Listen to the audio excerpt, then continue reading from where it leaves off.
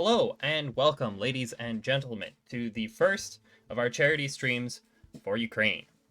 So, I'm going to start off by giving a rundown of everything we've got. So, number one, we're donating either for Direct Relief, which is a charity that's working to deliver medical supplies to Ukraine and the refugees. And those donations are matched by Streamlabs, who runs the software that I use to stream.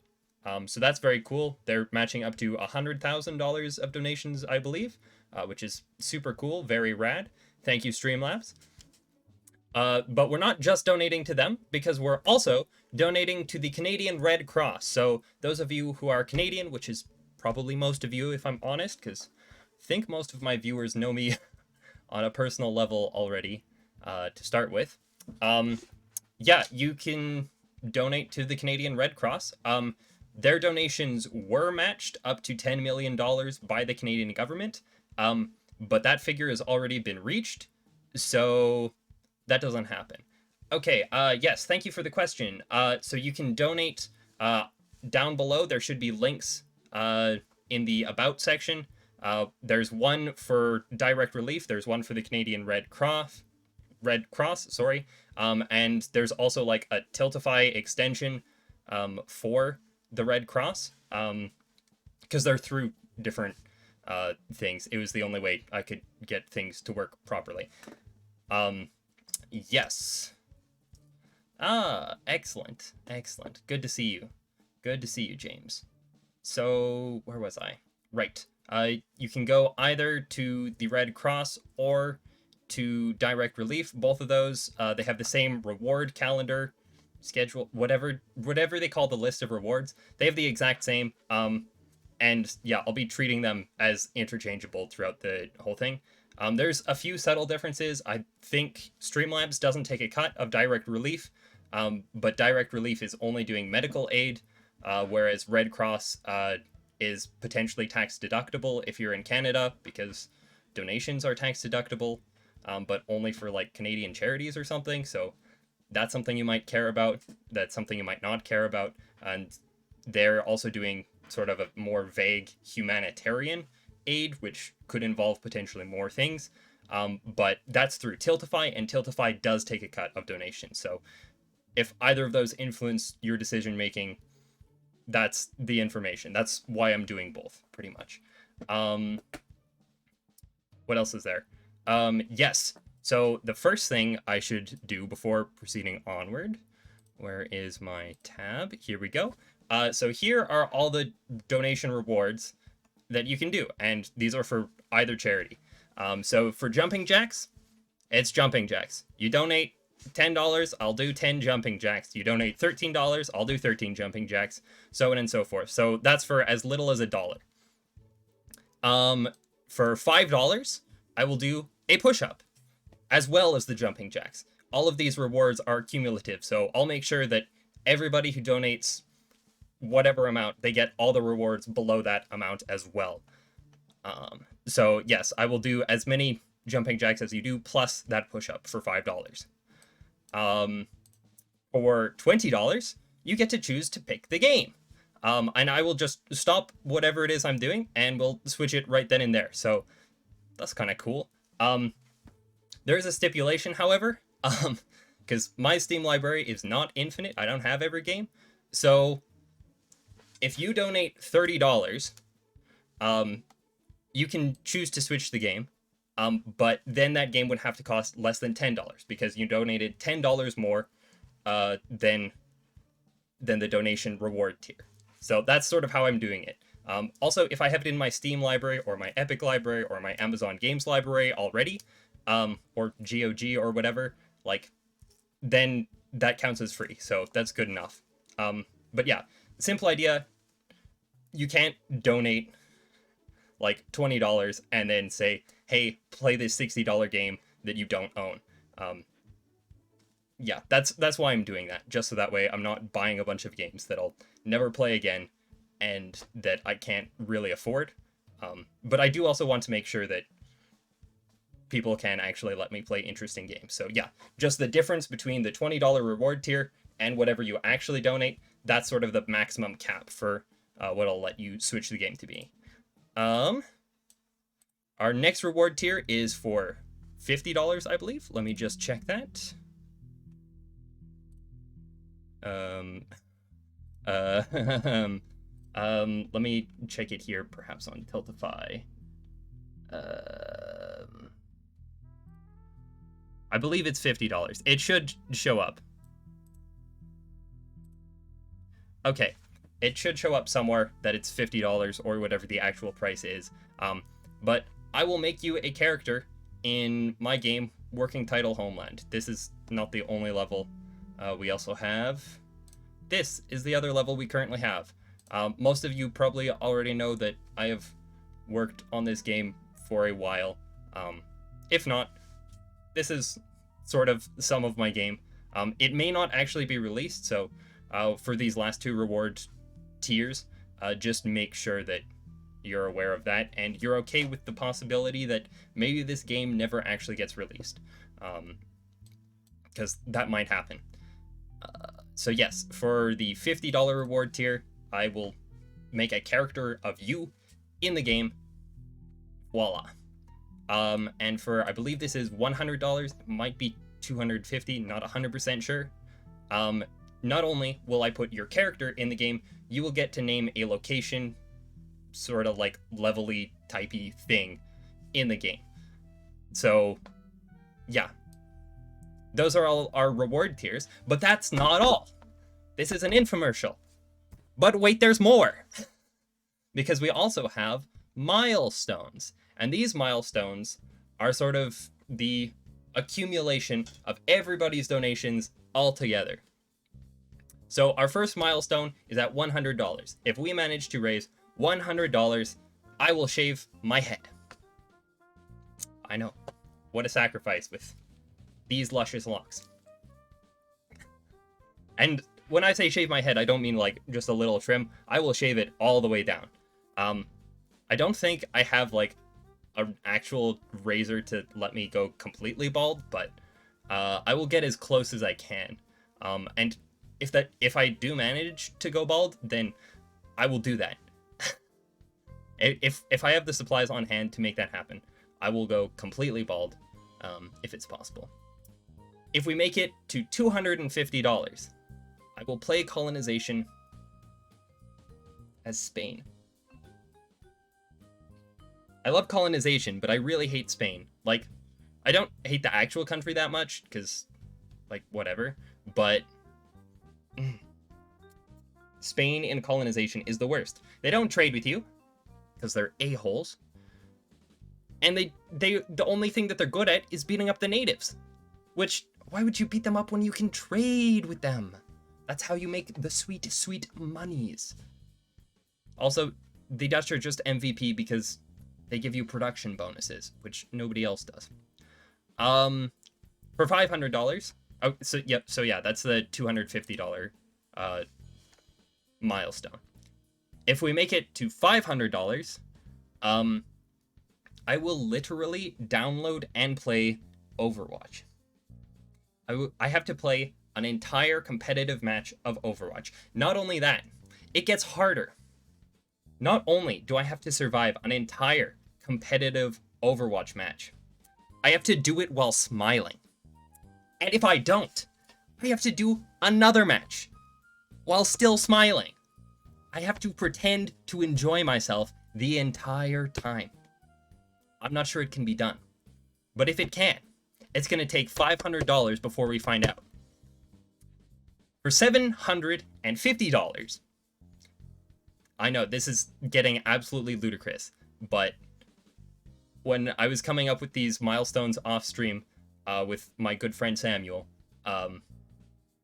we were like, this is just such a hilarious idea that we have to include some of these. Really, most of these, actually. These milestones. They're very memey. The rewards are a little bit more like actual rewards, but the milestones are mostly a little bit of memes, but memes that might actually be enjoyable to watch. For $750, I will read the entire New Testament out loud on stream. It's going to take us a while to get through it, but I will somehow make it happen. And for $1,000, I will ask out a girl.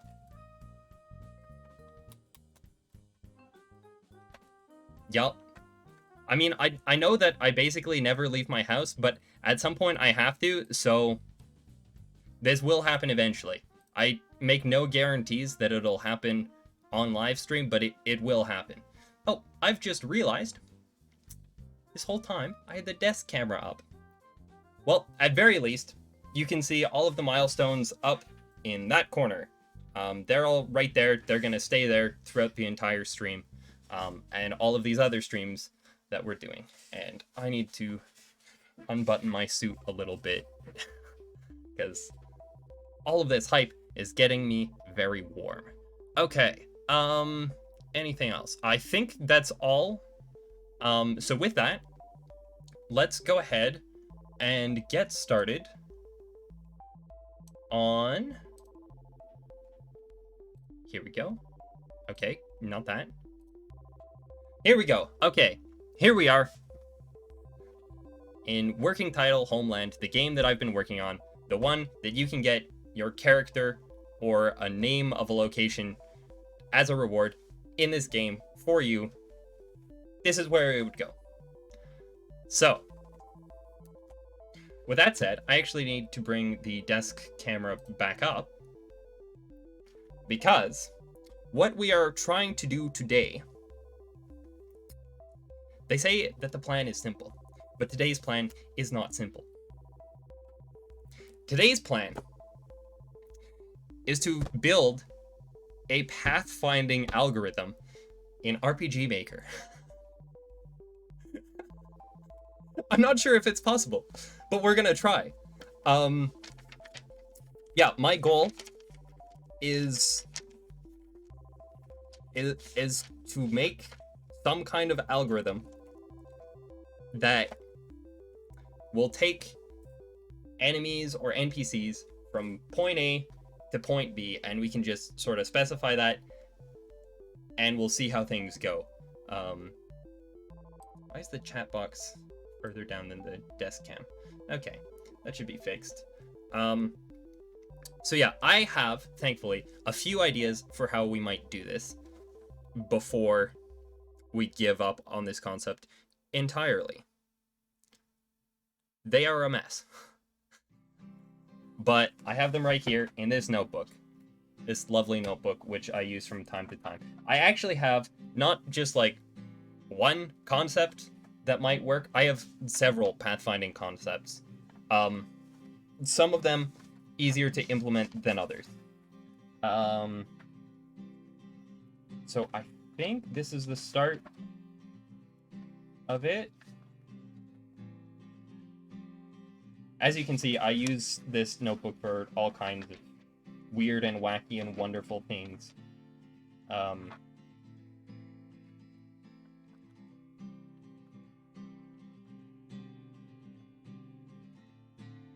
Yes, okay, so I do think this is the start of it. I also have this notebook, which may have more ideas? No, that is a negatory.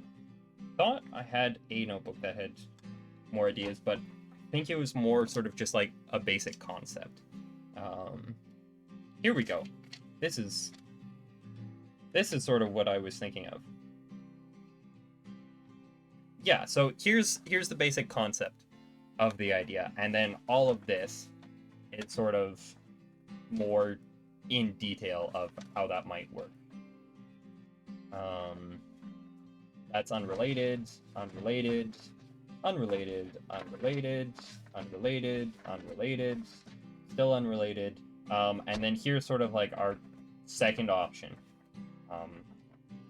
And this second option is based off of the A-star algorithm, which I conceptually know how it works, and I have no idea how I would implement it in RPG Maker. But also because I don't know how it's implemented in any other programming language.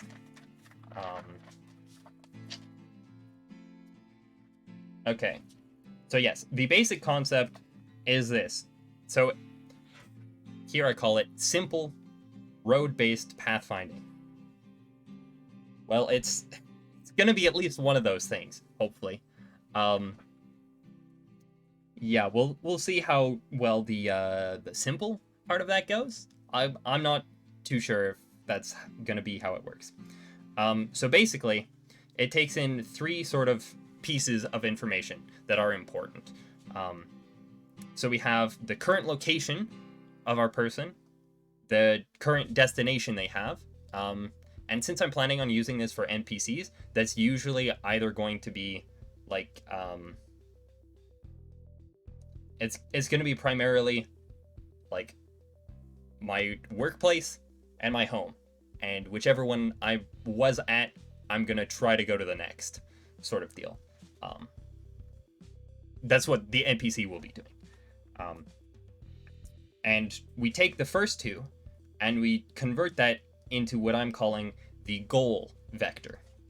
So that is simply just a directional line from where they are to where they're trying to get to.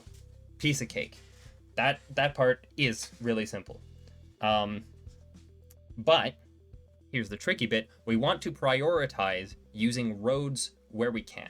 Because it's one thing to just draw a line, but if we have a cityscape, which the goal is to have a cityscape, there's going to be roads. And of course, as a person, you're generally going to try to follow the roads. And it certainly looks better if our NPCs are actually following the roads. And the reason I'm making a whole pathfinding algorithm instead of just, saying, you're here, take the roads, go there, is because I want it to be sort of generalized. So that that way every time that I add a new character or something, I don't need to just say, okay, you go 1 step right, 3 steps up, 2 steps right, like for every single person, because that's just a pain, and I can't do that. It would just be way too frustrating and time consuming and all that garbage. So I'm not going to do it manually, and I am going to try to build a pathfinding algorithm. Try is the key word there. So yeah, so we're prioritizing taking the roads first. And the idea is, if you're not on a road, you try to get to a road. Like a road that you can actually use. And if you are on a road, then you just go in the direction of this. And the problem is, what happens if you're on a road, but there is a dead end? And that's the part that really is the trickiest to deal with. So yeah, this was sort of my first concept, my first draft of this algorithm. Because yeah, this way doesn't really have a good manner for dealing with dead ends. And I'm not sure that my later drafts do either. So yeah, here's sort of the gist of it. You have where you are, where you're trying to get to, and then you just draw a line between those two, and that's your destination vector. And we can call this delta x, which is your change in x from where you are and where you want to be. And you have your delta y, which is your change this direction from where you are and where you want to be. And that's basically how you construct your vector, if you have any familiarity with linear algebra or just regular algebra. All right, thanks for tuning in. We will catch you later. So I have a couple of test scenarios for that check the robustness of our algorithm. So our first test scenario is just a rectangle of roads. Piece of cake, This will basically check, is it going just from A to B, or is it actually following the roads to get there? The next thing is we start adding in branches, and that makes things a little more complicated. It actually has to choose which direction to go. Then we add in loops, because that is a potential falling point of our pathfinding algorithm, that it just goes, oh, I turn left here, and then, oh, no, I'll just keep going around in a loop over and over and over. So it needs to be able to navigate potentially loops. And the last, most robust test scenario is with dead ends. Because, yeah, dead ends are potentially a very big problem. Okay. So it's been a while since I looked at this, so I need to review my notes a little bit. So we have if road in so if the road is within a certain radius, and then the idea was I would write a bunch of code here, but then I ended up not writing that code, and I think that this was sort of the original concept of that to a certain extent, but I obviously scrapped that because I didn't like it. Oh, but here we have basically the same idea. So if there is a road within a certain range, and we can call that range the radius, we can just call it the range, that doesn't really matter. But the idea is we just want to move towards the road. And if there's not a road in range, then if the distance we have to go in the horizontal is more than the distance we have to go in the vertical, we just move horizontally in the direction we need to. And if it's in the other situation, we just go the other way. Problem is, what happens when you're on a road? Because, yeah, that's a little bit of a mess. So here's like an alternative to that. So if you're on a road,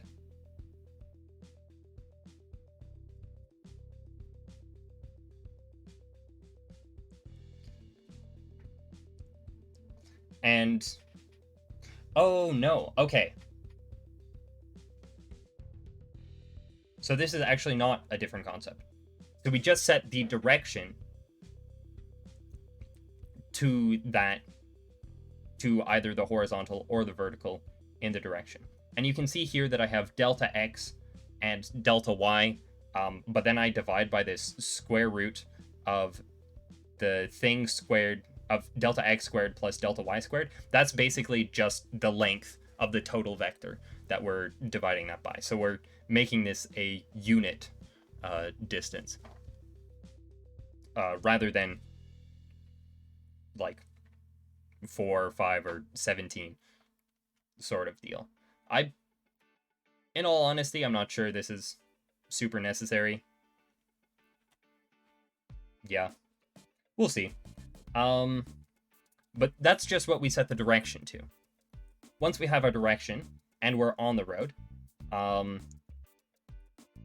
then we check if the spot that we're currently at plus whatever amount we're moving over in whatever direction we're going, if that's also on a road, then you move in the direction. If it's not, that means it's a dead end. And then we need some kind of dead end case. Otherwise, we move in that direction. Or rather, this is if we're not on the road, then we move towards the road. Oh no, because the road is not in, there's no roads in range. So then we just move in whatever direction this is until we hit something, basically. Or till we get where we're trying to go. And here we have a different concept. And here we have a different concept. Basically, I have tried a lot of different ways for this. But before we actually start implementing any of them, we need to, number one, build our sort of test scenarios, and number two, talk to the chat, because, sorry chat, I've been neglecting you. We'll make sure to hide a deserving girl in the bushes in front of your house, then play Ding Dong Ditch. Thank you very much, appreciate that. And farewell and good night, you're already gone, I'm sure. Alright, so. Okay, my keyboard shortcuts are not working. That is super cool, super rad, super fantastic. I love it when that happens. So right now we have our... Okay, not sure why that had to download. Do love that, thank you. So what we'll just start by doing now is we'll just create outside, we'll make it 25 by we'll make it 20 by 30. I don't think we need a background or anything. Pathfinding seems reasonable.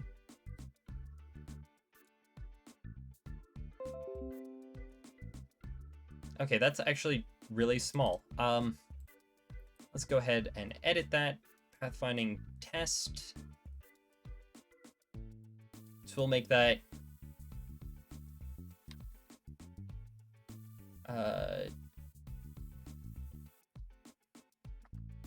50 by 50. Oh, let's make it 75 by 50. Okay, that's maybe a little too large. Let's go 50 wide and 25. And that's too small.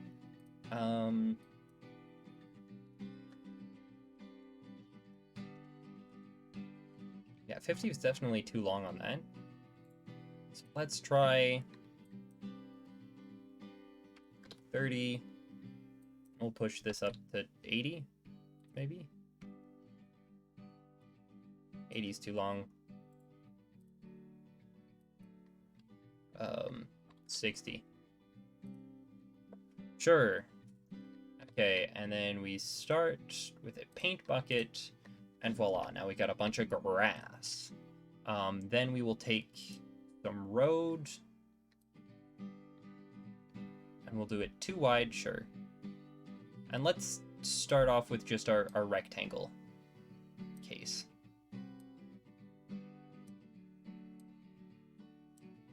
So there's our rectangle.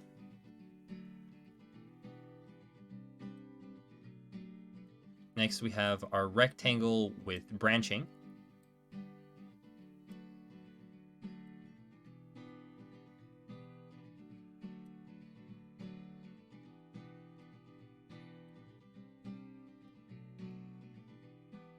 Okay, and then our third situation.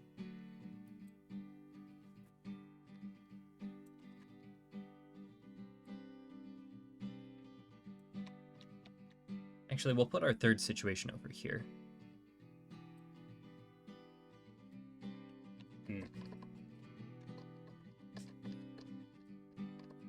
Need a little more space, I think.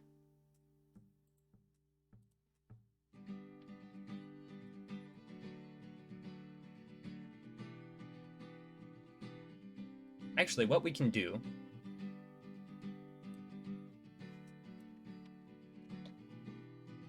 is we can sort of nest these together.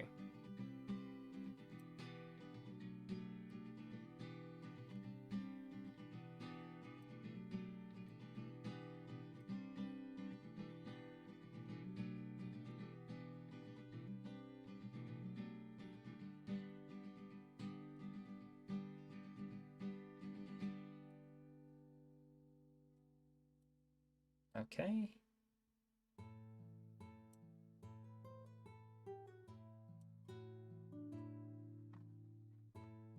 What was sort of the general shape there? Okay, we had one here as well. And then we had a funky one like that. Do one in there.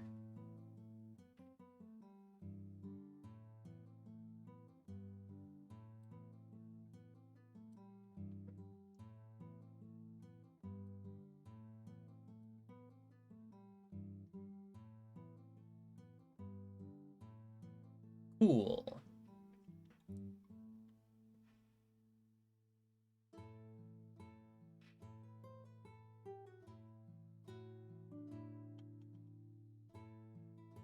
And that should be a pretty reasonable test for all of our guys. And what we can just do is we can just say that not all of these are roads, because I'm not actually going to be defining road by what we have by the tile type. What I'm going to be doing is I'm going to be using regions, because regions are just a little bit easier to get information from, and then it's not super dependent of what the road type is, which is pretty cool, I think. Okay, so where are we here? Where are we?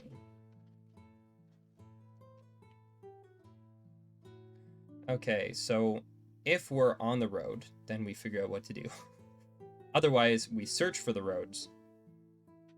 And if we're...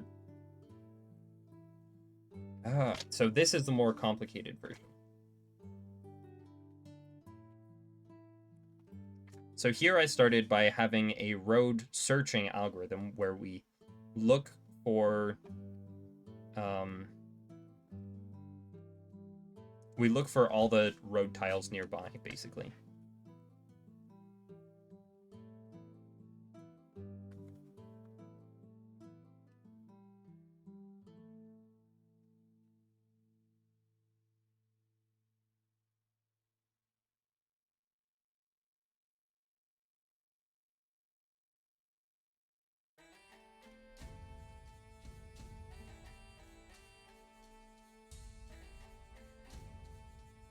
Okay. Maybe I should actually show you what's going on here.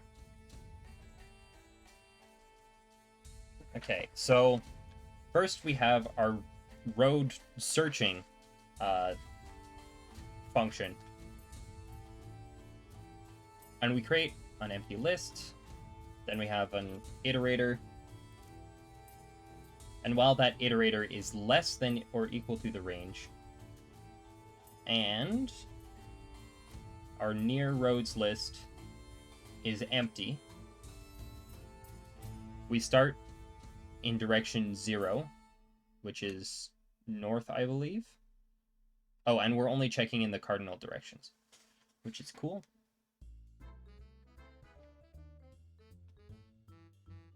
And we go all the way around. And for this block, this block, this block, and this block, and if it is a road, we add it to the near roads list. And then we go to the next direction.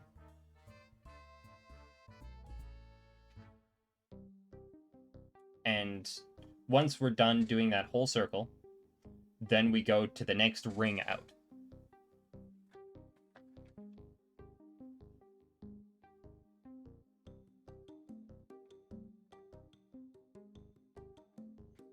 So here we have that it's possible to have ties with this algorithm. So it's possible that you can have 2, 3, or 4 roads that are all equally close.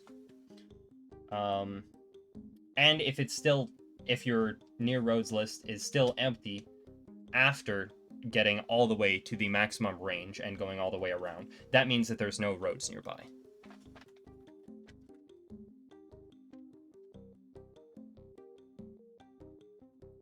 And we do have here that there needs to be some kind of obstruction check.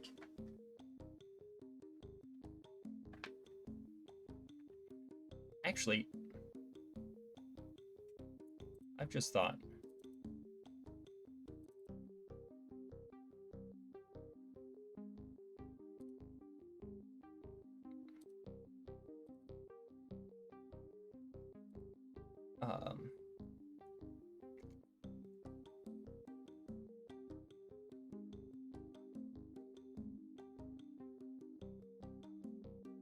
That movement route.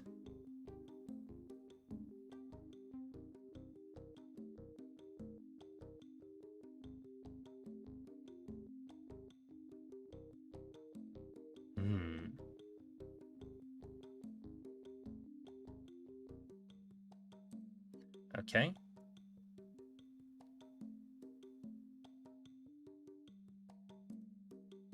Is it somewhere in here?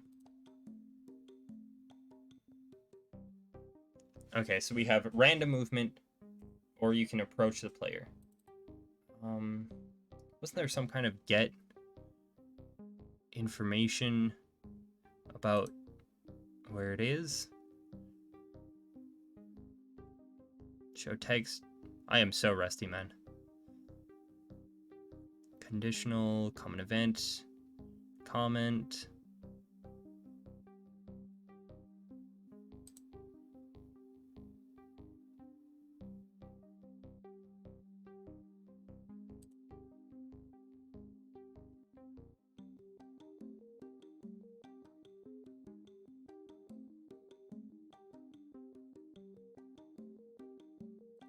Location info. Terrain tag, event ID, tile ID, region ID.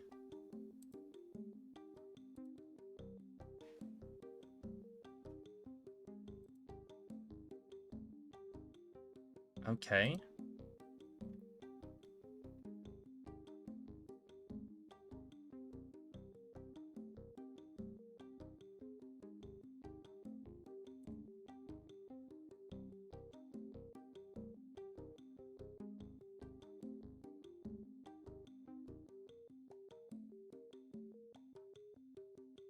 Okay, I thought... For a second there, briefly, I thought that maybe I had... Maybe there was some way that I didn't even have to write something like this. But no, we definitely need to.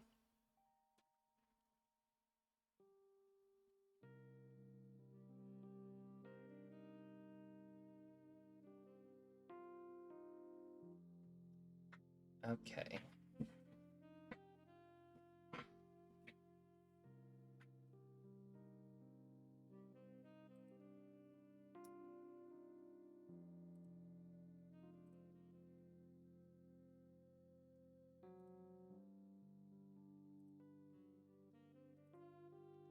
You know what, let's go ahead and, since we're using a dog, let's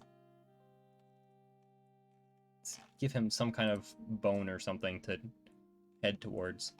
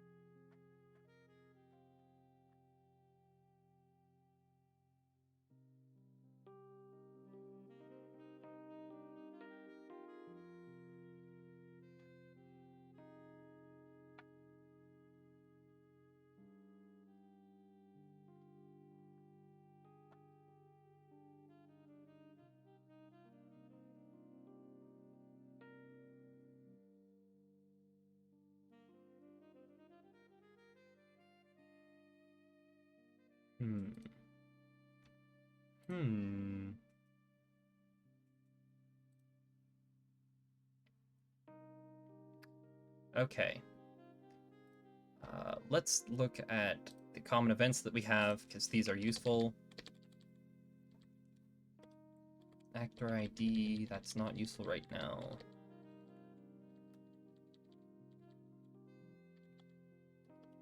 Store party on map, collect party from map, that's not useful at the moment.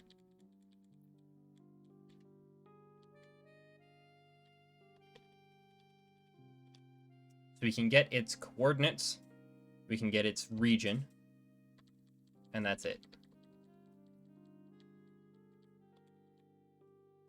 Okay. That's all we have so far. That is good to know. Okay. We'll start by setting our starting position here. Actually, we'll set it near the dog.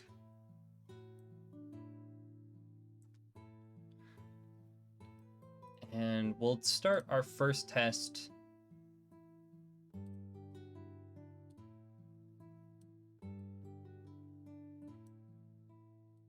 like this. Okay. And let's go ahead and move the dog over here. And we'll add some kind of goal for it to get to.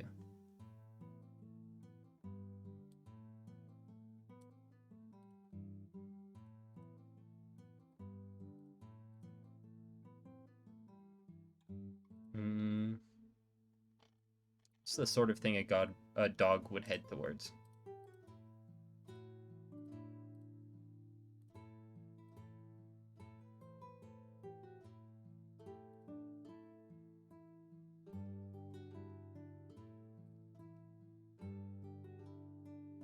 Sure, we'll have it race towards a chicken. And that chicken will just stay over here. Cool.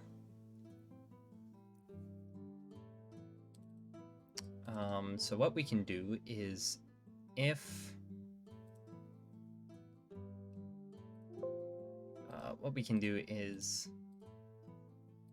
touch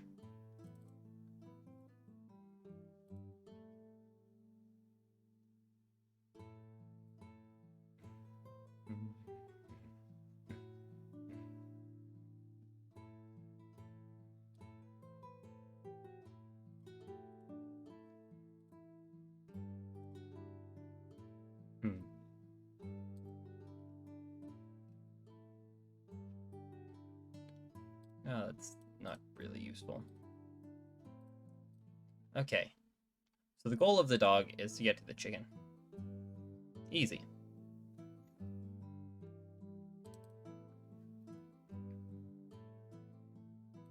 So we start... So let's start just by telling him to go towards the chicken. So what we want to do is we want to start by creating some kind of variable.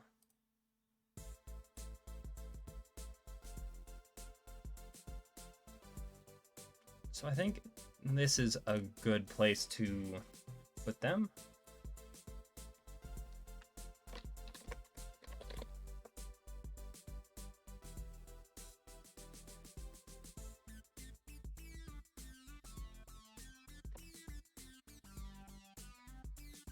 Destination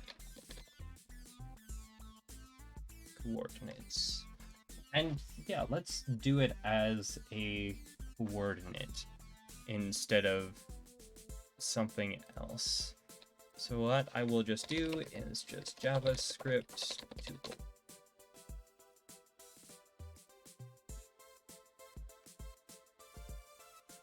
W3.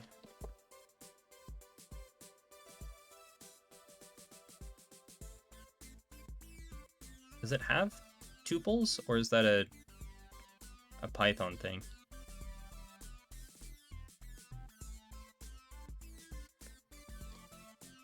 Okay, that looks like that's a Python thing. Okay, fine.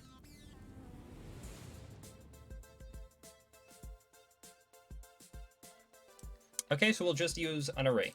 Just a nice, simple array. Which I'm used to calling list, because I'm used to working in Python. Okay.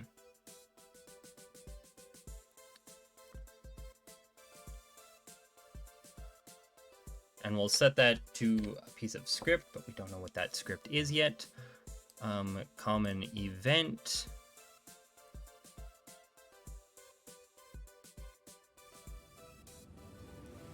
Get event coordinates. We'll start by doing that. And let's just check how that works. Of this event. Wonderful.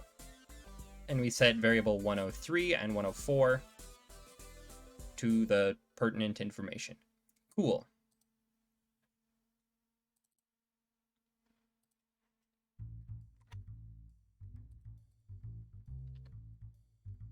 So we start by making that an empty one, and then I need to remember how the heck we do variables.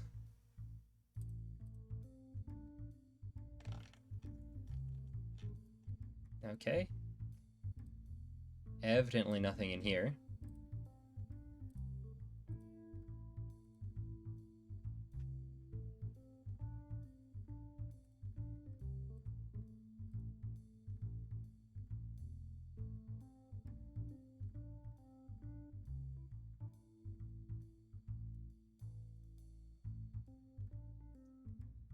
So it's $ game variables dot value and then the thing. Cool.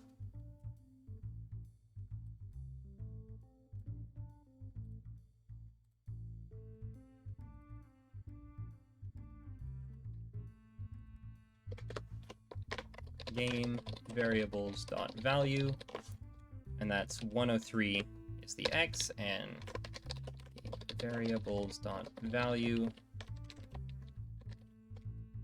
104. So that should do that.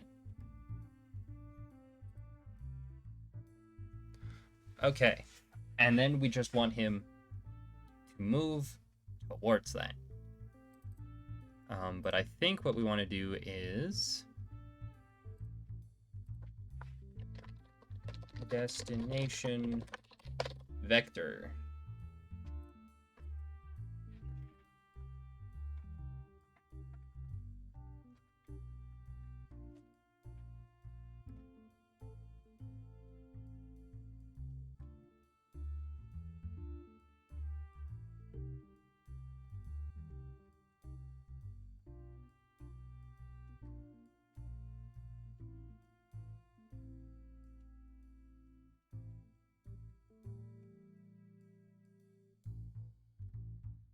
Okay, so then we create our destination vector.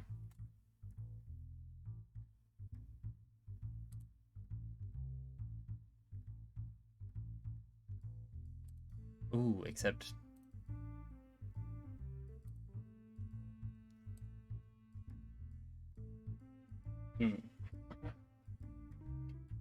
So that's actually not what we want. We will need that, though.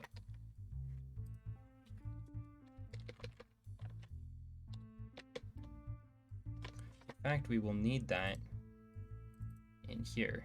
Ooh.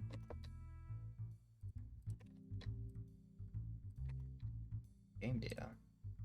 Oh. Yeah, that's not useful. At the moment, at least. Okay, so for our destination coordinates, we're just going to set this manually for now. So that's 33, 9.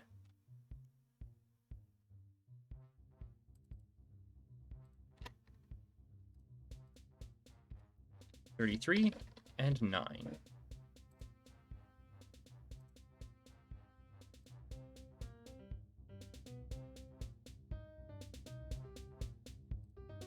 Okay. Now what we do... Okay, now I need to remember how to use vector and arrays. Well, a vector is an array. And to do that, we need to go down here.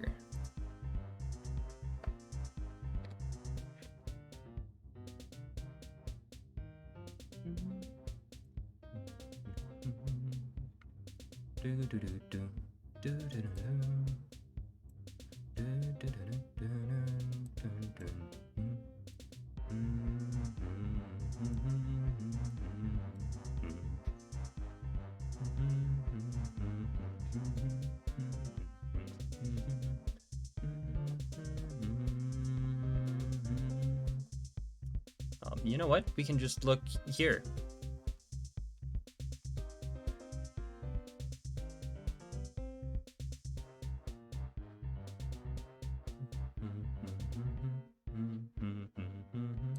Ah, here we go. The arrays tutorial.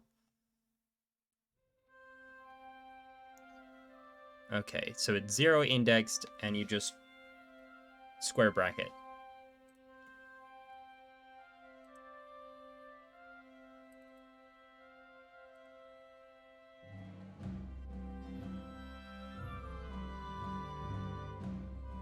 So we start by making this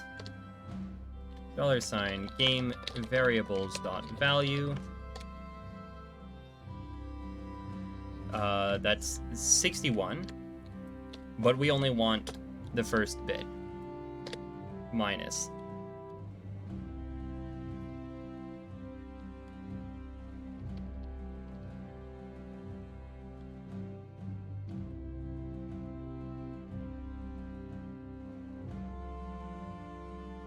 And then we want the second value, so there we go.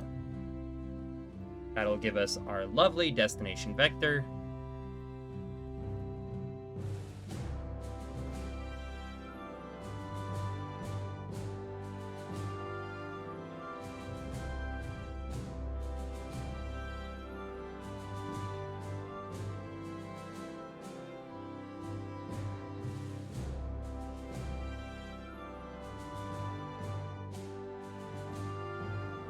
Okay, so comment. Can't hear myself think. Okay, so comment. Generate the destination vector. Okay. And comment.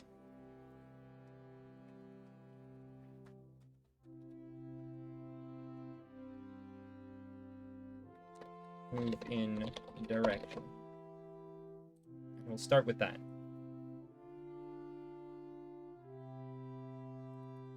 Then we'll do a conditional branch.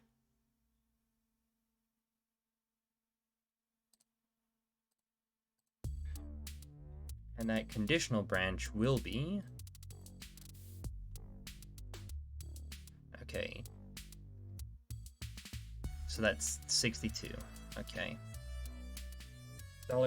$game variables dot value 62, and the 0th value in that array is greater than or equal to the first value. Then we move in the x direction, and if not, we move in the y direction.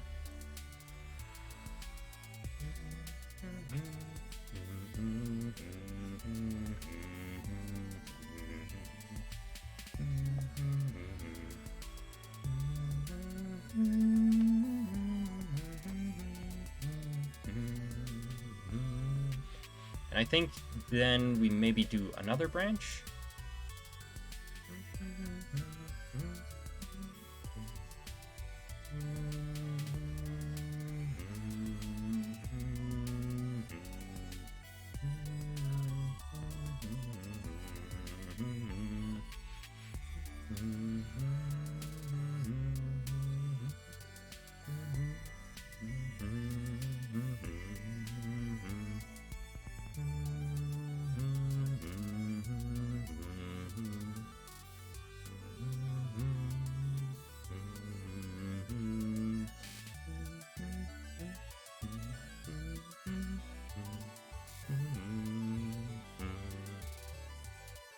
Okay, so then we run a conditional branch again.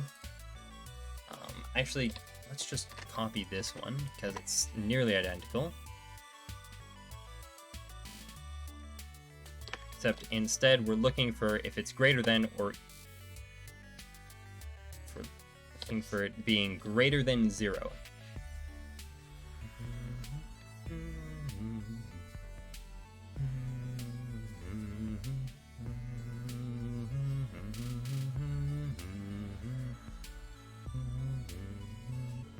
Actually, we should have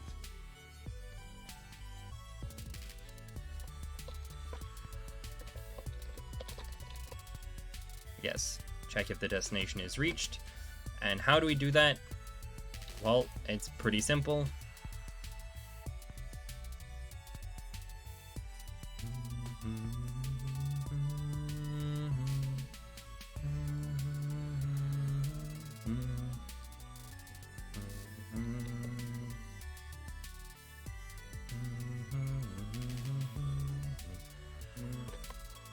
Game variables dot value 62 is equal to 0, 0.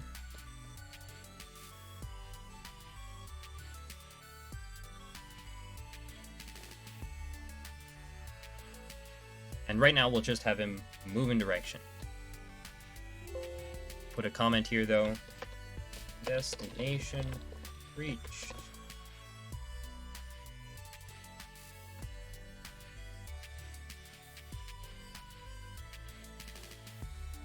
Destination reached.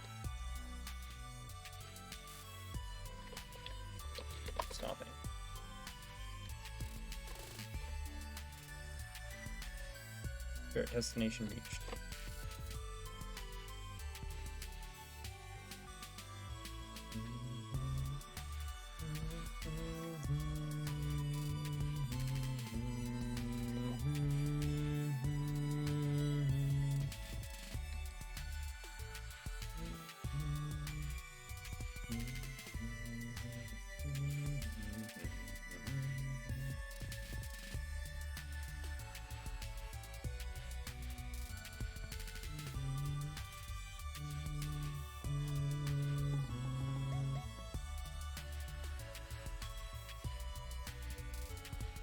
Actually, why have a dog?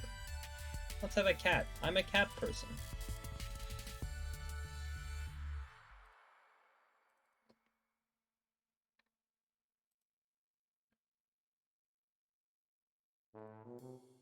We'll have this run parallel.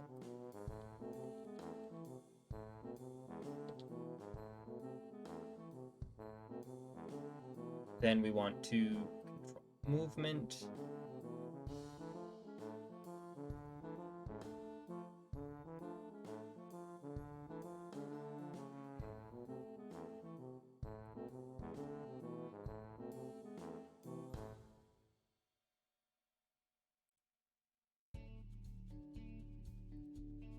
Okay, so if it's greater than 0, I think that's a move left.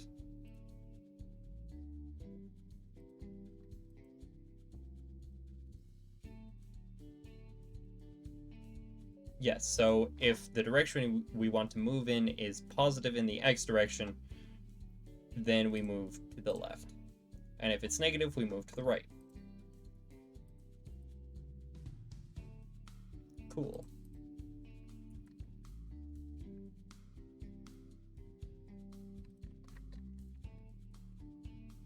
Except instead of moving to the left, we move to the right.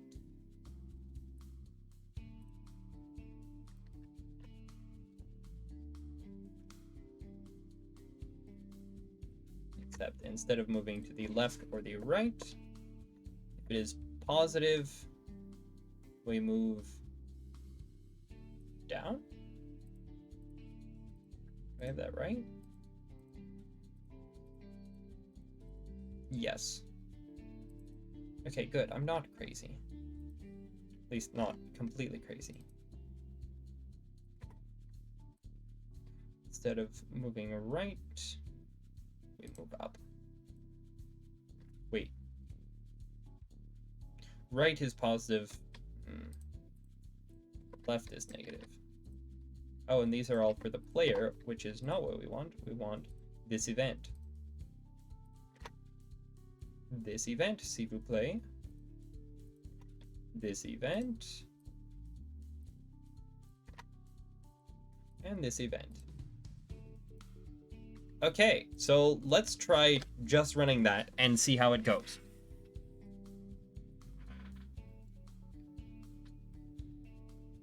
So this should be fairly straightforward.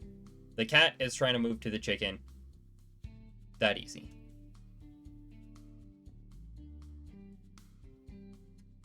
That is taking a worryingly long amount of time.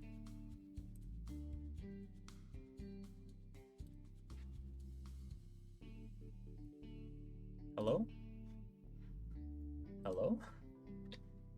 Good thing I saved the game. Okay, here we go.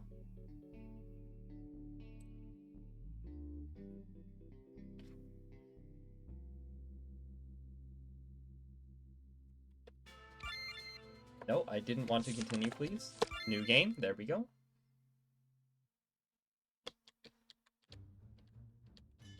Okay. It appears I have gotten that mixed up.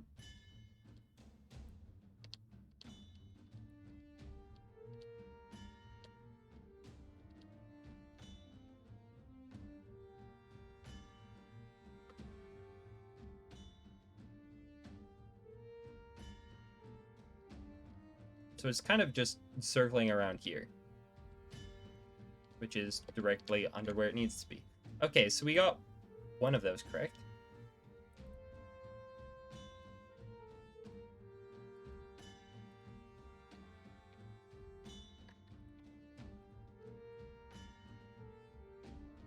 Oh, that's why. Because this is supposed to be the first value, not the 0th. Because otherwise it's referencing the X. And that makes no gosh darn sense.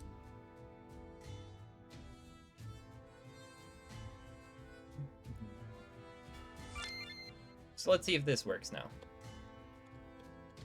Okay, so far so good.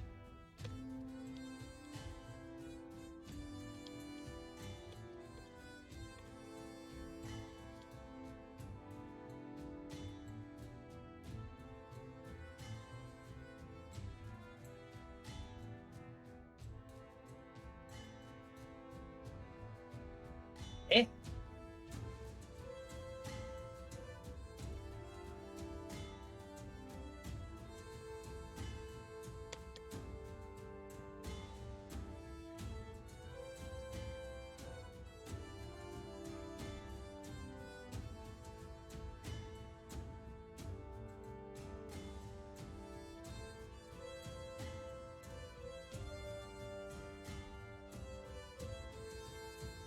Just move him one space back.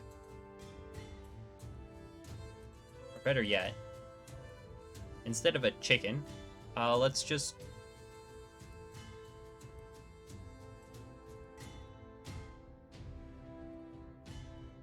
This is a magic cat. And it is below characters.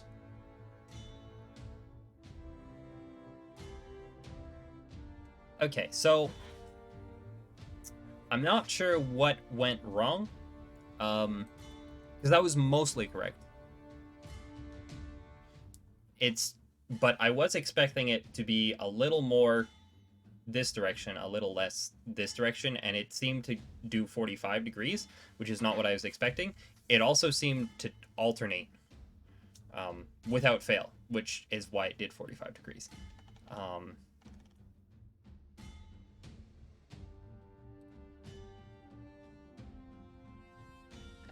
That's why.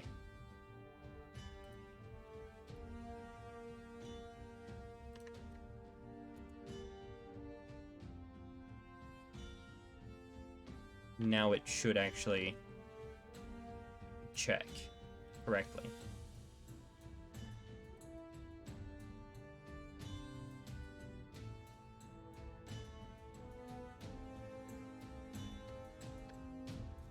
Let a comment here. X direction dominates.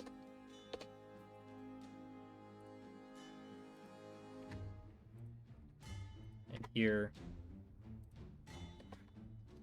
Y direction dominates. Okay. So let's go ahead and run that, and that should solve our problem.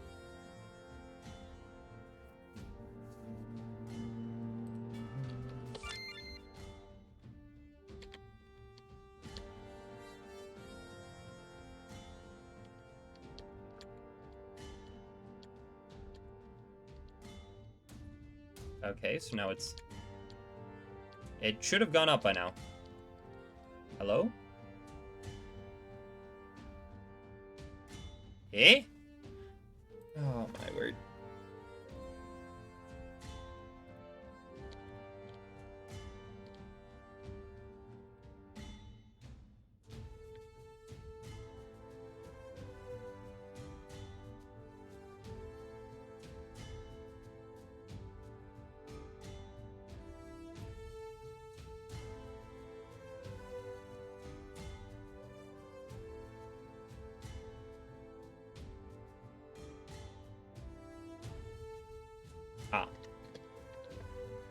That's why.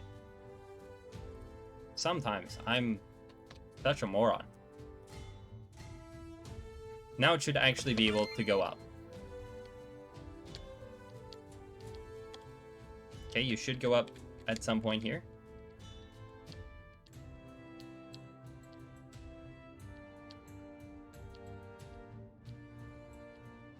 Okay, and go up. Or don't. Okay, why is it not working now?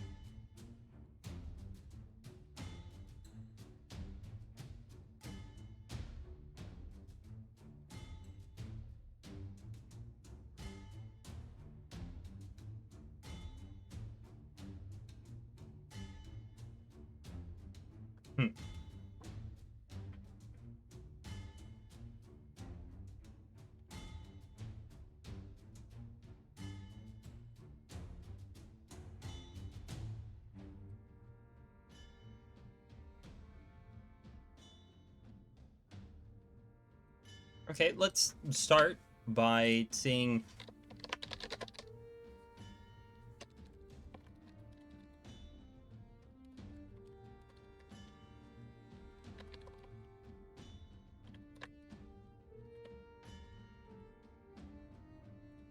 Let's just have it print our destination vector.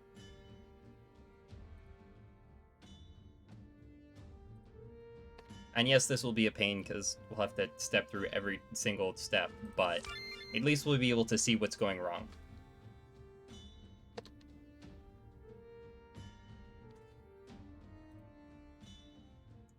Unless I messed that up.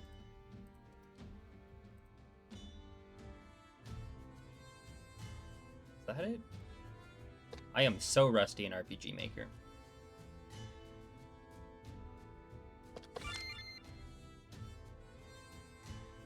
-18, okay. 2918.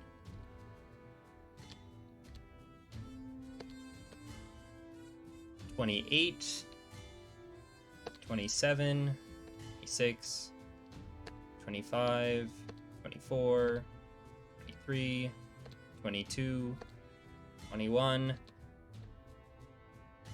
19, 18, it should, and now it should go up. But it doesn't. Why does it not?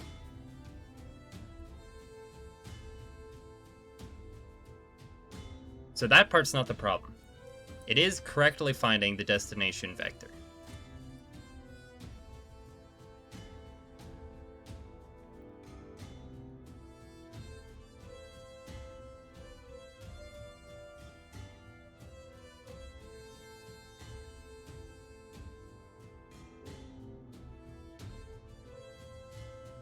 It could be that it's not reading this right somehow. So let's try just adding in some brackets here. And let's also try getting rid of the equal sign. Maybe the equal sign is confusing it.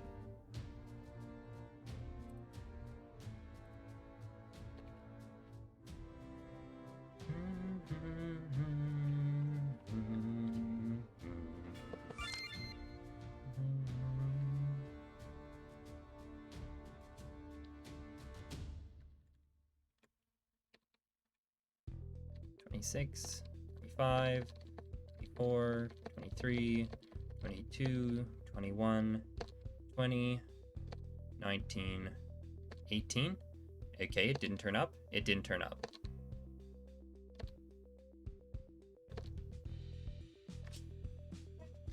So that's concerning.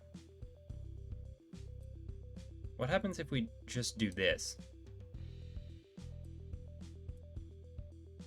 Where it starts directly beneath it.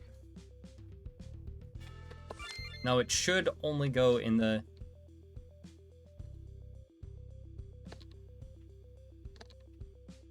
It's oscillating. Why?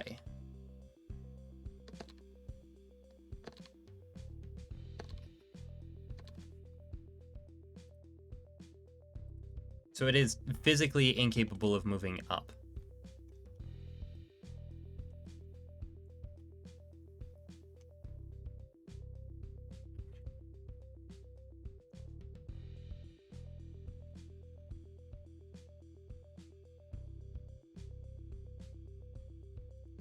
Okay, so let's start.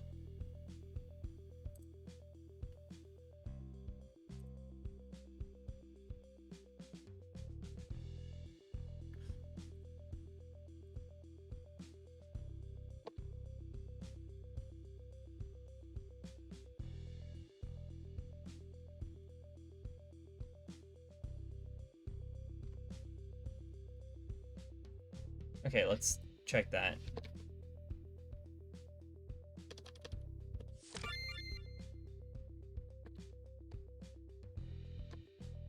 That's incorrect. Let's just... Oh, because it's negative. That's why. So then it will always be. Okay.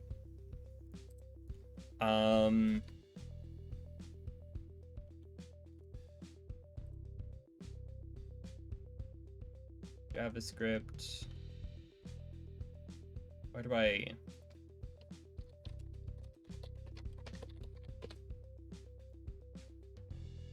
Math.abs. Excellent. Wonderful.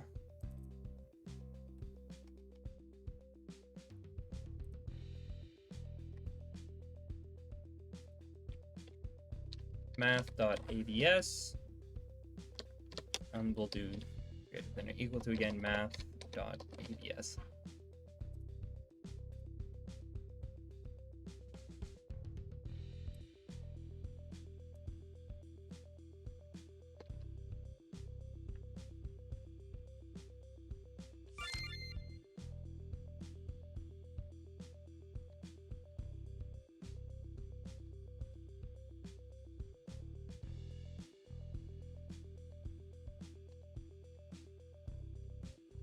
Okay.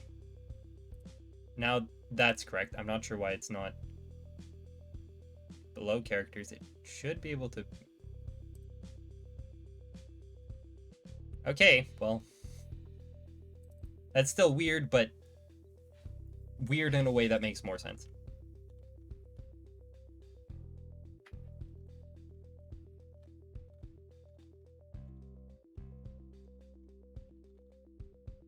Okay.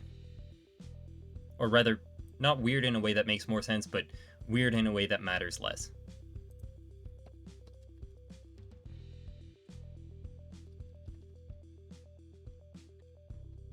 Okay, so now that appears to be working. We'll just do this to make sure.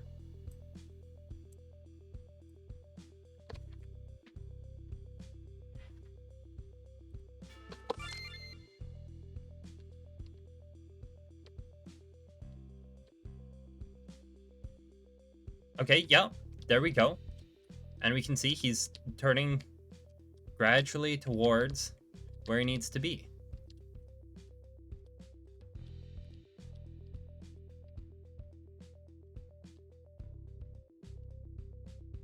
Now, what is interesting is that it doesn't seem to be like he takes the straightest line. He kind of curves into it.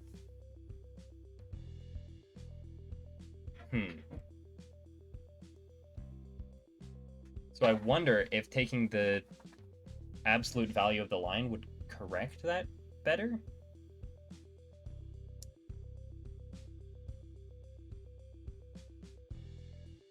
Or is it always just kind of be whack?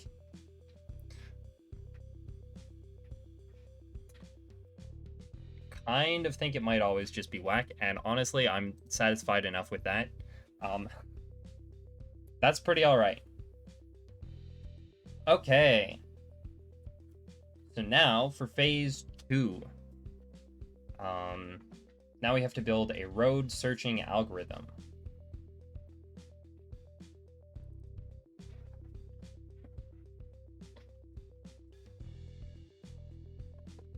So we'll start with just a little comment. Actually,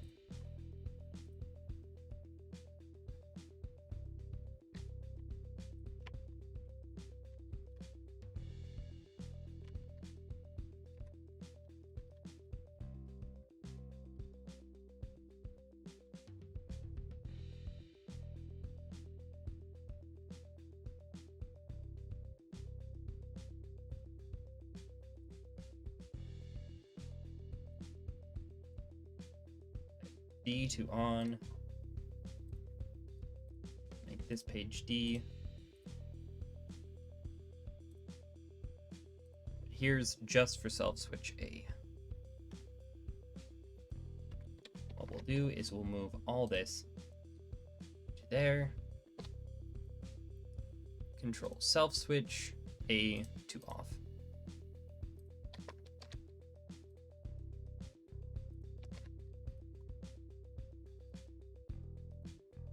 Cool. Actually, we'll make this B. And we'll turn B off. Which means we now need a page for self switch A.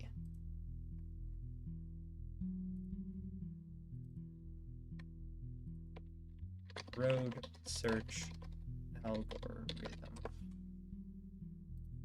And once the algorithm is complete, then control self switch B on and control self switch A to off. Voila. Another comment there. Search algorithm. Road search complete. Wonderful. Okay. So, let's just make sure that everything is still working as intended.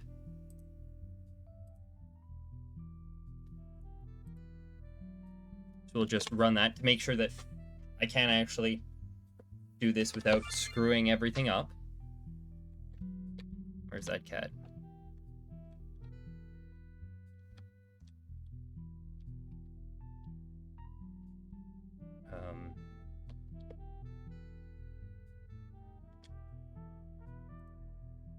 Forgot to give it an image.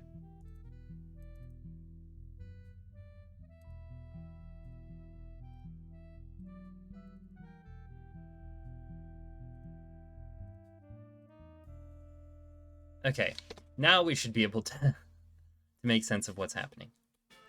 Because it should just go from... Okay, that's not running in parallel.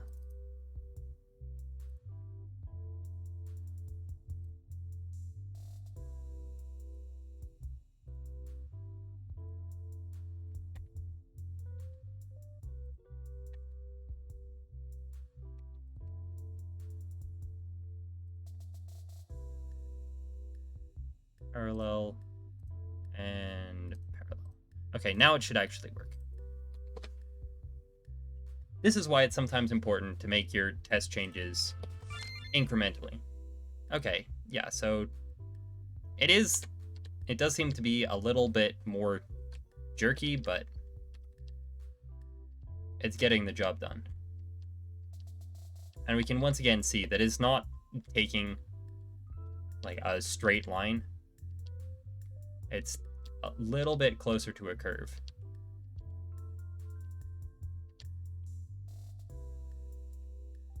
Seems to like to go in whatever direction dominates and then sort of do a little bit of angle, and then it gets on a 45 degree and it's like, yes, 45 degrees. Love it. That's all I care about in this world. 45 degrees. Let's go. Once again. Come on, chat. You gotta remind me when I have my desk cam on.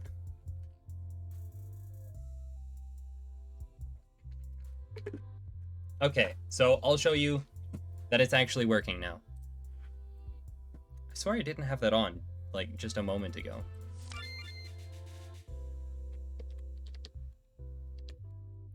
So yeah, it's a little bit jerky now, but that's okay.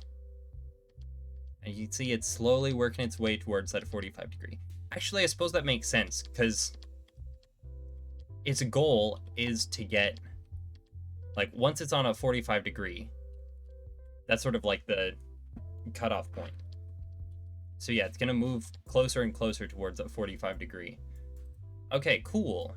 Cool.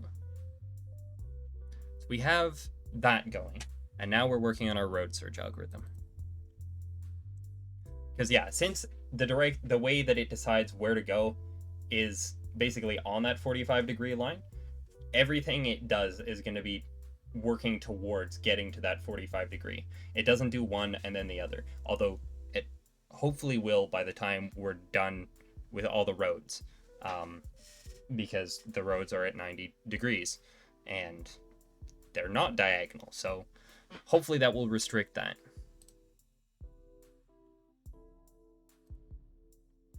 Okay.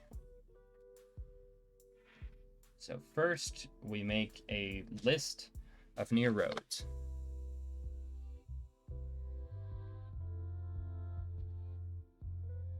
And what we do for that is we control variables.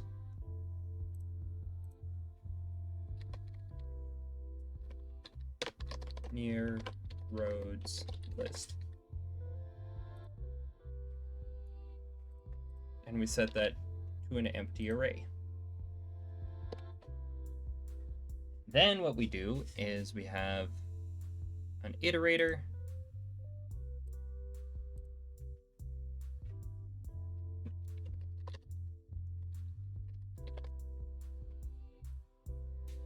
And we set that to 1.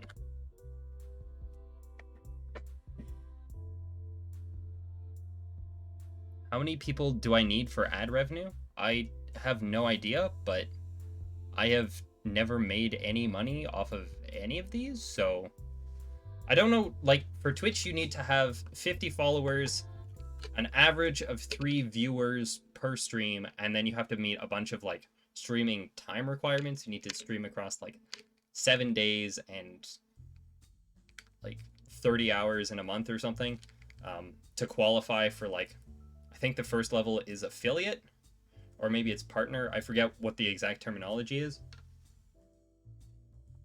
But once you do that, then you can start earning revenue. And before that, you can't. And for YouTube, like, you need to have a certain amount of views and at least 1,000 subscribers before you start getting revenue. I forget what those exact numbers are, except for the 1,000. It may actually be 10,000.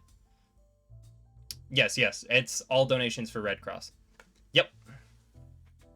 Or for direct relief. Yep. That's all it is. That's all we're doing today. Okay, so we have our roads iterator up to 1, which is exactly where we want it. And then we create a loop. And for some reason, RPG Maker doesn't like the idea of having loops that make any gosh darn sense. So we have to then implement our own little branch.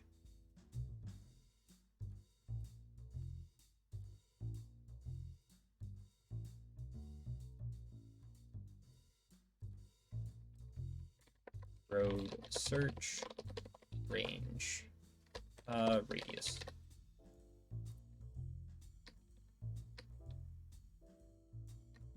Okay, but so that's variable 72, and the other one is 71. While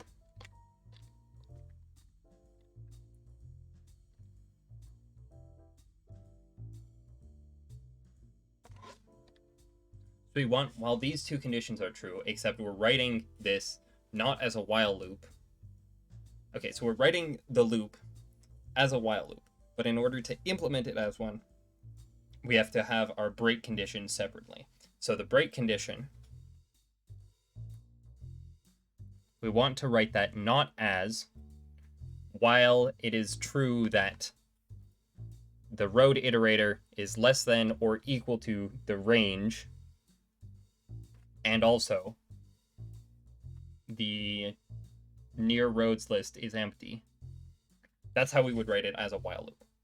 But we need to invert that to get the break condition, which is to say, if either the roads iterator is outside of the range or the near roads list is not empty, then we break the loop.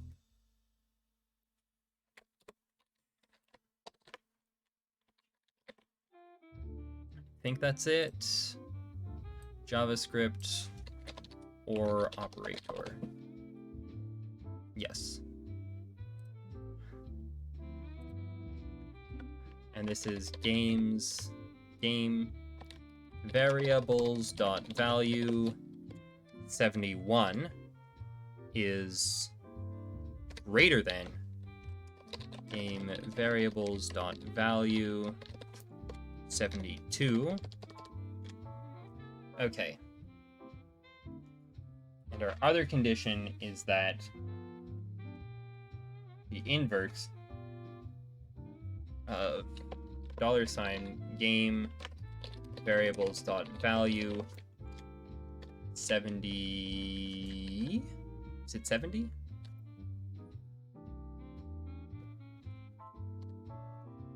Dot is empty.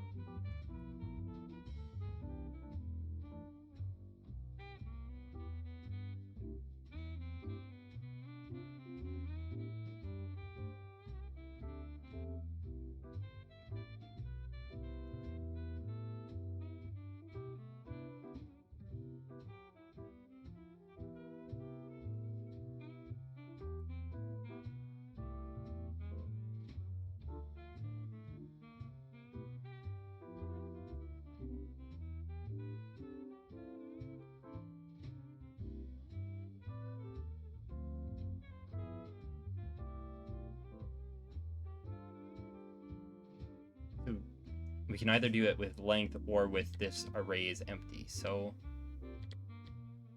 or with is array. I don't like is array because we've specified it as an array. Python just has like a dot is empty method, which is kind of nice.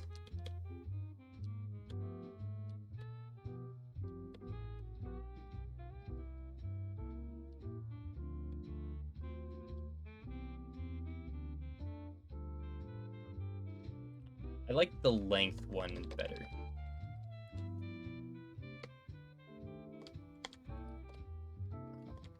So while the dot length is not equal to 0,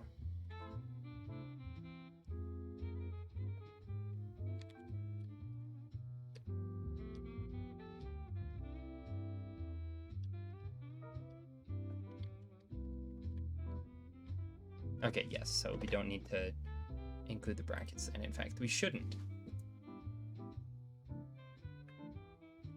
So first, we should actually just check that our break condition is working. Break loop.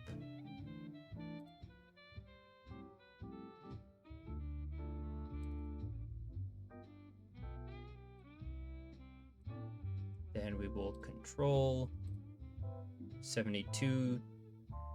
We will control the near roads list. Let's try that first.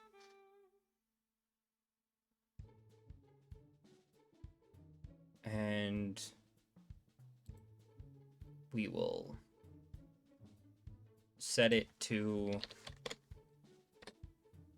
that so that it's not empty. Sure, that'll work.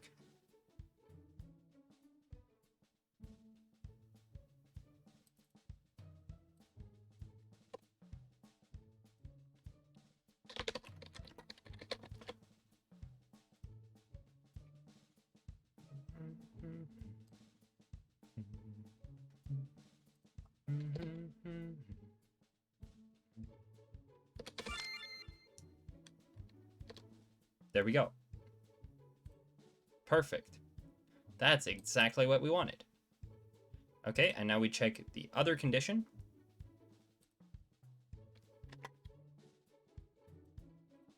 And instead, we will set the roads iterator. Sure, we will just add 1 to it every time.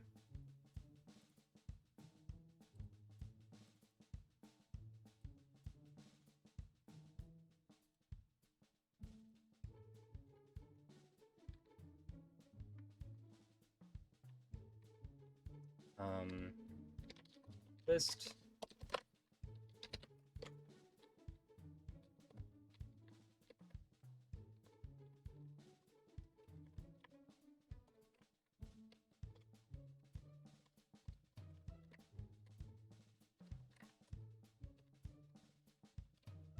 Okay, and that should let us make sure that it's working correctly.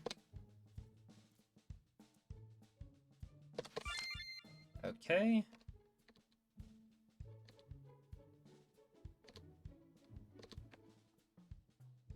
So that's not working correctly.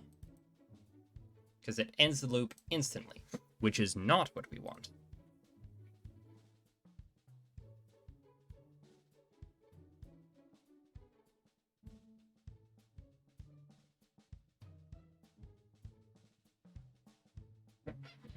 Oh, that's because we haven't...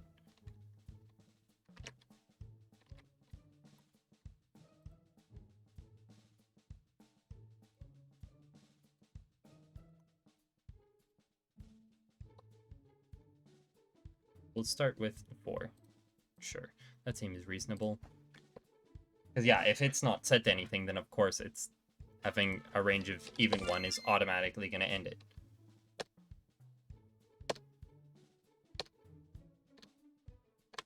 Presto!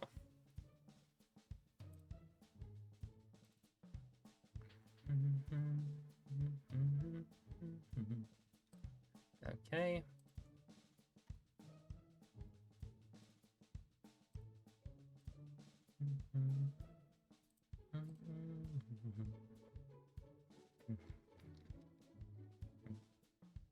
What happens if we just set it to 1? Does that break things? I just want to make sure, you know?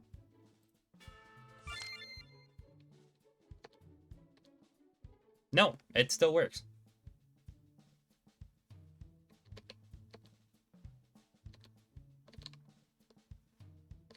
Cool.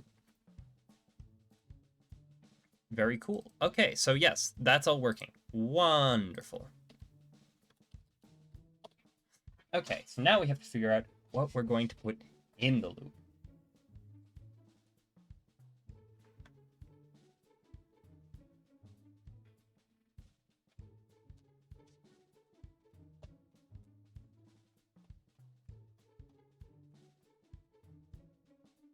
Okay.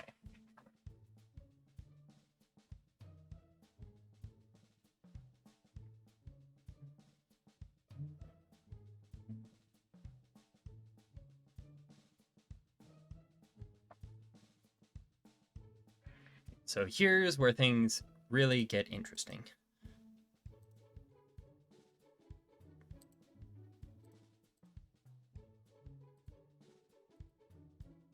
Let's start by adding a comment here, setup. And we'll add a comment here. Look, tweet for roads.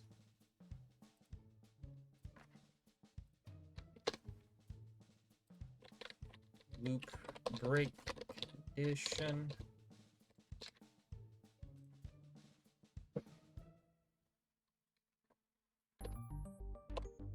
And this will be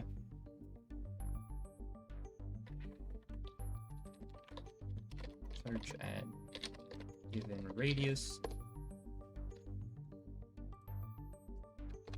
And then we'll have increment radius.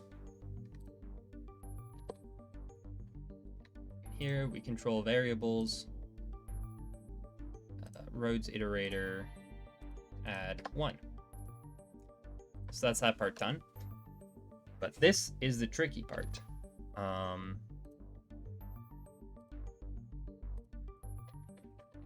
Search direction.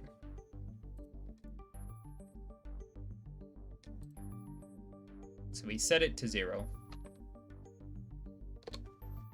Then we add a loop.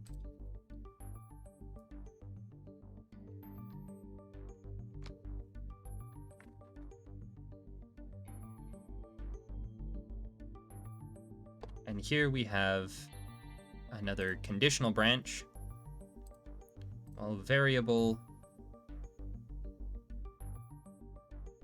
search direction.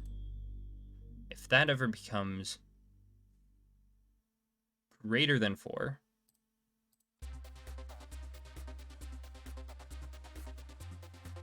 then we break the loop.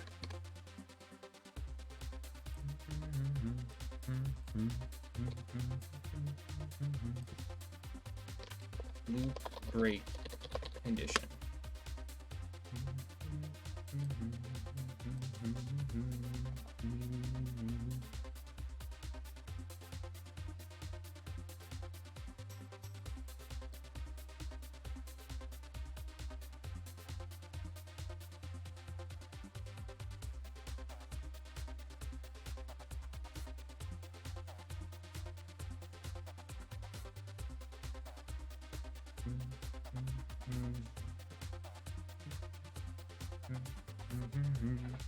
Okay.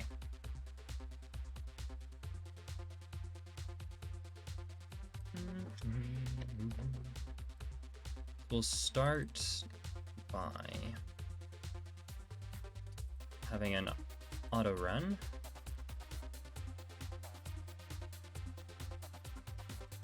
Except instead of variable 72, 69, nice. Map road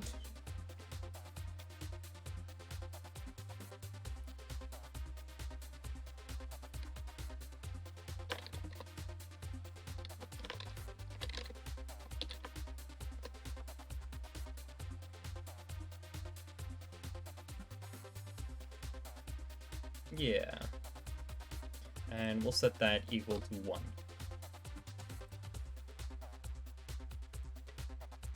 And you know what, let's make this a 5. 3.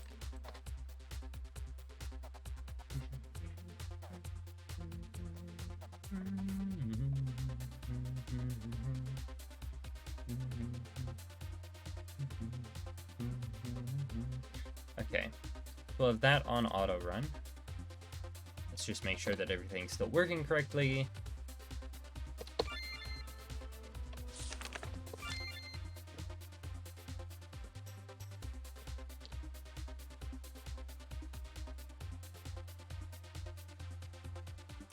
I'll tell you why it isn't working correctly.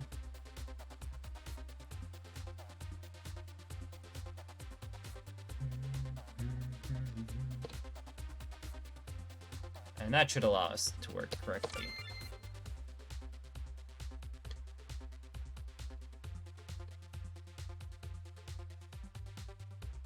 Or not. Oh, it's because this condition is never broken.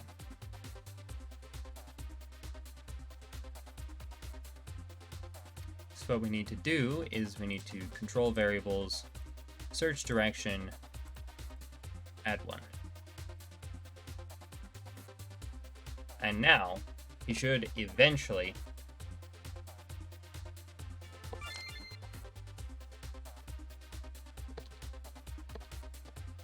okay, and let's have it stop saying when it's breaking the loop, because it's annoying. And let's see how laggy this looks.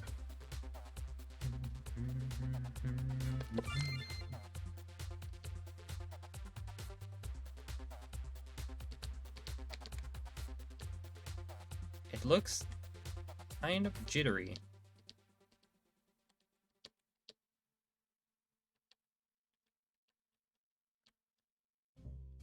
What if we just crank up the smoothness?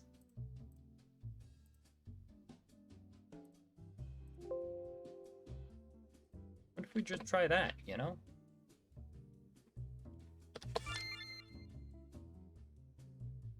Nope, that didn't help in the slightest.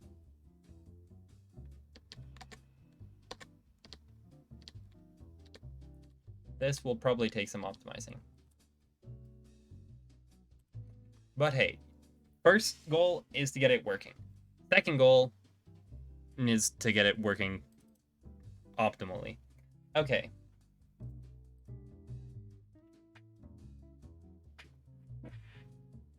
Where were we here?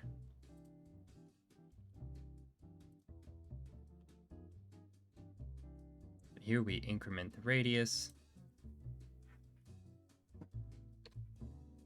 Okay, so next we need to check if it's a road or not.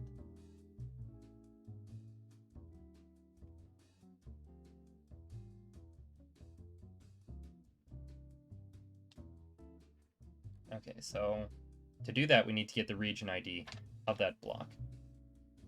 But we then need to relate that in some way to our direction.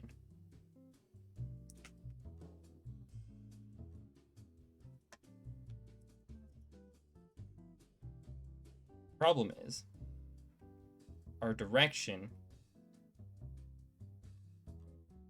is a variable of 1 to 4.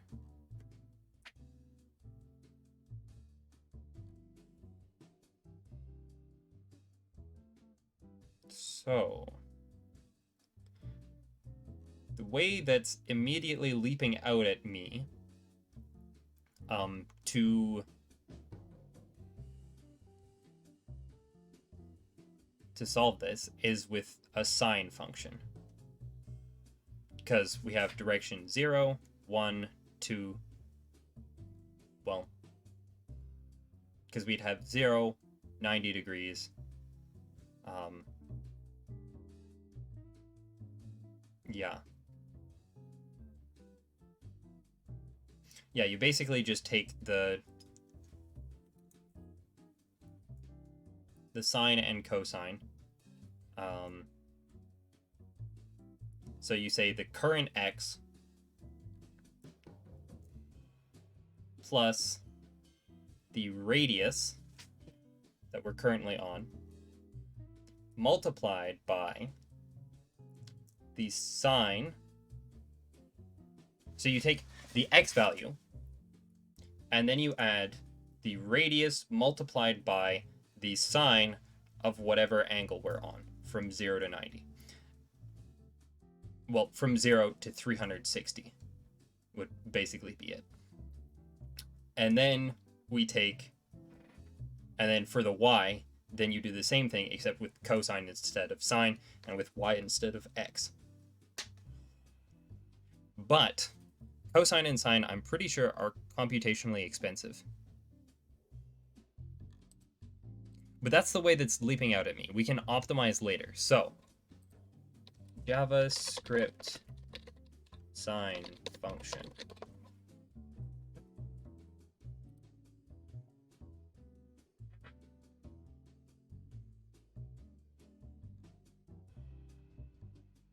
Except it's in radians. Given in radians.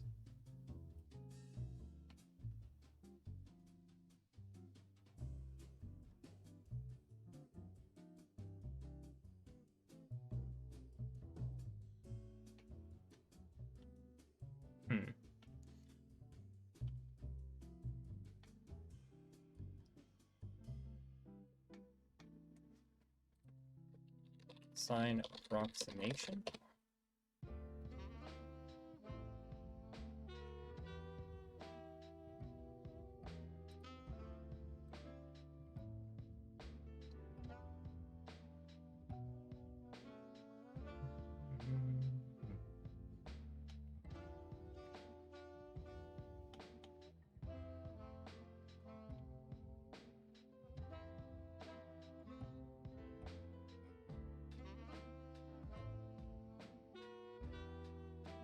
Ah, interesting.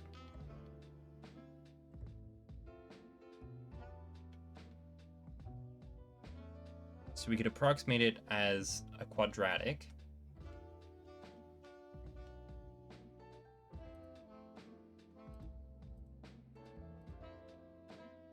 Because I really only care about these endpoints, and this is where all the error is.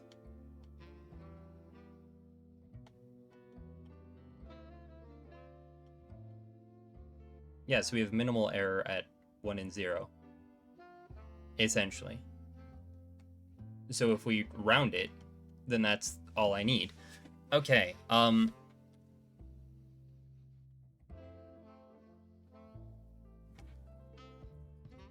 so the goal now is to approximate our sine with a quadratic.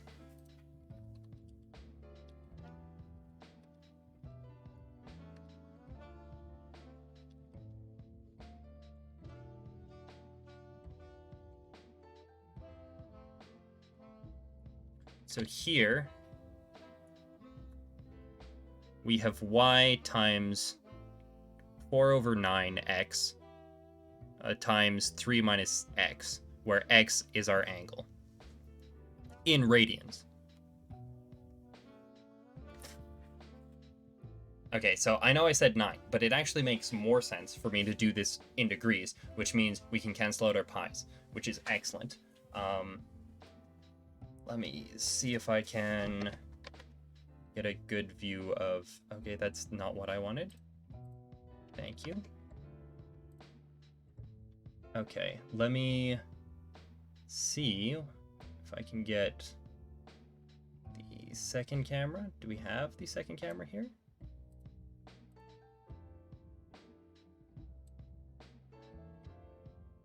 Ah, but it is flipped.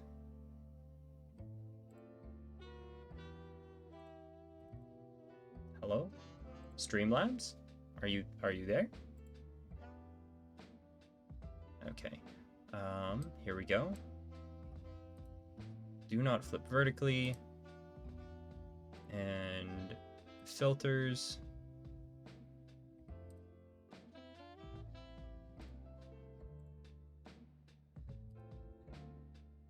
Transform. Flip horizontal. Okay, so now let's see if I can show my whiteboard some way.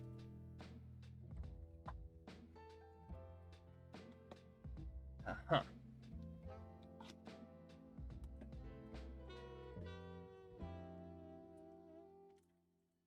Come on.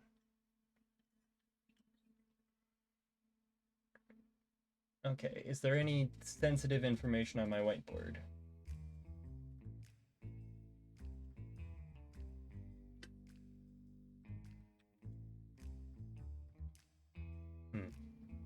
It has disconnected. Okay, so maybe I'll just use the whiteboard and not do that. And unfortunately, you guys just won't be able to see. Sorry.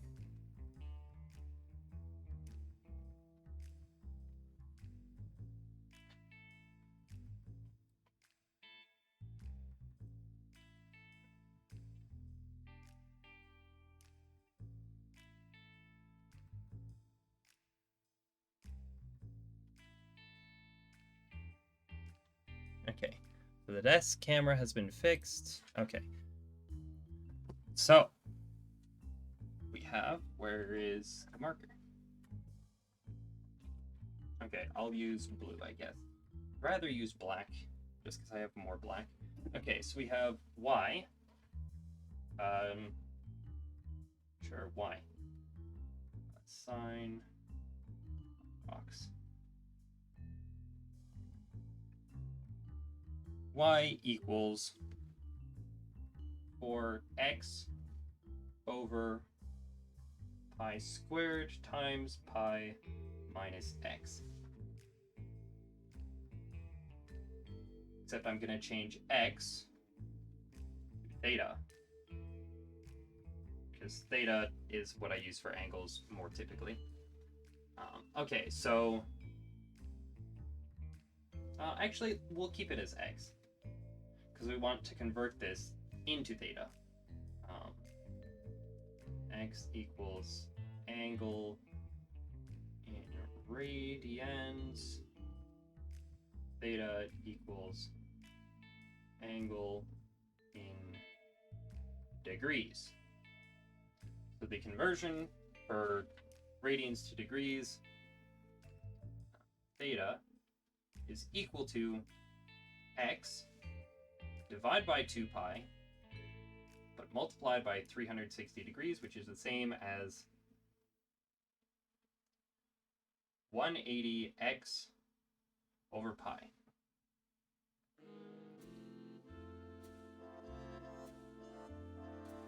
And then what we do is we throw that into our equation. So y equals 4x. Oh, actually we need this in terms of x. So x is equal to theta over 180 times pi. So 4x over pi squared becomes 4 theta over pi 180, and then we have pi minus theta pi over 180. And we can simplify that down by taking the pi out of there, equal to 4 theta times pi times 1 minus theta over 180, divide by pi 180. The pi's cancel out, which means that y, our sine approximation, becomes 4 theta over 180 minus 4 theta over 180. 4 theta over 180 squared. And that's 4 theta squared. Okay.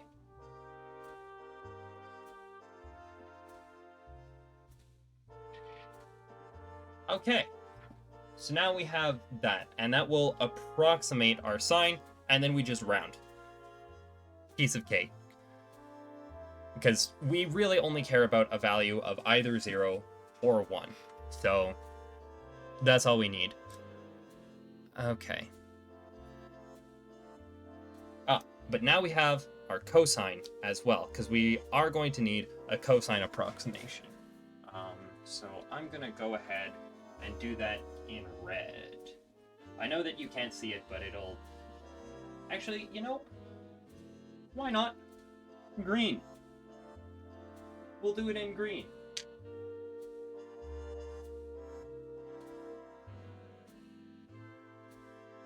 Okay, get that out of there.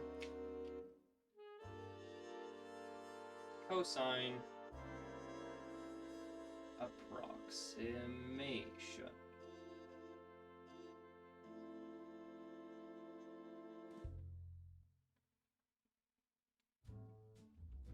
Okay, so a cosine is just shifted from a pi by 90 degrees.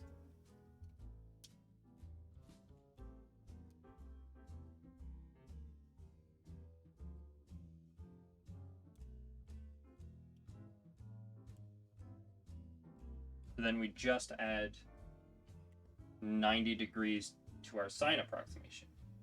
Yes?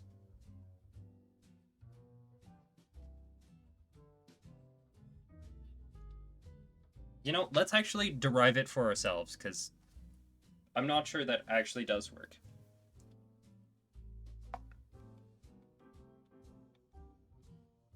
So we'll see how they derived this approximation. Datagenetics.com. Thank you, datagenetics.com, for your wonderful sine wave approximation. Okay, maybe I really should try to get a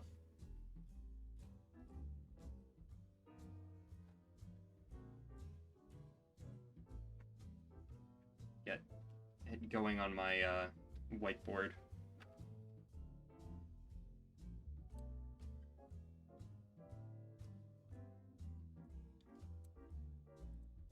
If we're going to derive it.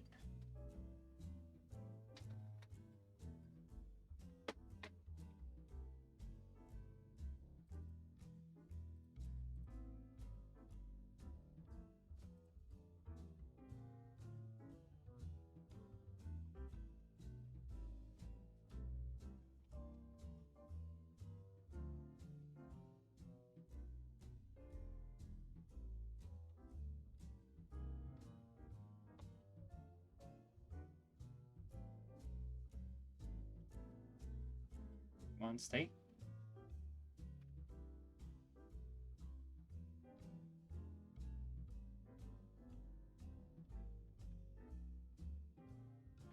Okay, good. That appears to be working. I think I just need to actually put it up.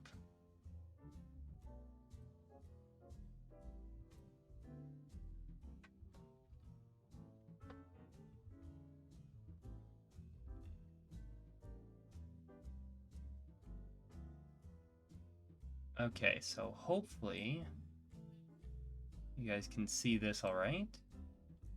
I am gonna cover up my face. Because let's be real, is my face that important that you need to see it twice? Okay. There we go. Okay, so now... Right, green. We were doing it in green. Green is actually not super visible. Okay, well, I'll keep it in blue.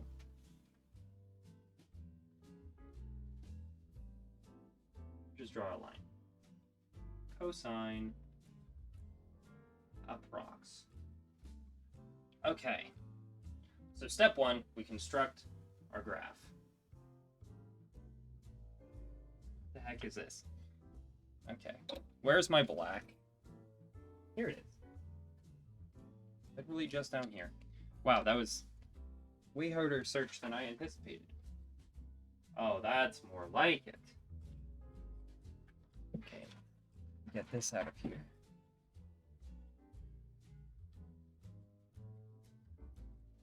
And we'll do it in degrees instead of in pi, because let's be real. I don't want to have to convert it from radians into degrees and back again. So we'll just do this in theta. And we'll do this in y. So cosine starts at 1 up there. So at 0 degrees, it's 1.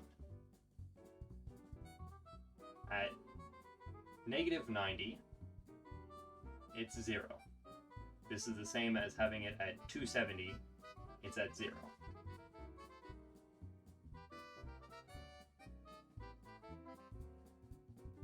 Okay, and then at 90 degrees, at 90 degrees, it's also 0.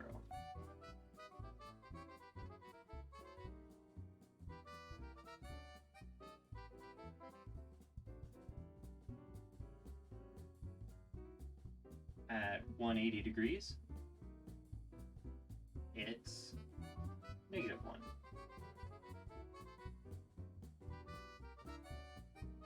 And at 270 degrees, it's 0.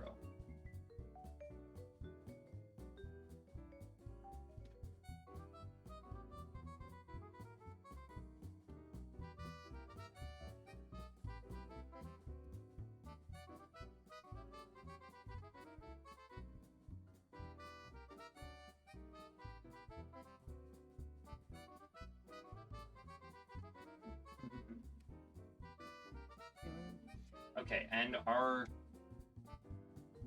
approximation is, I think the idea is it's going to be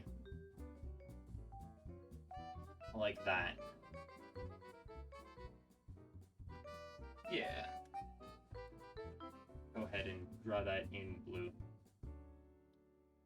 So it passes through that point, does a little swoop-de-doop, goes up through there,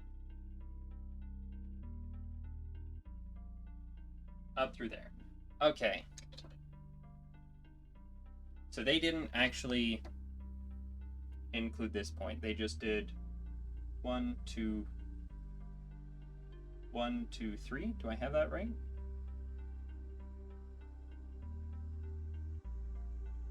Oh, they did 1, 2, 3.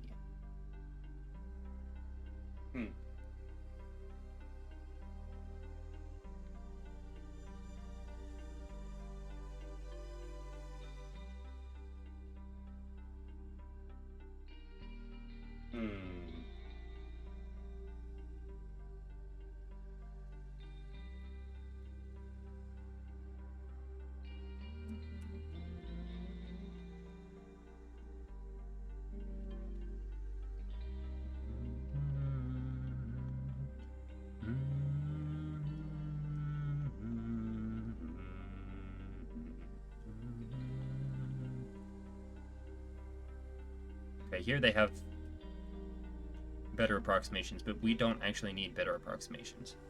I'm not sure how they're getting a full rotation out of this. Actually, wait a second.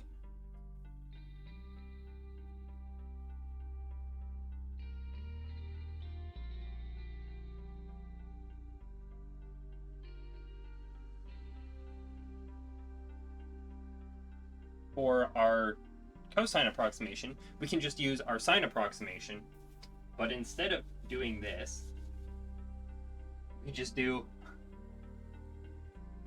So here we have our sine approximation of, wow, my blue marker now writes in black. So here we have y of theta is equal to this stuff here, right? So we have our sine approximation is y of theta equals yada yada yada. But here's the clever thing. For our cosine approximation, we do y not of theta, but of phi is equal to the exact same thing. And then what we do is we say phi is equal to theta plus 90 degrees. Oh yeah! That is how you cheat math. Without actually cheating. Okay. We can turn that off now. Wonderful.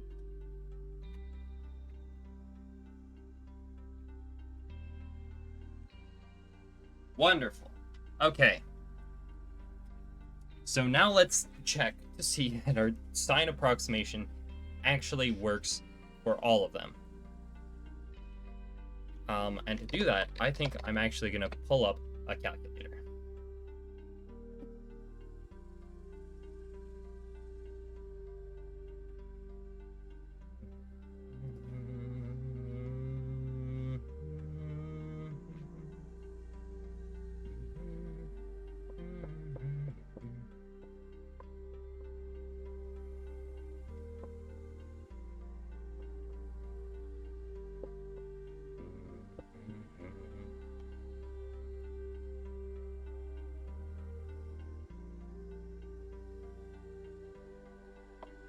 Okay, so let's start with 0 degrees and make sure that that comes out as 0.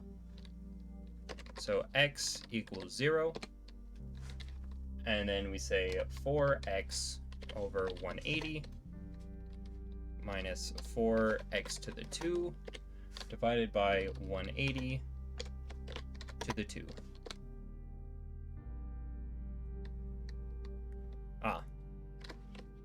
X is equal, we set x to 0, run that, it gives us 0. Perfect. But what happens, let's actually make sure that it actually shows that. 0.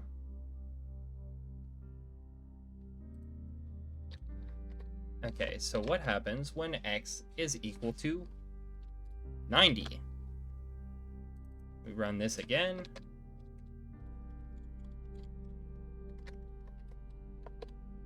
It gives us 1. Okay, perfect. What happens when x is equal to 180? It gives us 0. When x is 270. So that doesn't quite work.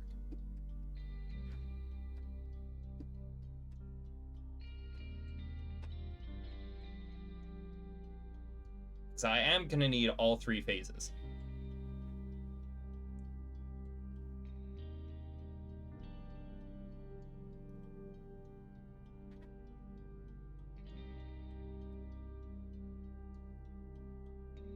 Okay, somehow I have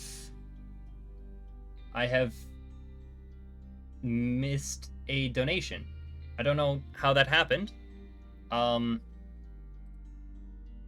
But a certain Febby Feesbees donated $26 to, quote, play Knights at 5 Febby Fossil Beans next stream. So, next stream we're going to be playing Knights at 5 Febby Fossil Beans. Whatever the heck that means.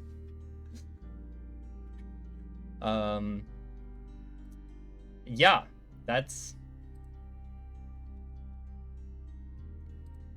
I mean, I had it set so that way I would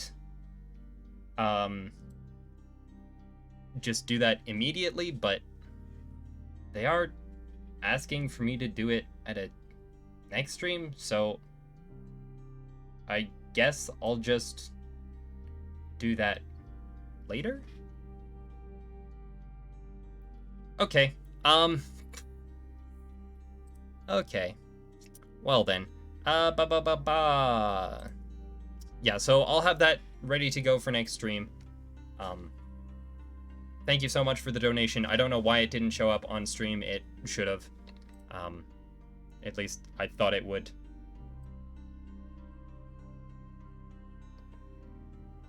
Do I have... Yeah, I have the alert box activated, so not sure what the dealio is.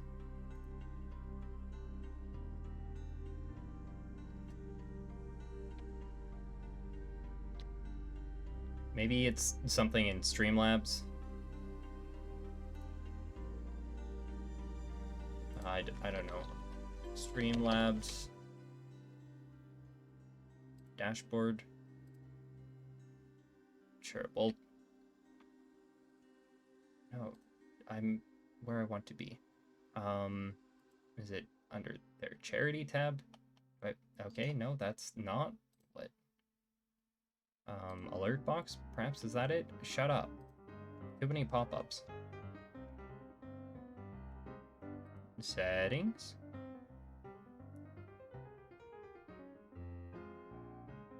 API settings. Integrations. Manage. Ah, that's why. I had the wrong campaign set. Okay, now the Tiltify donations should also show up. So that's wonderful. Okay. But I think that they're onto something. But we need 4 points instead of 3 to make this actually work.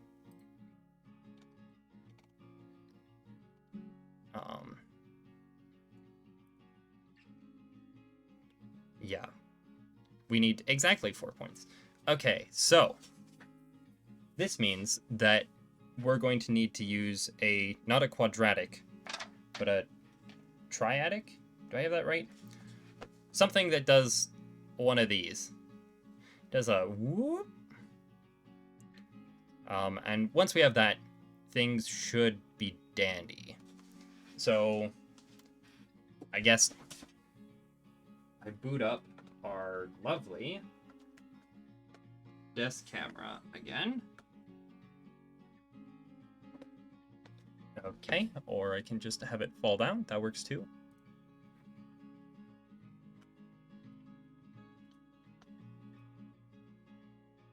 No, stop.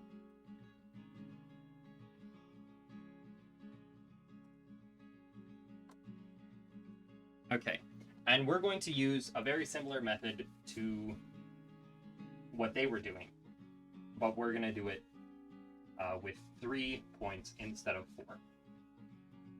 Because I think they're onto something here. They definitely are. So we have this here, so we have 0, 0, and once again, we'll use theta instead of x. This is at 90 degrees and 0, or 90 degrees and 1, at 180 and 0, at 270 and -1,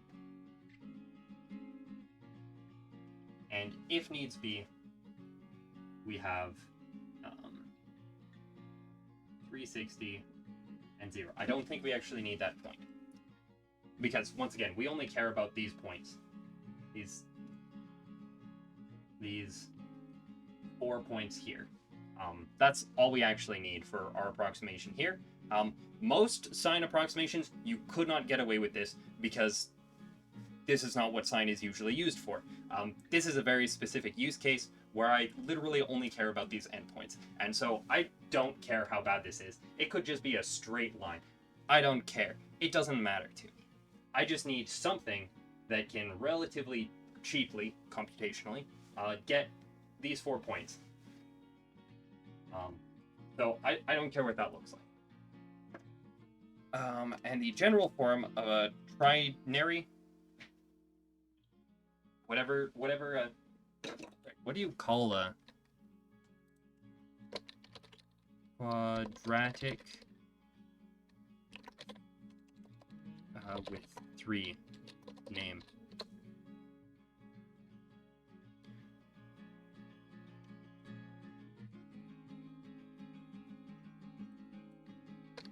X to the 3 function name. Cubic, that's what it is. Quadratic and then cubic. So we're gonna design a cubic function that suits our needs a little bit better, I think. We might even be able to, it's possible you can do this with just a quadratic, but I think it's gonna be easier this way. So y equals ax cubed plus bx squared plus c x plus d. And that's what we need. So we have 0 at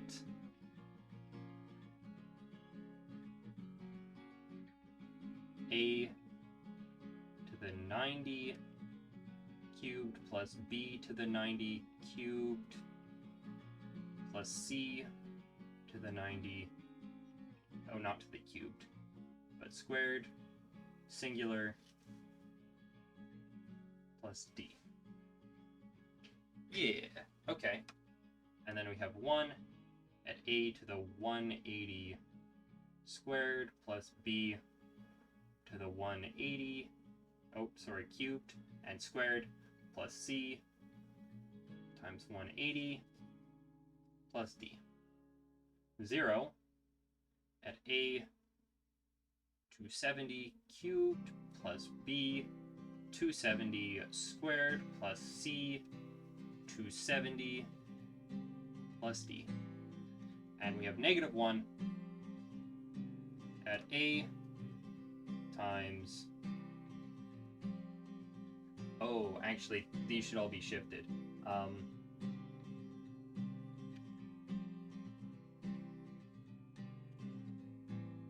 1, 0, -1, 0, 0 cubed, or rather this is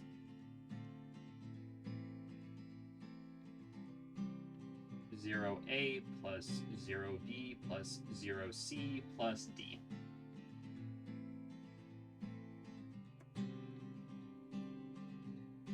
So this implies that d equals 0. Well, actually, it has to be 0, which means we can just strike that from there. And from there, it's just a system of equations. One that I think... one that I think Microsoft Mathematics should actually be able to solve. So I'm just gonna try that. Okay, turn the second camera off. There we go.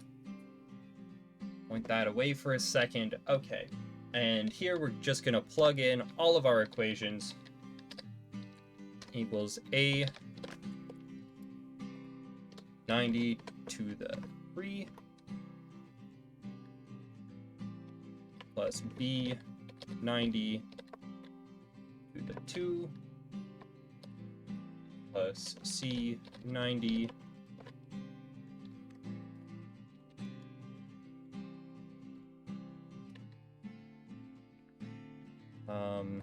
oh shoot, how do we get it to solve systems of equations?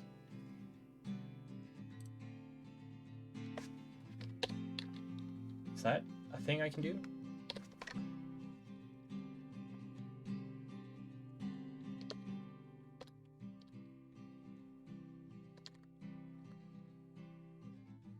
An 80, 80.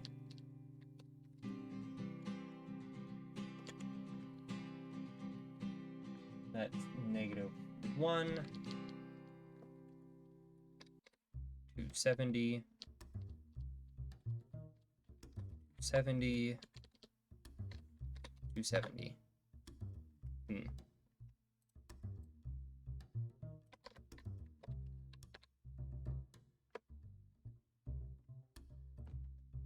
Okay, so here it's spitting out that C is equal to 1 over 90 minus 90B minus 1800A.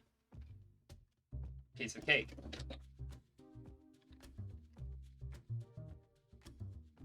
So then we take our second equation.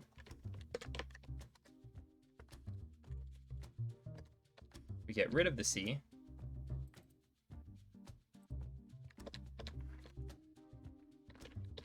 And we bracket that.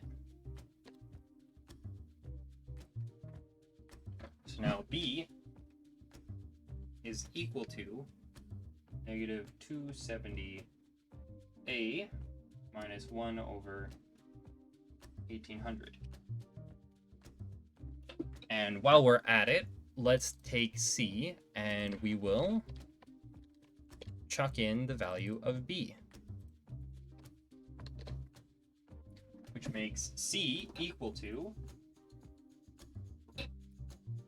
16200 times A plus 1 over 45.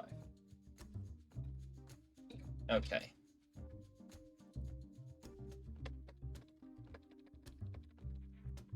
And then we take our last equation and we plug in our value for B. And then we plug in our value for C.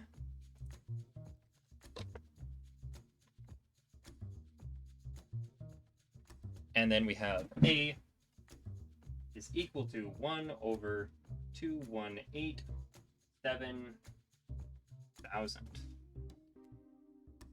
Okay. And then we plug that in for C.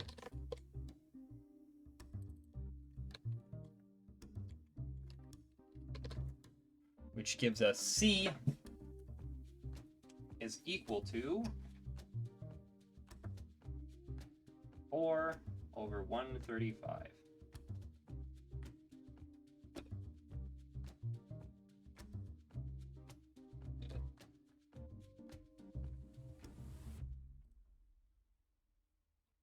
And then we have B. And we plug in our value for A again. And that gives us B is equal to negative 1 over 4050. And that gives us the equation, and it's a doozy. Y is equal to 1 over 218,700, or rather, we should say Y is equal to theta cubed over that number plus, or rather minus theta squared over 4050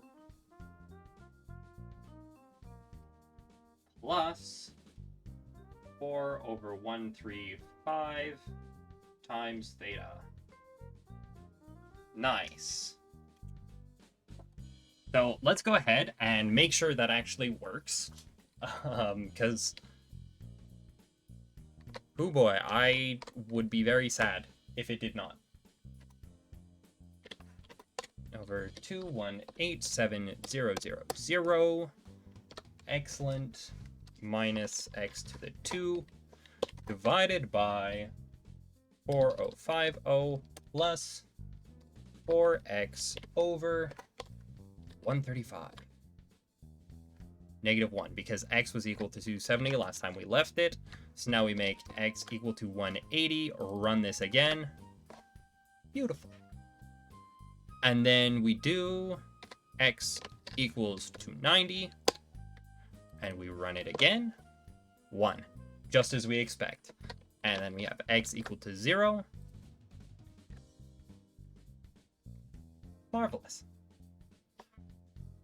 But here's what I'm thinking. I think we might be able to cheat this even more. You see, I want to make this as computationally inexpensive as possible, which means doing the least amount of math I possibly can for the amount of stuff that I have to do. So if we can get this to round to 0 and 1 and 0 and 1 and 0 and -1 rather, then it's okay. And what I'm noticing here is that this a value is basically 0. It's not exactly 0, but I think we can approximate it as 0 in this equation. So if we just take out this entire first term, this should be close enough to 0 that we can round it. And it's exactly 0. And if we make x 90, and we just run this, this should round to 1. It's a little bit dicey, but it's close enough. And if we make x equal to 180, we should be able to get it to round to 0.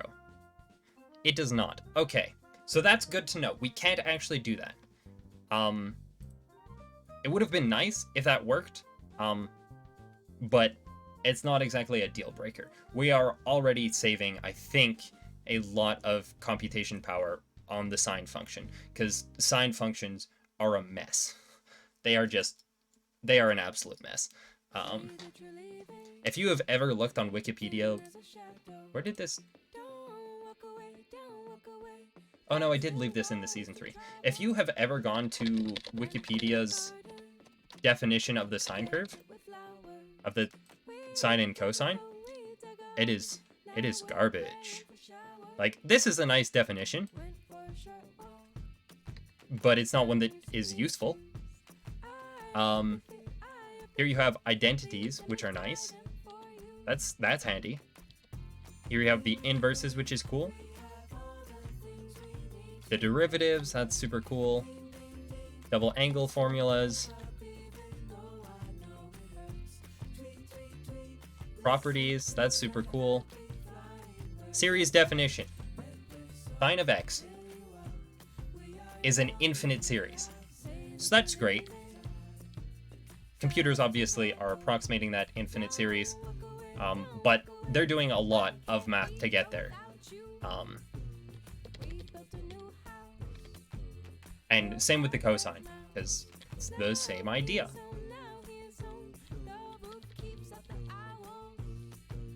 Here we have the law of sines and cosines.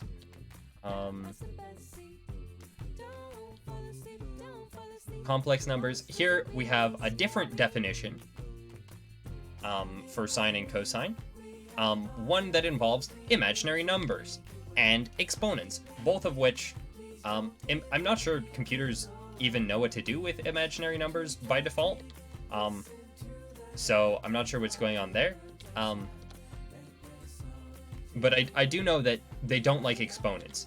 So this doesn't work well. Sine is, I think, also a mess for computers to solve, so that's probably computationally expensive. I am estimating how much computation is happening, but I think it's within orders of magnitude of a difference.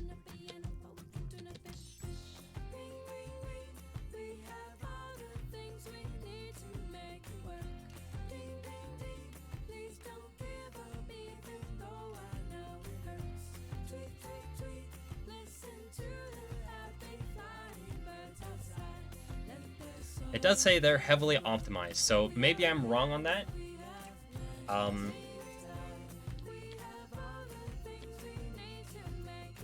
But I also don't really care.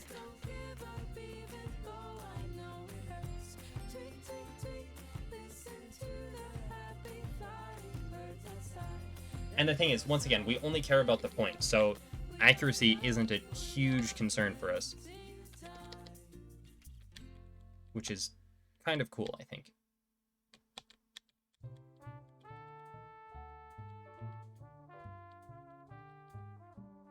Anyways.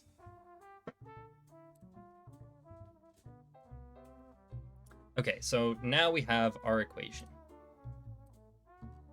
And that is super cool. It is a bit of a mess, though.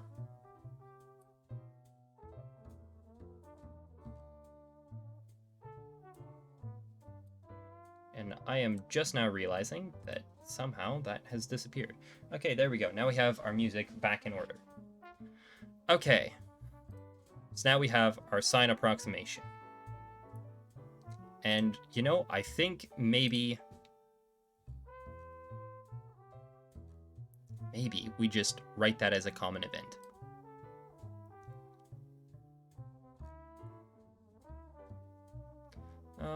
Where would I want that?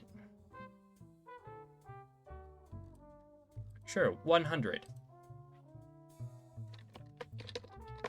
Sine approximation.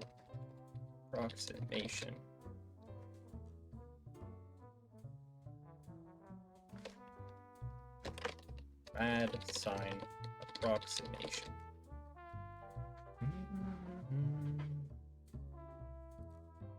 And what we'll do is we'll have a variable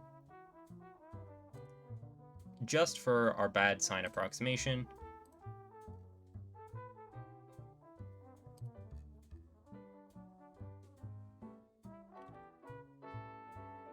Where do we put it, though? Sure, 24.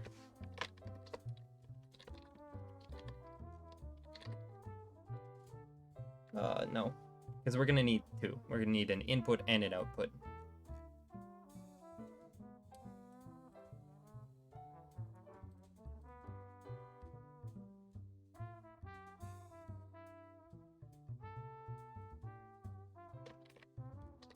Bad sine approx input. Bad sine approx output. Cool.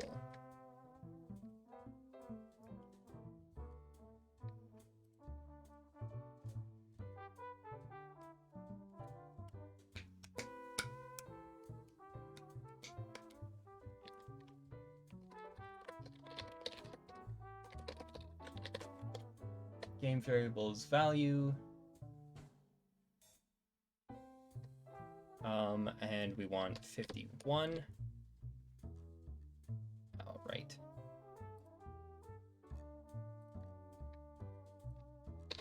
JavaScript.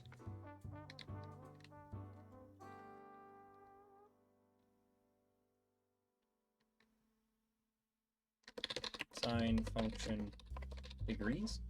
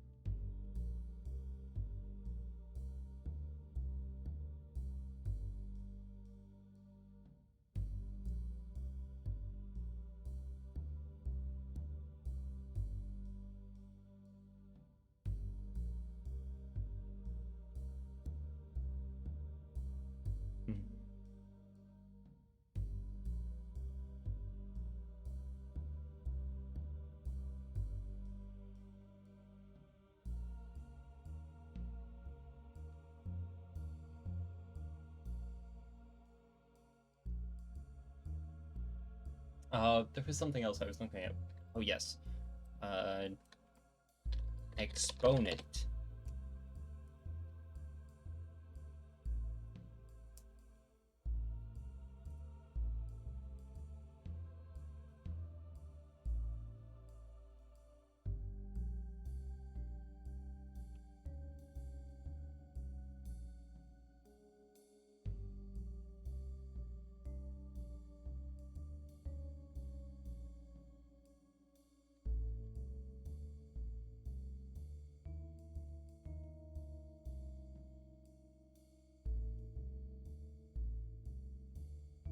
Okay.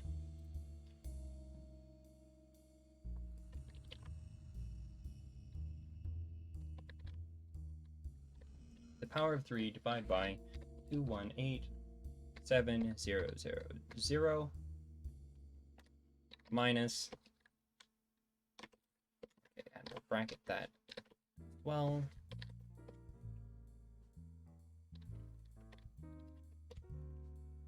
$ game variables dot value 51 to the power of 2 divided by 4050 plus 4 times $game variables dot value 51 divided by 135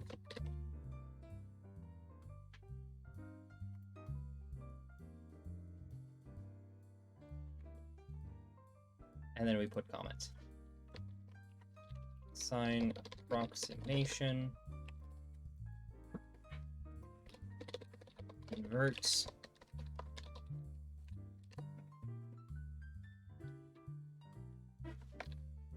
degrees, defines the sign degrees between 0 and 270. Approximated only to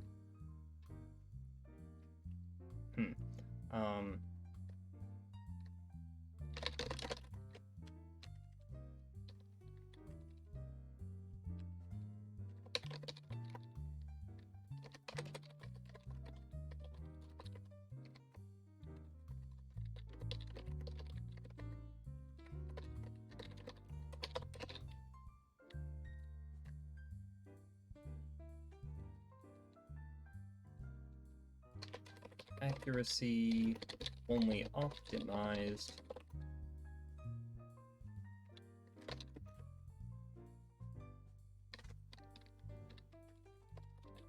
where the angle is a multiple of 90 degrees. Cool.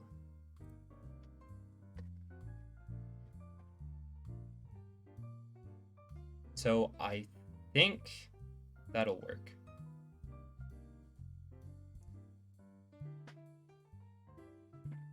Okay. So now we have our bad sign approximation.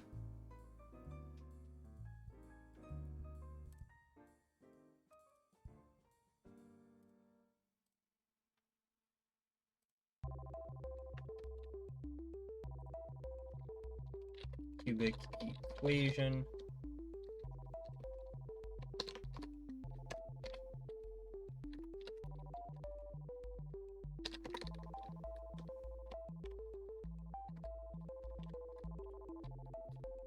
$218,7,0,0 plus, oh, rather minus x to the 2 over 50 plus 4x 5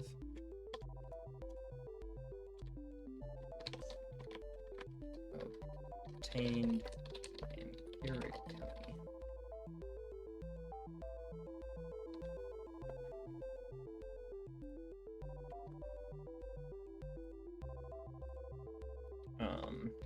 For cosine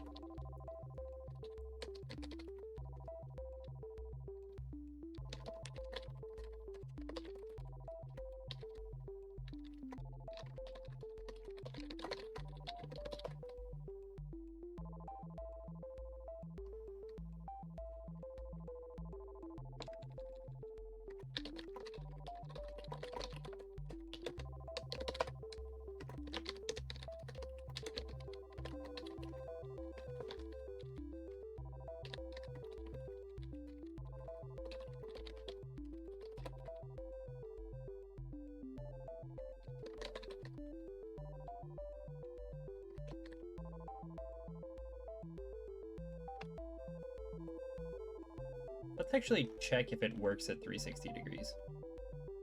I have a feeling it won't, but it would be cool if it did.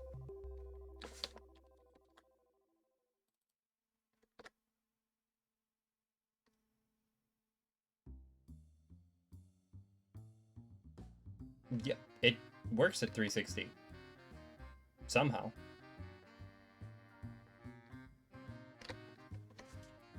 Does it work at 540? Is 540? 540 is some multiple. No. No.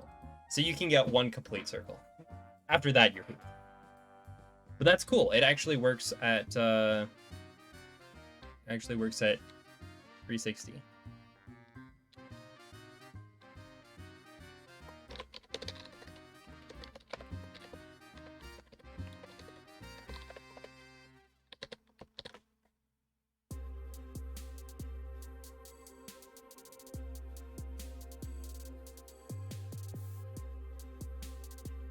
And you know what we can do here? We can add a conditional branch where we take the variable and we check if the input is greater than 360.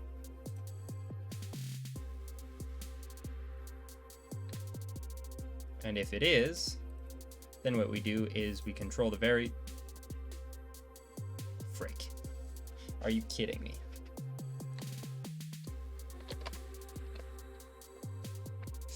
Well, now we have to rewrite that function and possibly more.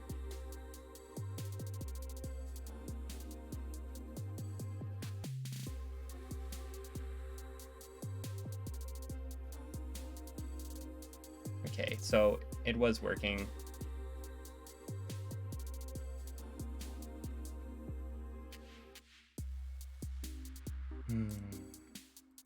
That's cool.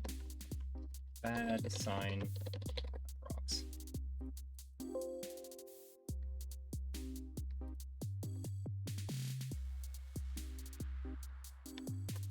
Assign approximation 90, 180, 270, and 360 degrees.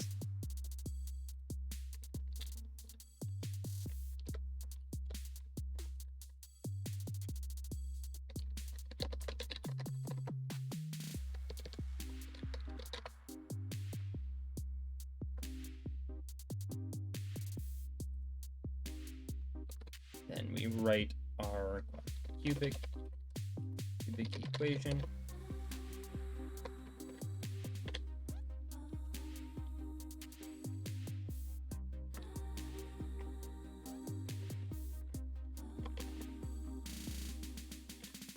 Divide by 4050 plus 4x over 135 obtained by empirical calculation.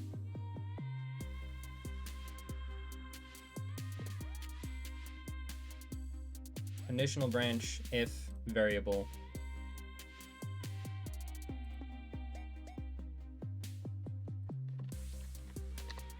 add sign approx input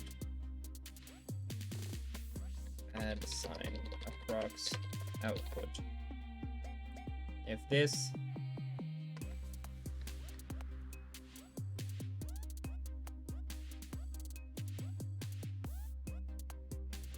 is greater than 360,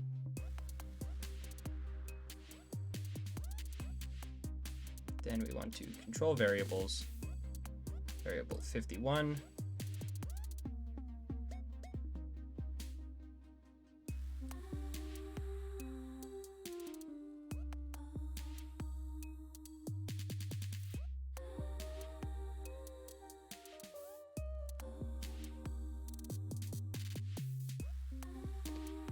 Actually, we should probably run that as a loop, so that way it works for everything.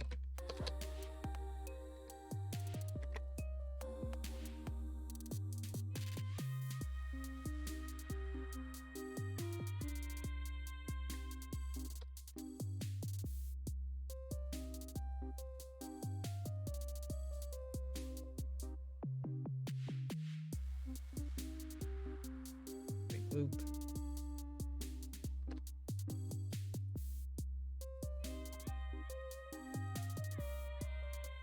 And then we do this again.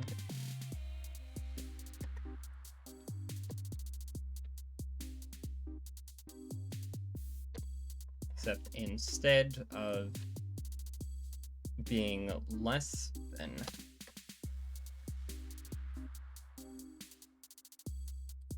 it's less than 0.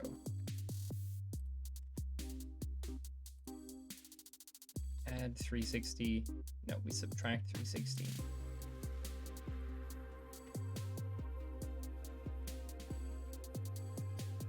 And here we add 360. So that way it's always within our 360 range. Only for...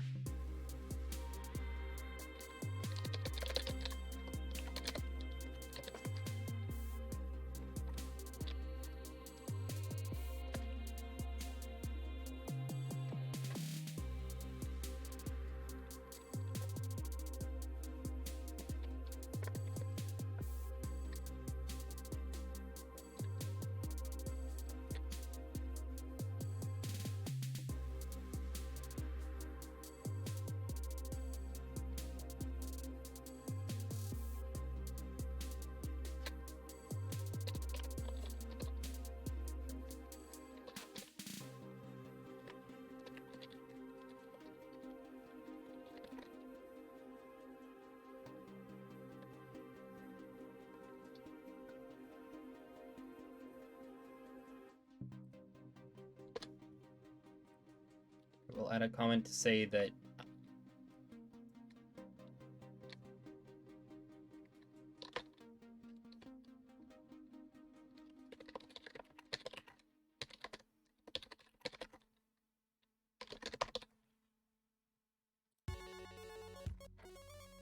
and here we have our cubic equation, but before that, let's save. We go back.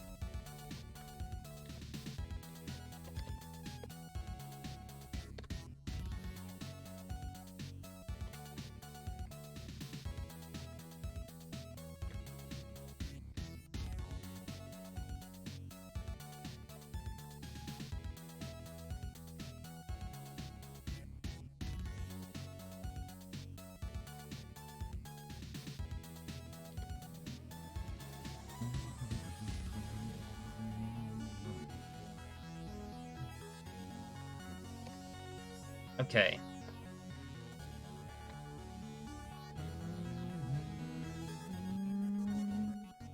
Okay, and now we'll do some text. Put.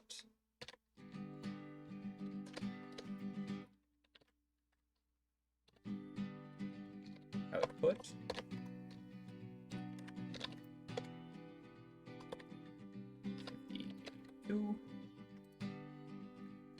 And then we just, oh, except instead of controlling the difficulty rating, yeah, let's do that.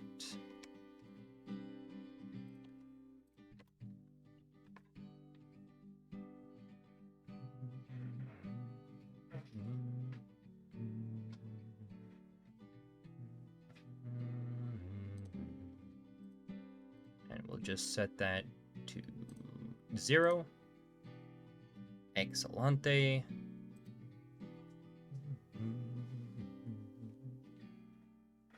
And then what we do is we just create a little lever here. We control this manually. Other? Switch.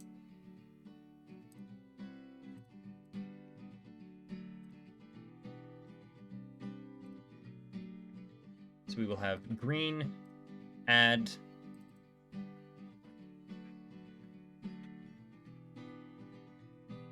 control variables, the input, add 90.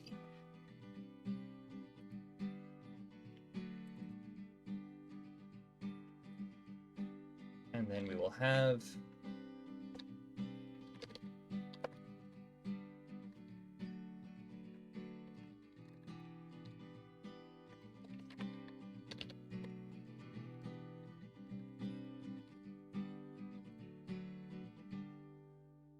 then what we do is we go ahead and we duplicate it right there. Except this one we make red and we have it subtract. Beautiful. And then we add one more button.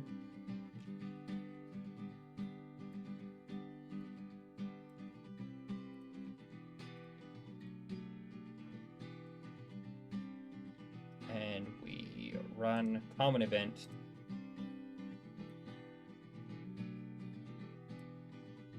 That is not what I asked you to do. Bad sign approximation. There we go. And we see how good or bad it works.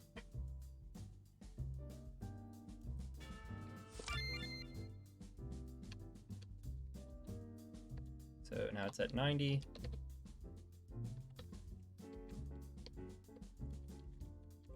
That's not a good sign.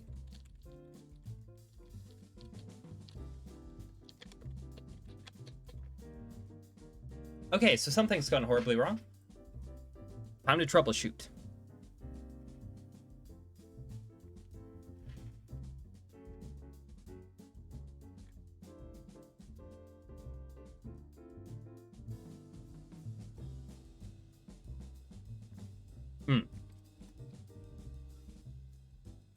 It must be greater than 0.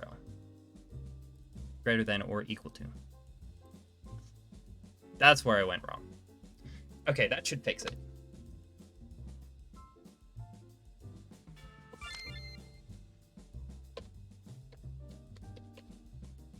Input 90, output 0. Nice. And how is it at 0? Wait a second. The output shouldn't be 0.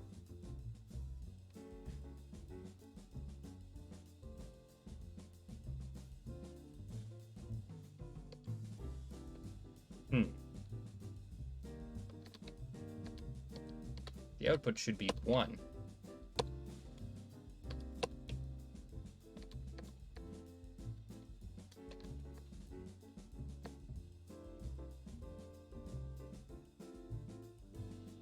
Eh?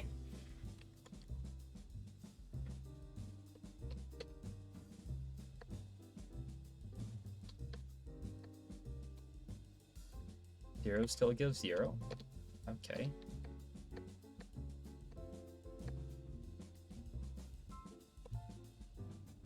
$270 gives -1 correctly.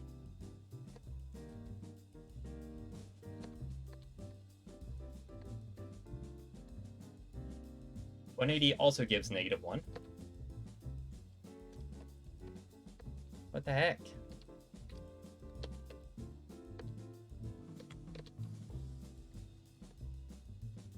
What does 360 give? -1. Eh?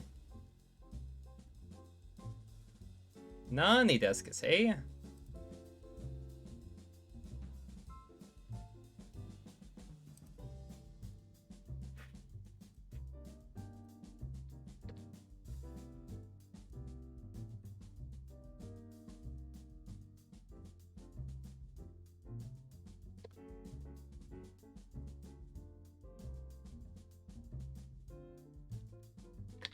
Sign out of range, too large.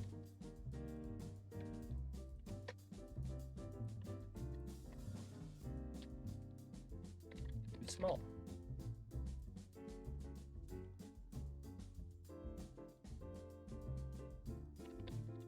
Sign in range.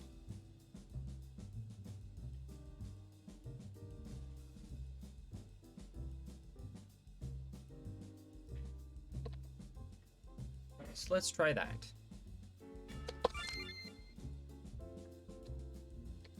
90. 1. Sign in range? No. That is the incorrect answer. Okay, so something's still broken. Let's try. Let's try doing the thing that I always do. And adding more brackets. When in doubt, add more brackets. That's my motto.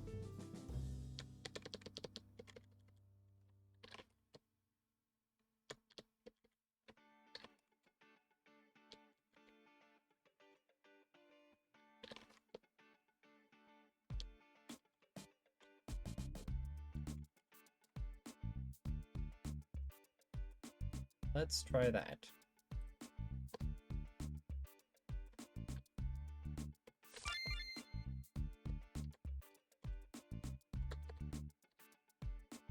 Okay, so 0 still works. Does 90 work? No, it does not. Does 180 work? No, it does not.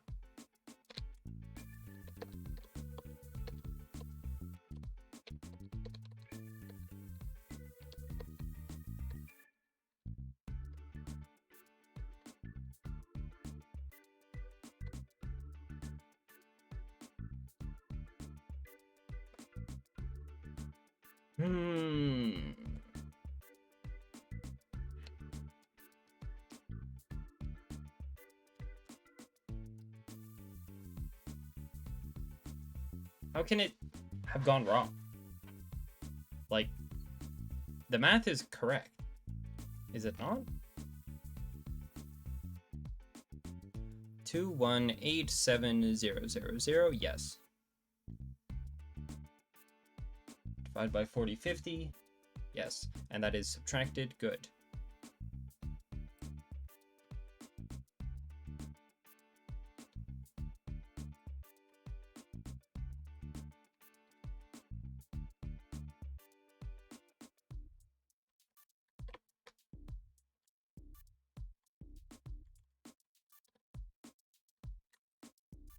What's going wrong? I doubt it.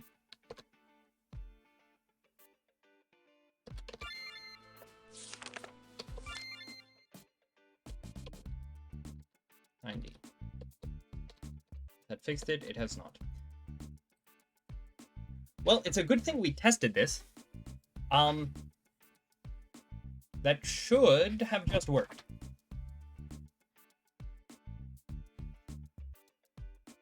And I don't know why it didn't. That's really frustrating.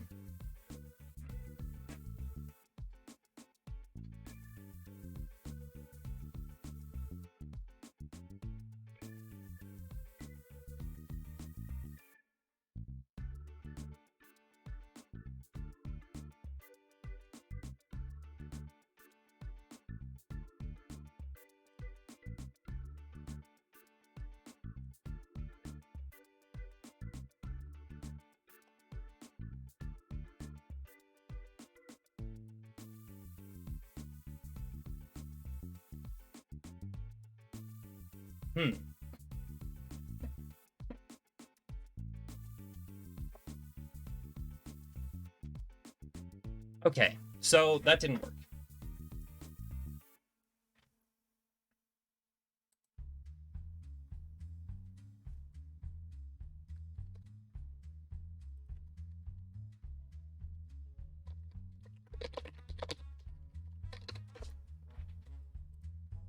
I'm just gonna do that for now.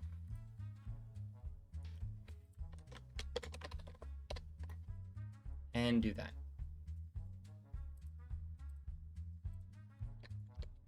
I don't know what's wrong with it.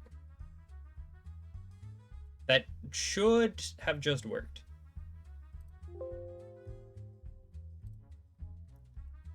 But it doesn't.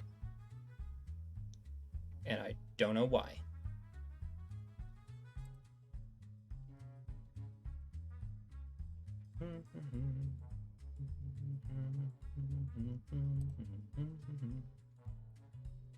Okay, okay, I guess we'll go to option B, and we'll just use sine functions.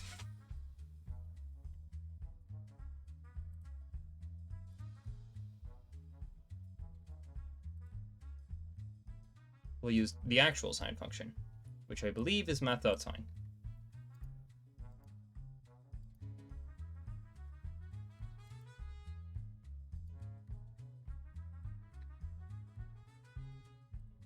Yeah, math.sine.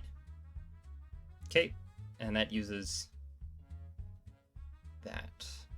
It uses radians. So radians aren't actually too bad.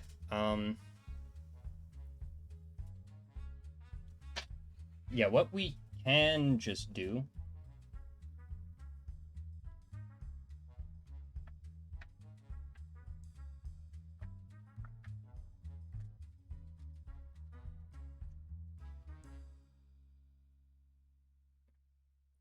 okay.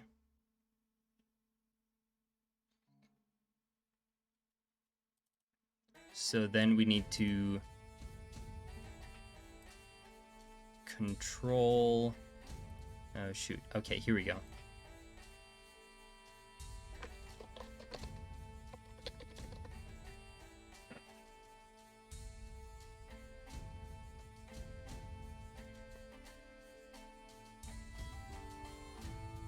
Okay.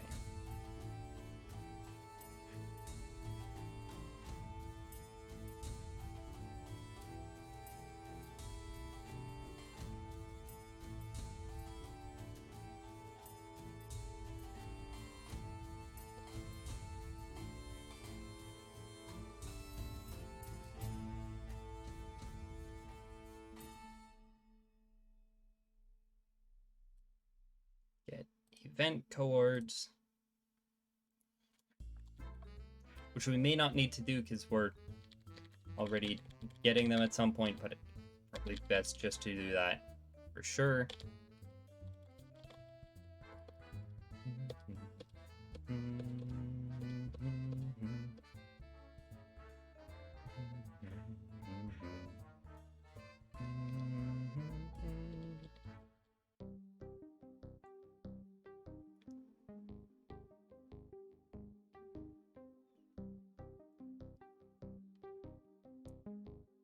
So we get our event coordinates. Where does that write to?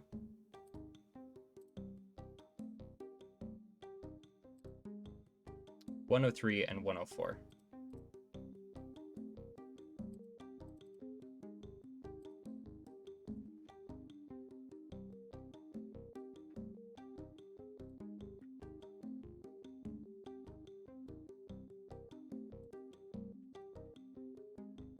Okay.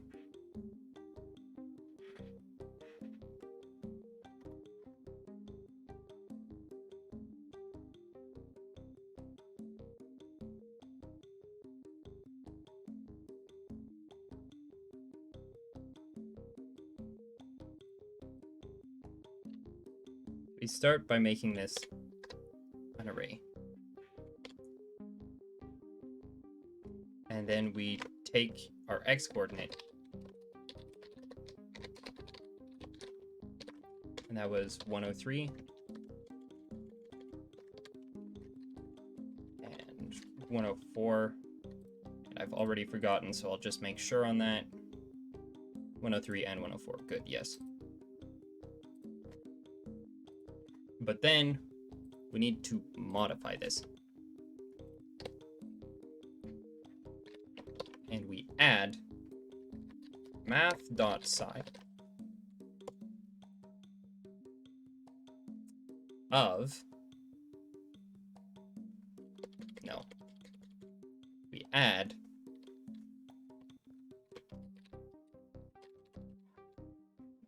Sure, we'll start with the sine term. Is there a math.cos as well? That would be really convenient.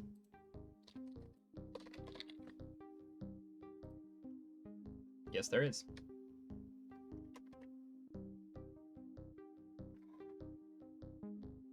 Actually, we should do math.cos for our x and math.plus math.sine for our y. But the thing is, we're not just adding, because we want to multiply this by a certain value. And that value is game variables.value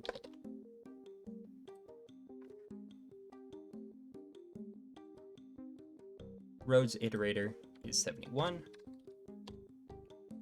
multiply by, because cos is typically x direction, sine is typically y. Have I got that right?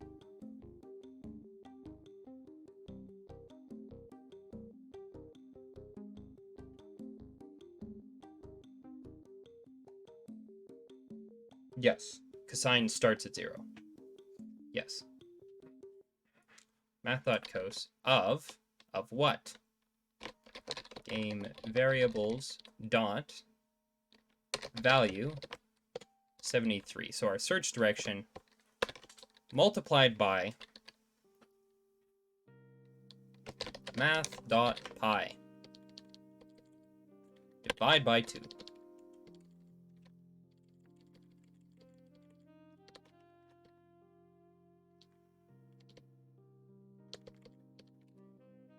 And then we take the sine of the same value.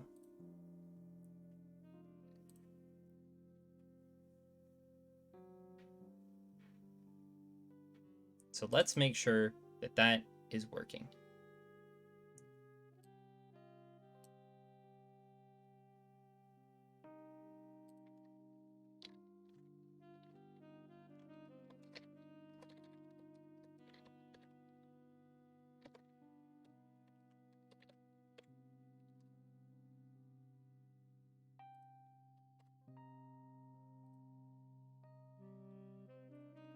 And then we increment search direction.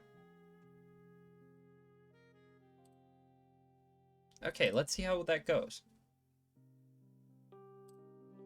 So this starts at 528. Make note of that, 528. Which means that the tiles immediately surrounding it should be 628, 527, 428, and 529.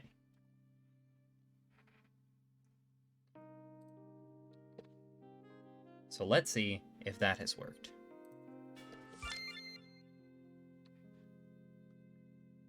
Six 28, 281. What the heck?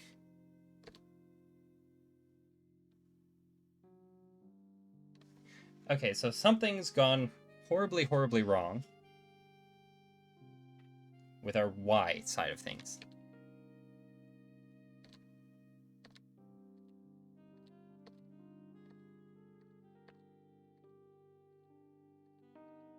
But it looks like the other one is mostly working.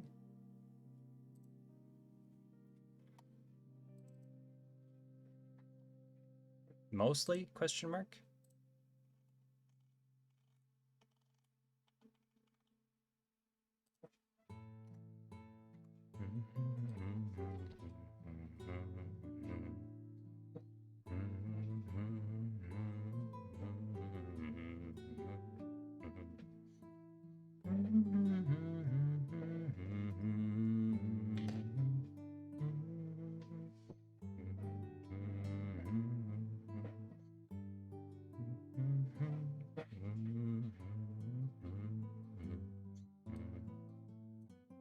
Maybe just for completeness sake,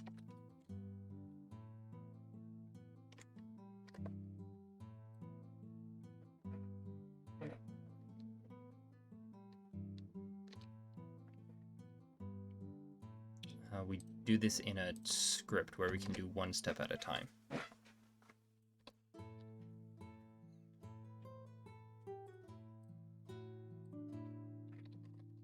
I need to...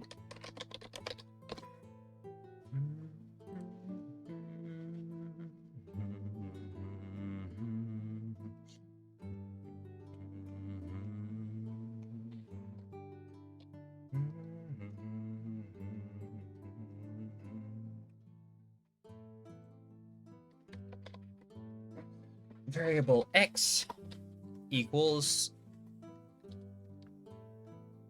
this whole mess.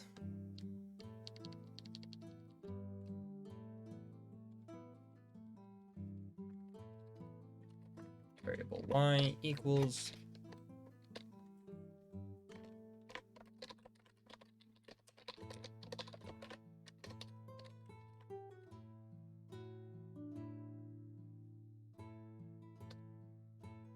I believe it's 74.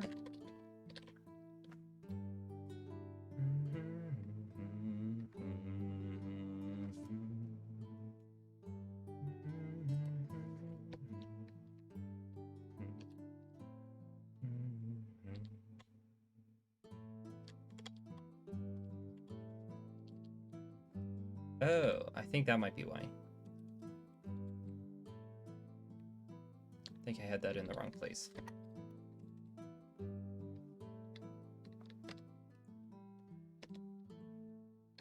Oh shoot, how do I use set value? Ah, I'm so rusty.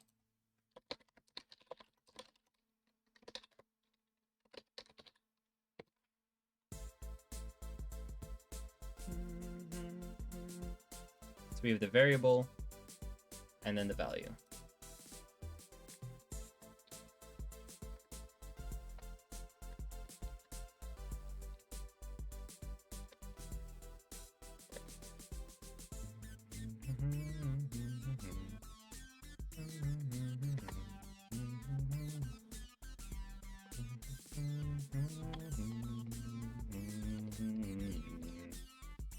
What if I just fix this?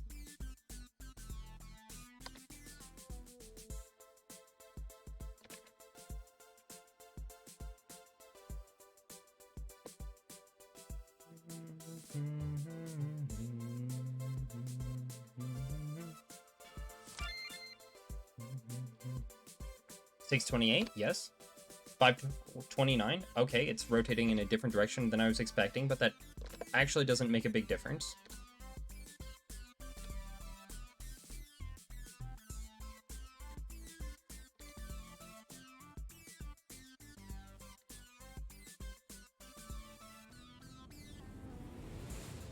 Okay, I think I've gotten confused.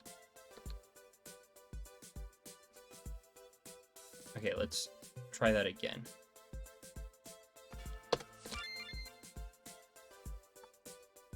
Okay, so we start at 628, then we go to 529, 428, 527. Next we should see 728, but instead we see 628.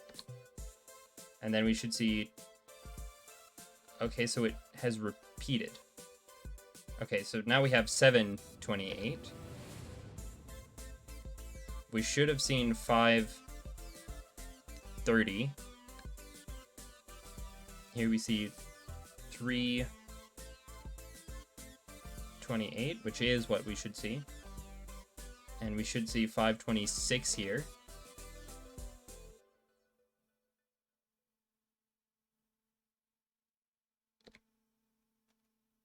Okay, so our X is working. Our Y not so much.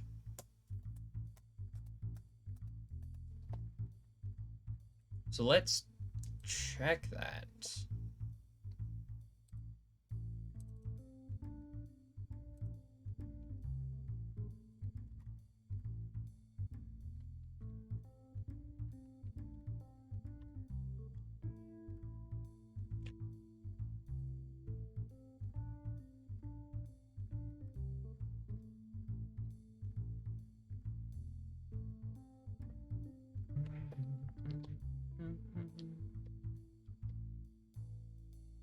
It looks like we're missing a whole thing.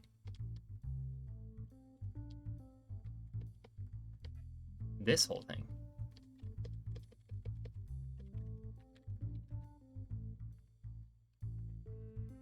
There we go. That'll fix it.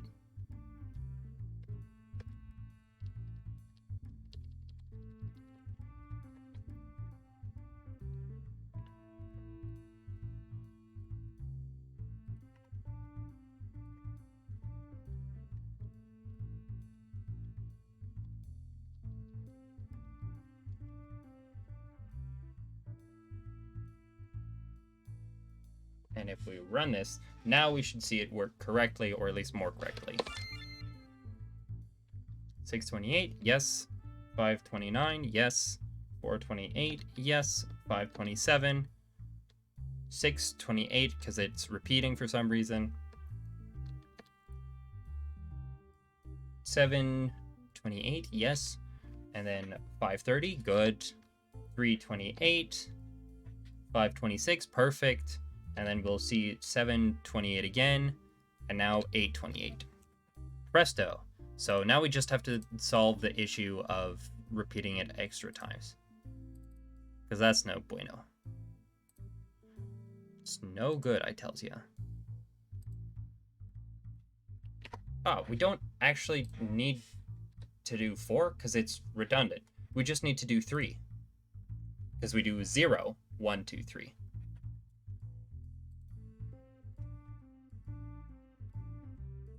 There we go. That should solve the repetition problem. Am I correct in thinking that? So we should not see 628. We should see 728. Bingo! Working as intended. Okay, so now we have the actual search thing working correctly. But do we have anything else working? So yes and no. So this path is just sort of like a test path for this pathfinding algorithm that I'm working on. So right now I've designated, like, this is our first test path. We have to pass this test first, just this rectangle, and then as we increase in difficulty, as we're satisfied with how robust this system is, then we'll move up to more complicated paths that look like this, or include these little loops, or include these dead ends. So this will not specifically be used for a path in any given town, but they're sort of there to represent the conditions that I would expect to see in the town that I will be building at some point, which will be a little bit further down the line, but that's okay for now. Where am I? Right. Okay, so yes, we have got it to search all of the tiles around there, but right now it doesn't do anything when it searches. It just looks at that tile and it goes, oh, there's that tile. Woo. And then it just goes to the next tile. So that's the thing we have to do next in our road searching algorithm here. We add a little, what do we need here first? We need to get map information, location info, using the search coordinate, hopefully. Oh wait, that's going to...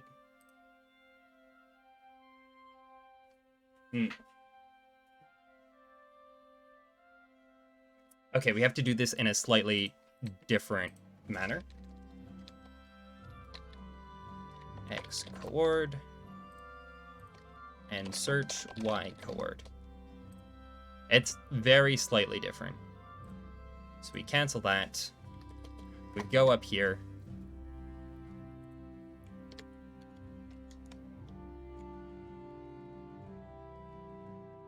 And we grab all this. We use that to write our Y coordinate.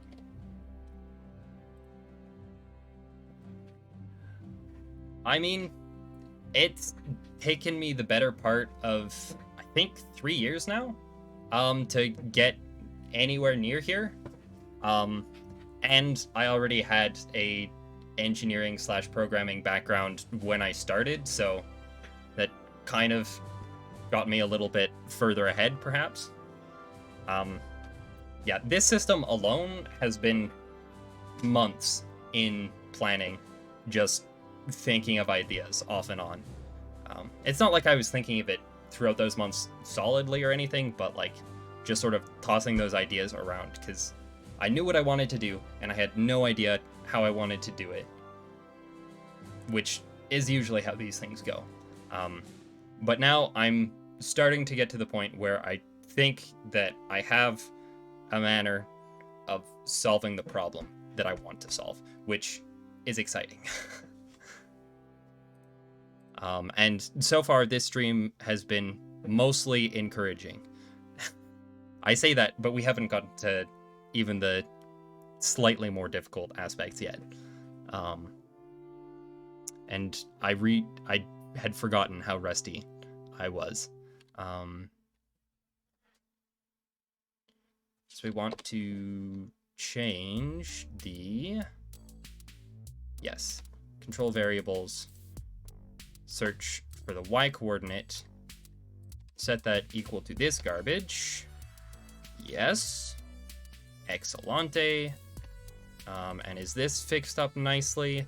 Yes, it is. Excellente.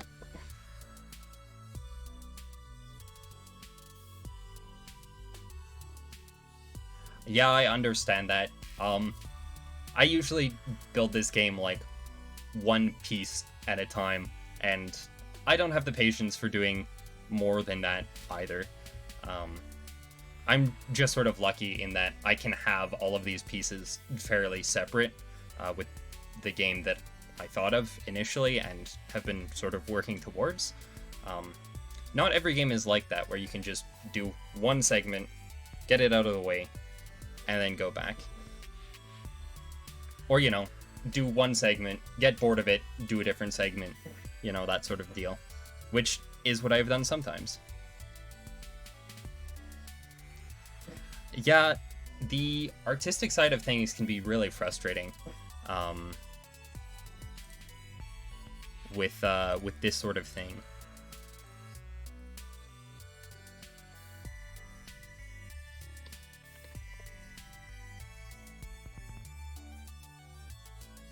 We don't want the terrain tag, we want the region ID using the search X and search Y. And then we add a conditional.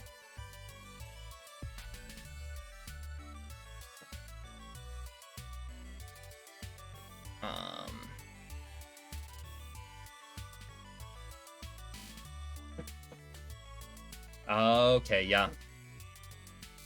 I also find that, like, the larger a space you're trying to work on, the more difficult it is to make happen. This is a bad name for this. What should we call this variable instead? Searched region ID. There we go. That's a better name for it. If is equal to a variable.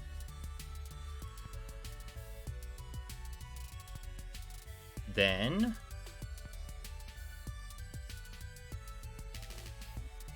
we take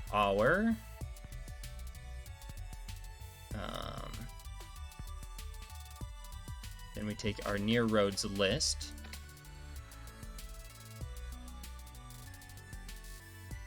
Oh shoot, how have I done this before? I think I did it with a script.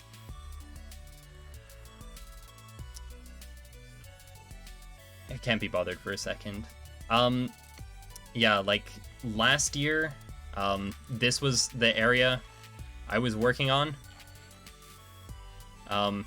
This is all I did, this little beach, basically. I spent a long time just making this little bit look nice and also believable. And this is still just barren wasteland. I don't know what it is, but I think with, like, large maps, it just seems much harder than it might actually be.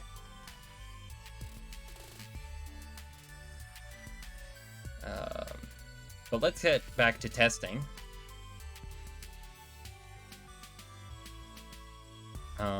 Where was I? I was checking to see how I'd done that in the past. Right. Bridge puzzle. No, that's not it. No, no.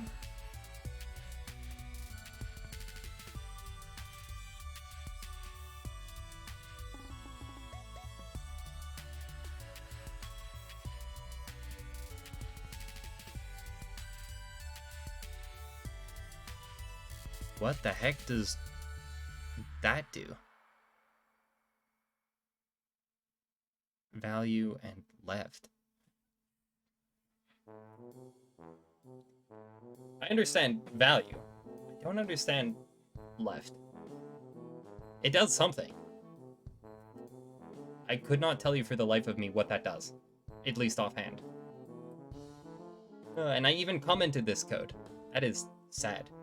But I used .push to add in new things to the array. Okay, so we can use the same thing here, except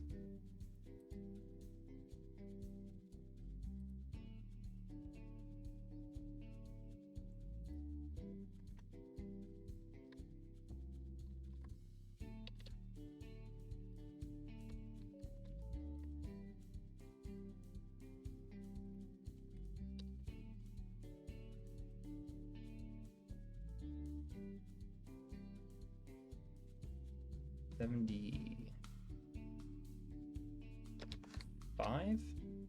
No, 76. Okay.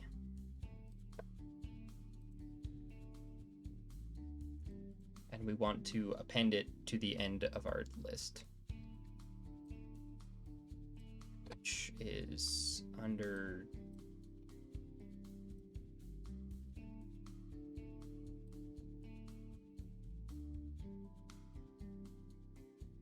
$70.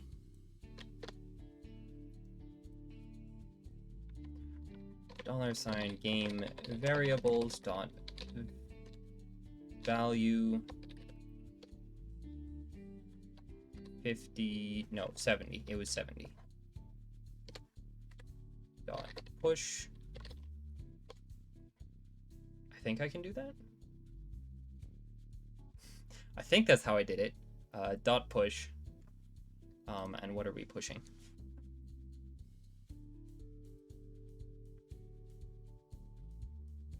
I think we want to push it as a coordinate. So we want to push it as an array. Game variables dot value 74. Game variables dot value 75. Okay. And that should have it as one little chunk in our list. So then we'll have a list of coordinates printed out at the end.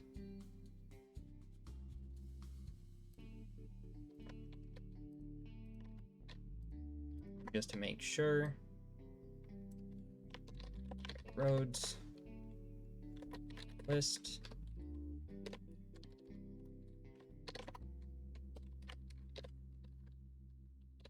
So that should only trigger when we have new roads there.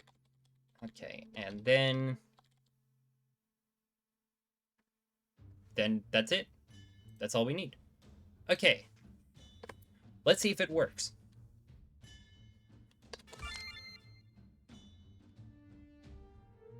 So it has found 628. It has found that it has a region ID of 1, which should be a success. 628, good. Nothing, nothing, nothing. And there we go. It is finding what are roads. Excellent. This is beautiful. And is it going to have a tie? It is indeed. That is a really messy way of representing that. But I suppose it works. So I think I'm going to, for now, let us go here, and instead of, I just want to make sure that it is actually representing those correctly, so instead we will use a piece of script. In fact, we'll just use this, console dot, let's spell that correctly, console.log variables.value 70. I do love using the console. It is very handy.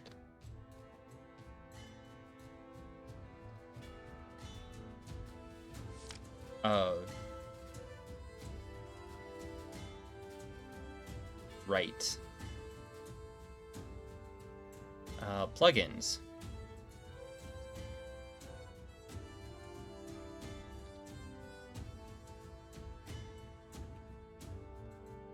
Let's turn that off. I want to see my console right now. Maybe we will turn that on at a different point in time when it becomes useful, but right now it's not useful.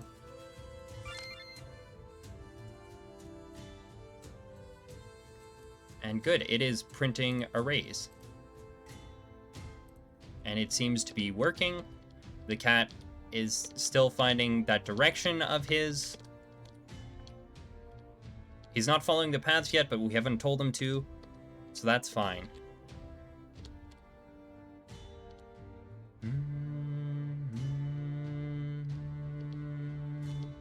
Nice. Okay, so that is working correctly. So now we have the next piece of the puzzle. Man. How long have I been going? 3-4 hours? Ah, sure. Let's move the desk cam back now that we don't need to see the whiteboard anymore. Let's make sure that that will actually work correctly.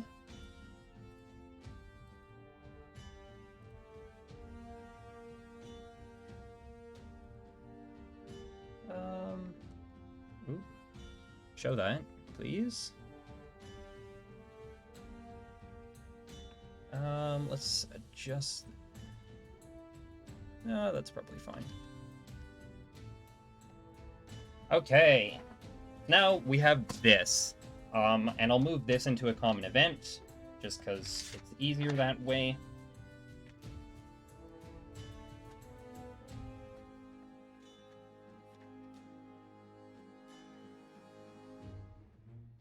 Okay.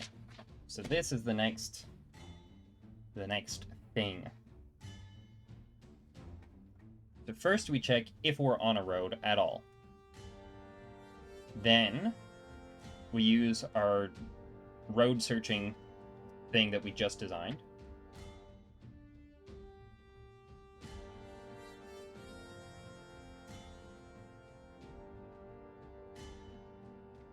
Okay.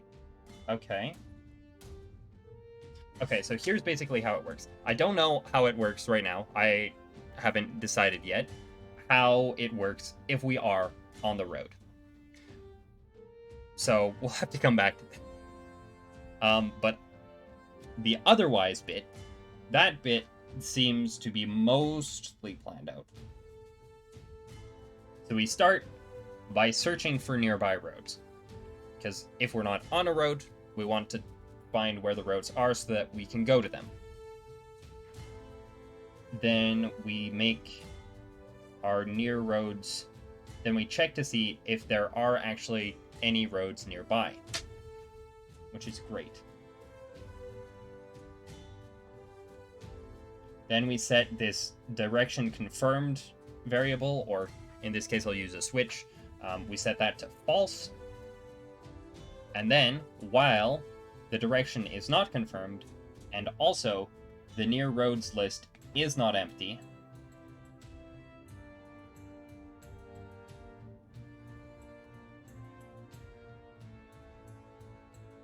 Oh, then we test for obstruction.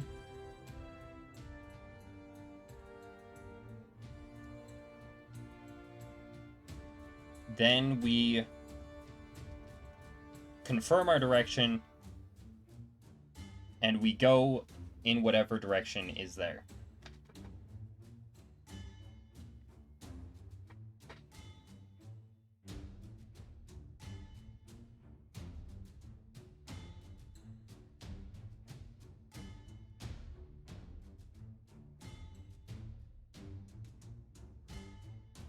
This is going to need some work, because right now it just takes the first road that it finds in that list, and it doesn't care which road is actually in the direction that it wants to go. So if you were, say, right here, where there is sort of two roads there, if you wanted to go over to here, you might end up going up here and then over and down rather than over and down, which would be ideal. But we might just have to leave that for now. We can always come back and fix that later. We can always make it more complex and more subtle, sort of a deal. The only you know what this doesn't actually have? It doesn't really have a lot of testing for sort of parallel roads. Maybe I'll just adjust that quick. I'll add a couple parallel road cases.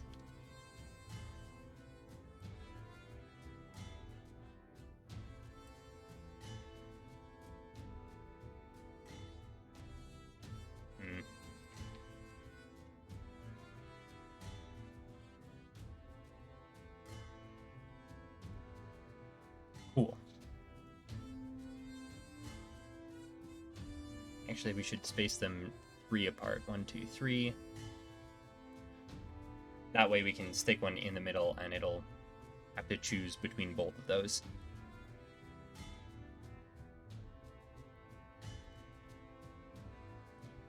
Okay. But let's start by going in here.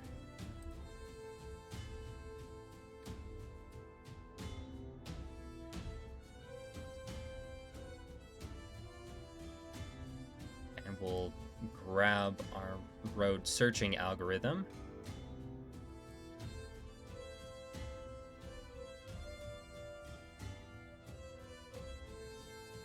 And where do we want to put this? We need a good place for our pathfinding functions.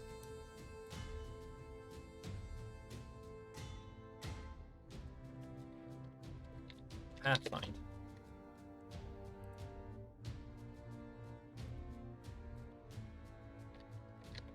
Pathfind destination vector.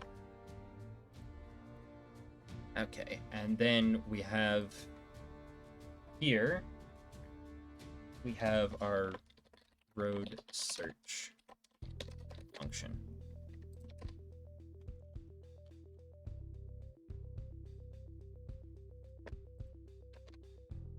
And we'll just quick add a comment.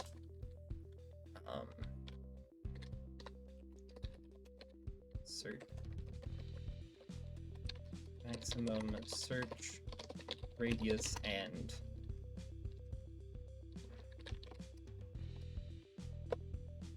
that was 73.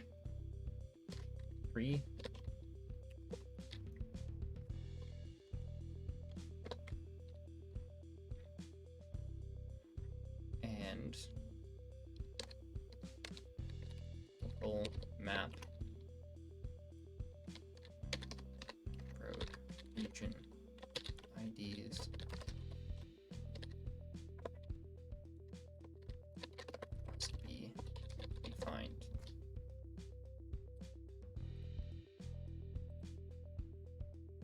$72 and $69, nice.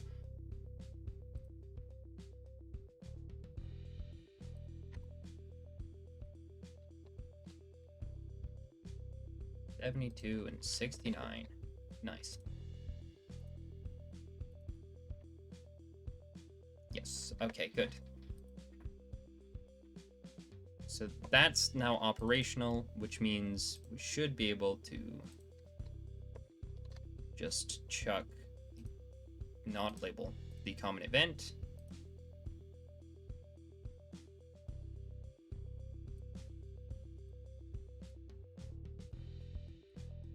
Okay, that is there. Wonderful.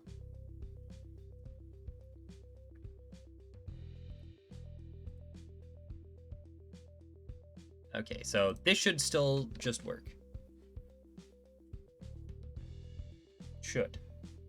Should still find the roads.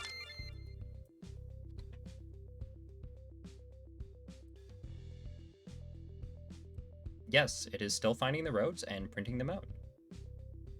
Wonderful. Okay.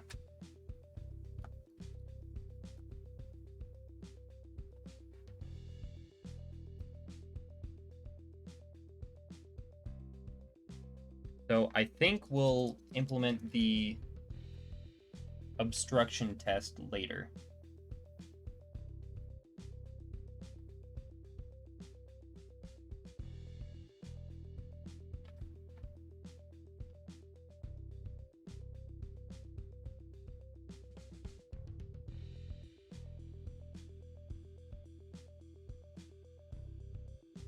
Okay, so we'll start by...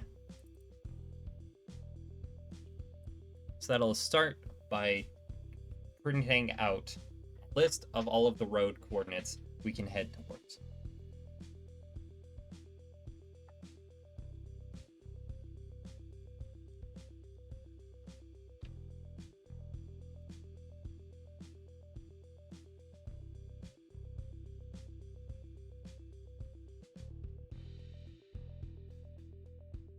Okay, I'm going to copy this and delete it, and I'll paste it afterwards. So that way we go in the correct order. Copy event page, and we'll paste it over here. So that way we're moving from left to right. So we search for the road.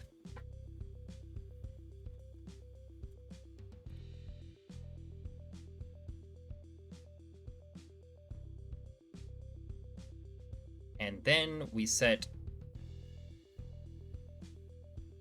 our direction.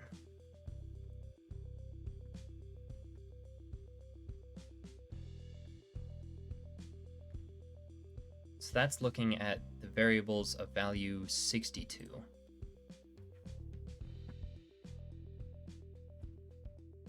Which is our destination vector. Okay, good. This is excellent. Okay, so we'll start with a conditional branch.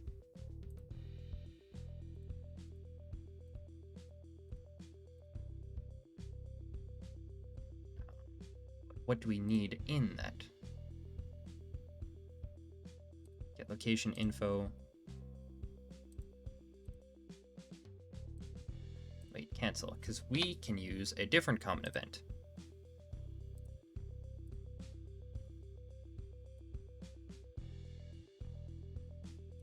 Get event region, which is what we want. And then we go into here, or we can just copy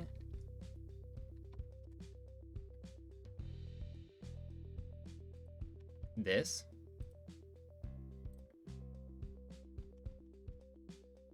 And, oh, not in here, in here.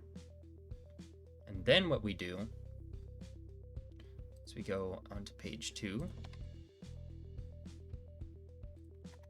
Except this one we have an else branch. Check if on road already.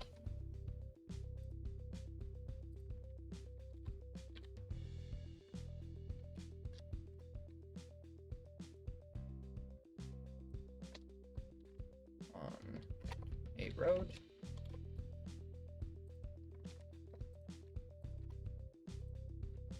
not on a road.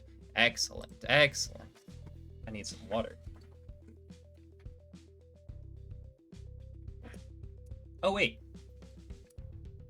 I'm such an idiot. I said that I would do all of the tiers below when people donated. And then I forgot when somebody donated that was gonna happen. Okay, so $26 means 26 jumping jacks. I'm going to take off my jacket for this because I don't want to wreck it. It's a rather nice jacket.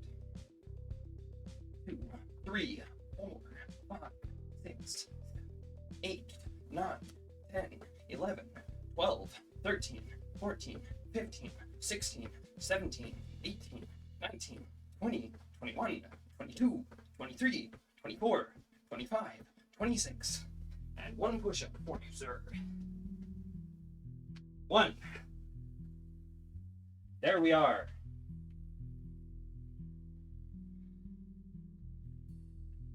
I think that's everything.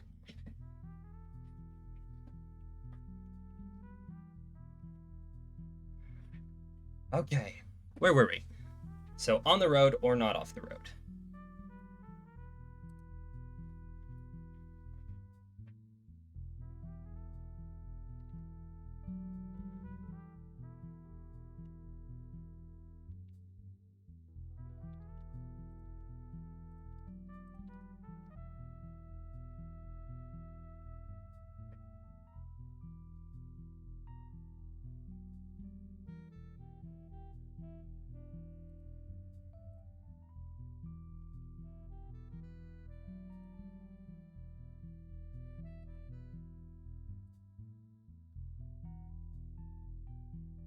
I have this here. Ah, that's fine. Because I needed it there, but I don't need it here.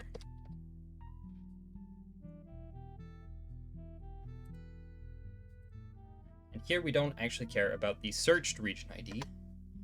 We care about the event region ID, which I have stored somewhere. Somewhere, I swear. Event region, here we go. 106.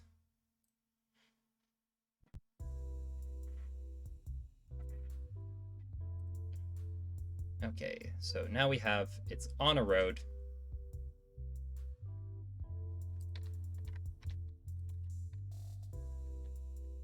And we just pass through like nothing happened to this bit.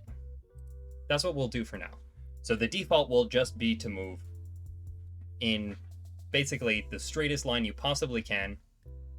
Well, not the straight line as we've seen, it takes a bit of a curve, but to move towards the goal, the destination. But here, what we'll do is we'll say, if you're not on a road, you move towards the road. So unfortunately, it's going to look kind of jank because he's going to go off the road and he's going to go back onto the road. Okay, but it'll be a good start, and he'll mostly stay on the road, which is something.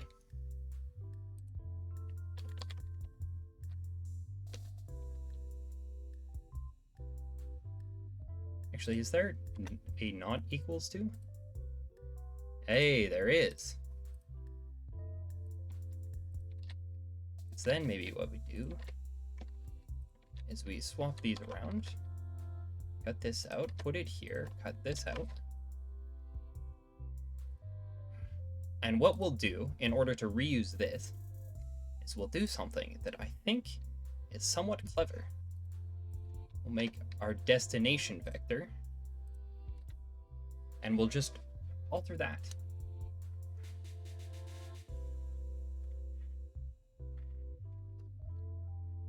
And what we will do is we will take, we can actually reuse this almost exactly, I think.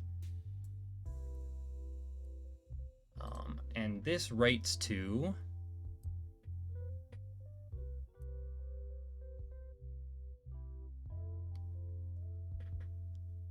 $70. So game variable 70, and then we just pop a value, take the first row that we're close to,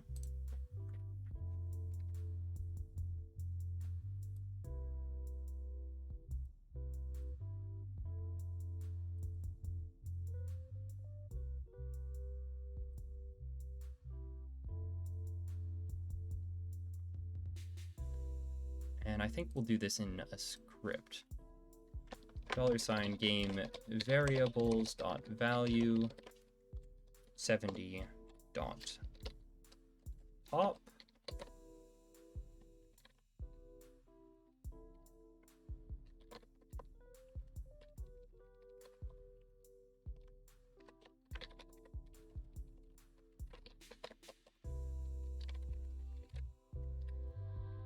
Put that to there.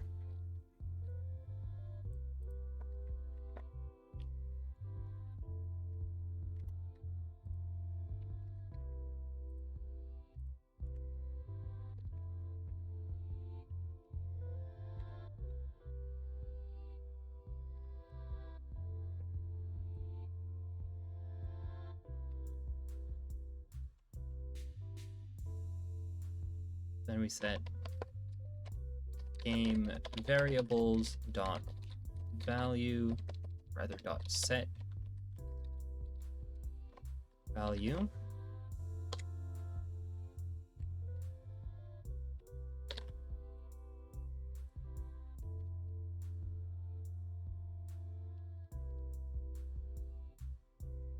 Okay, and what was 61 and what was the alternative?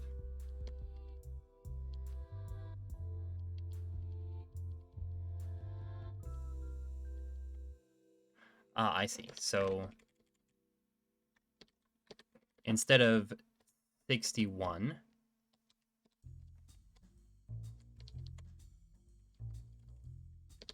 let's just move this over.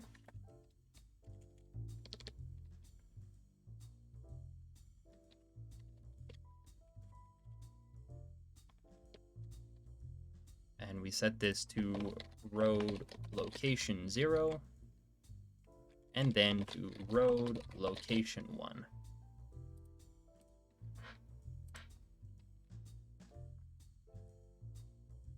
Okay, and set value, we do the variable number first, so 62, comma, road location.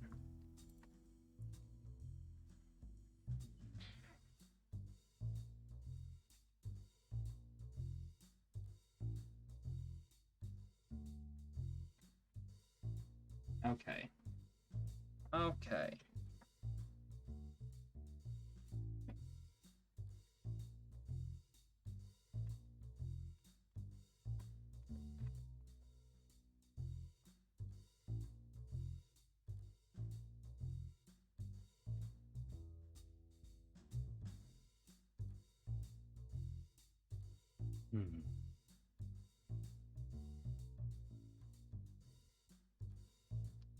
Okay, I think I'm gonna take 5 minutes, use the washroom, and have a little bit of a think.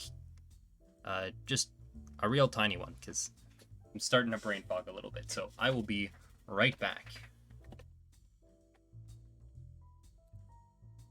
Ah, that's not what I wanted.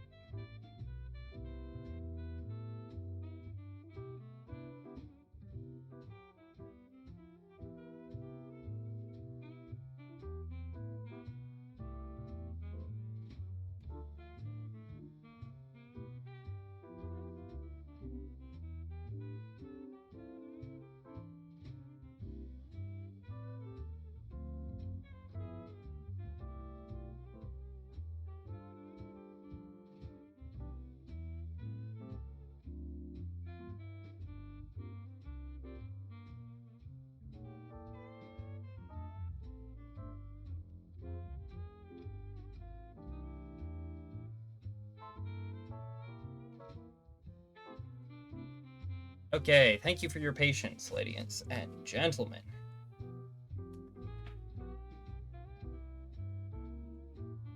Okay, where were we? Road search function, yes, we got that. Then we take the first road that we find, and we use that to change our destination vector towards being to the nearest road. I am sensing a possibility of some loops going on here, but that's okay.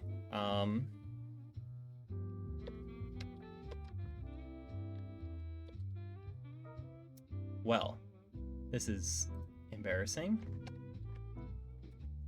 Okay, there we go. Presto. So we have our road location, game variables, yes, and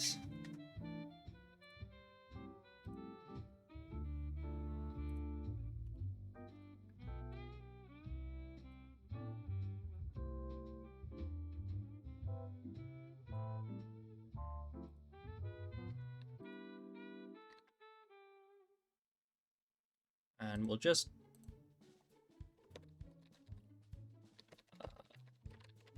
vector to nearest road.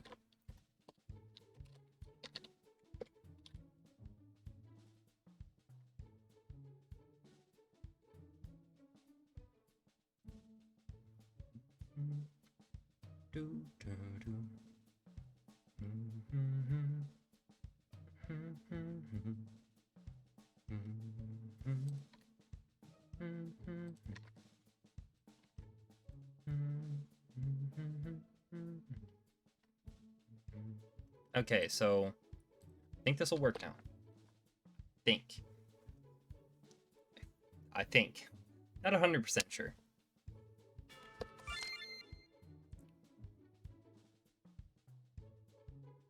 Okay, well, I think there's only one place I can be.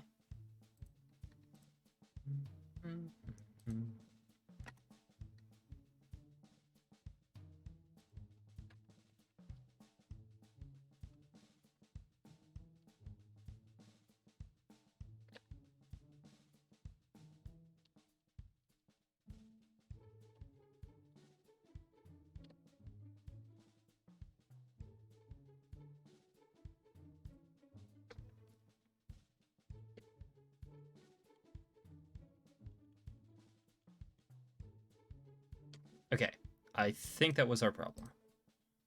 So let's try fixing, well, we tried fixing it. Let's see if it works, is the real question.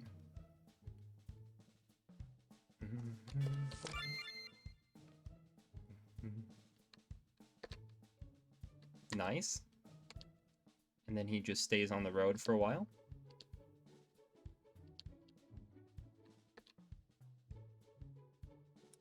I did worry that that might happen, because now he is stuck in an infinite loop where he tries to go to the nearest road, and then once he's on the nearest road, he goes, oh, I just need to go towards the destination vector.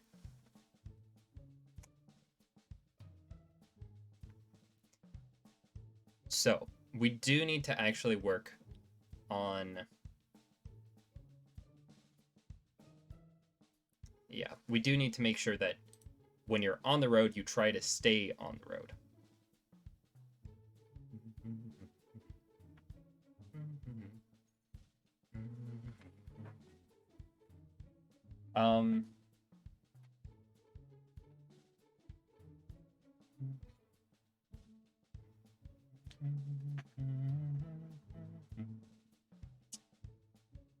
Ahaha.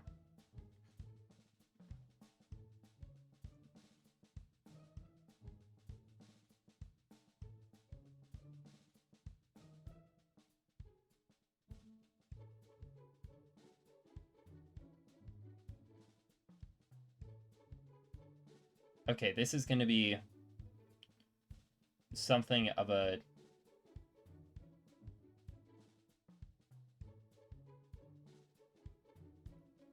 dumb way of doing it, I think.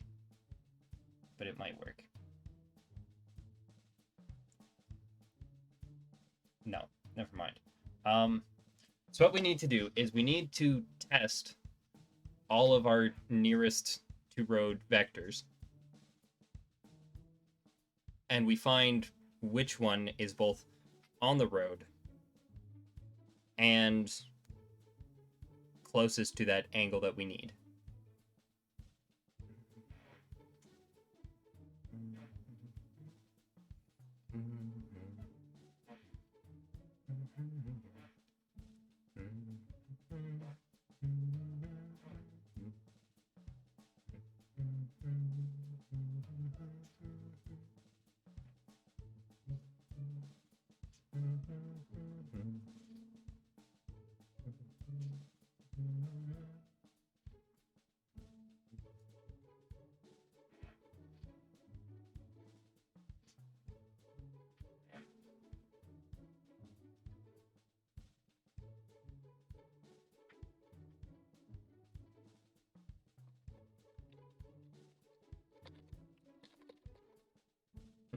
No.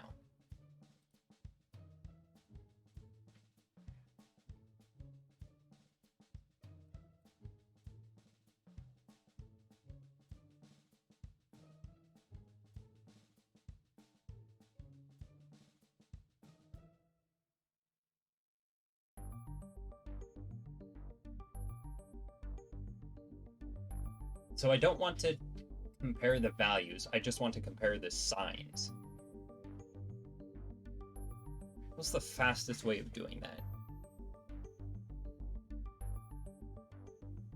Because I just want to know, are they both positive? Are they both negative? That sort of deal.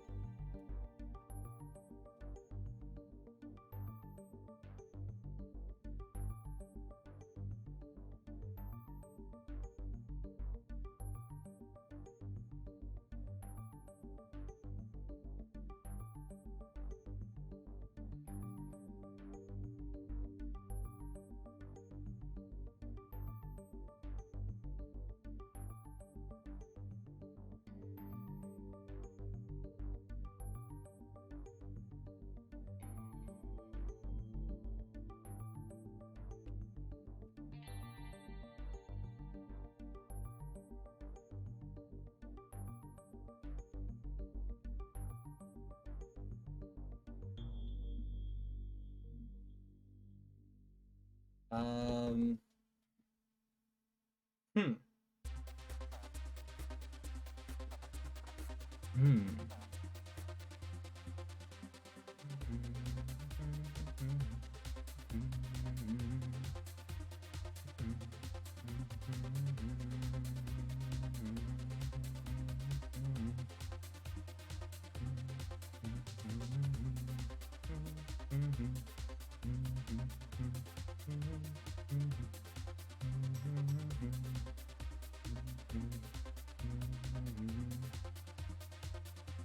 Okay.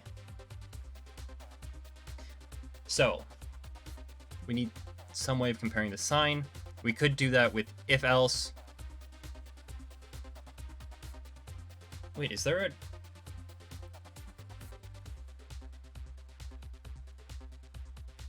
JavaScript sign?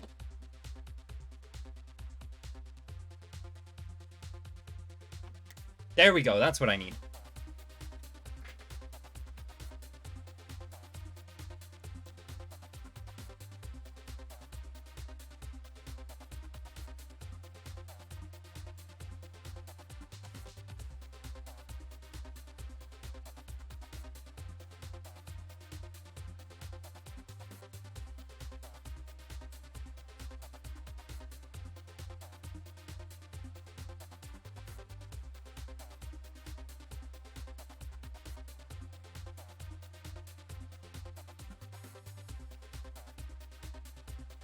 Okay.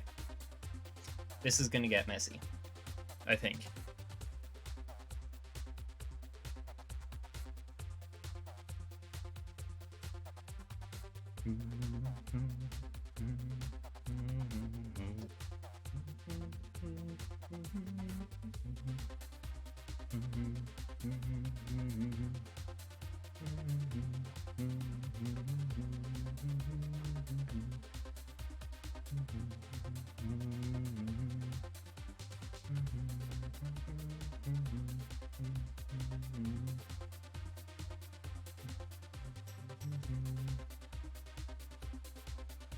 Okay, so I think I have an idea.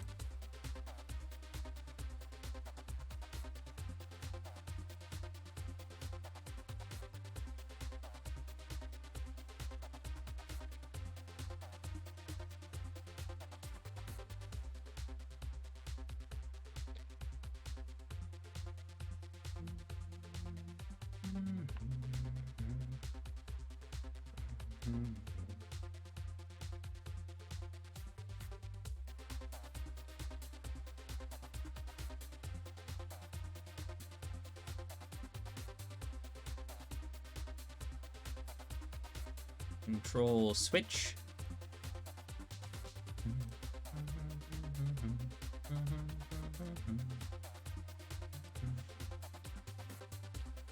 Direction chosen.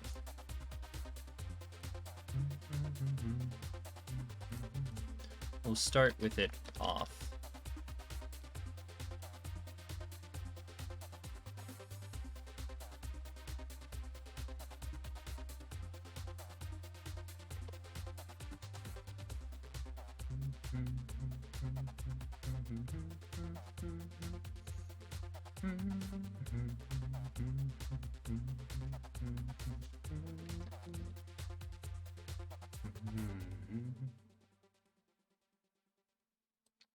Okay, so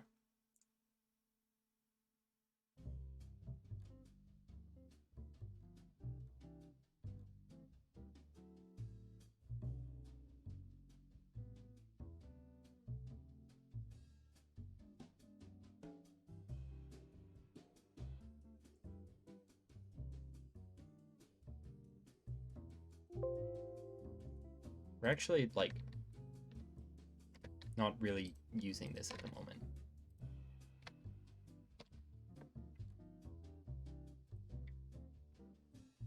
So we search for the road. We say that we haven't chosen our direction entirely yet.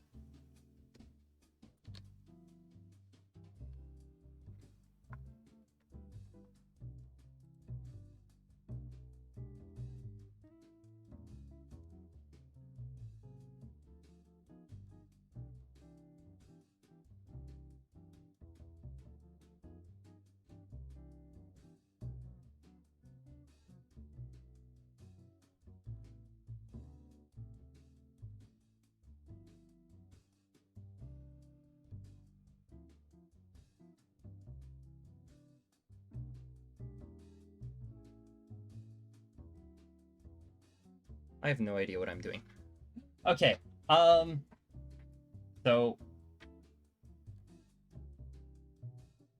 we want to test if the directions coincide. So the destination vector,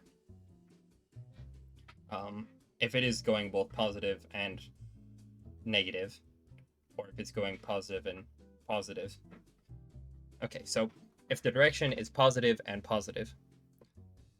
and one of our roads is neutral, but in the same direction as one of those, then that's good. Then we can select that one.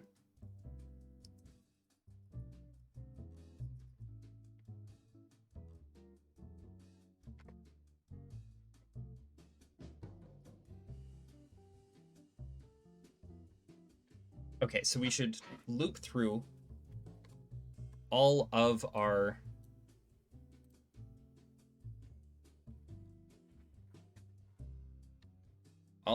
the results from our road search. So we start that with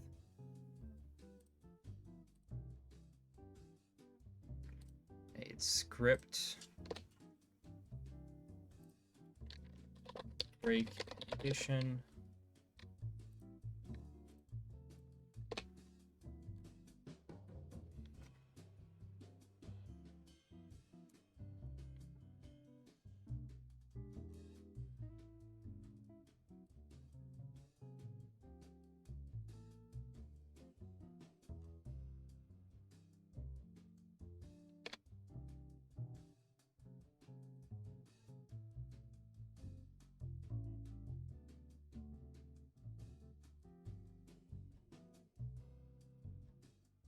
Roads iterator, sure. Yep, we can reuse that.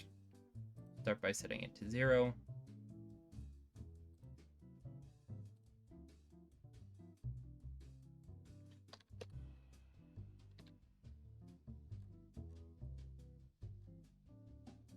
We'll start with a conditional branch though. If, and this one we use script as well.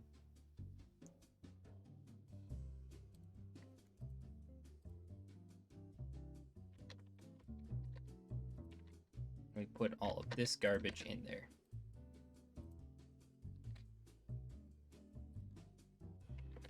If no roads found, if roads are found, head to the road.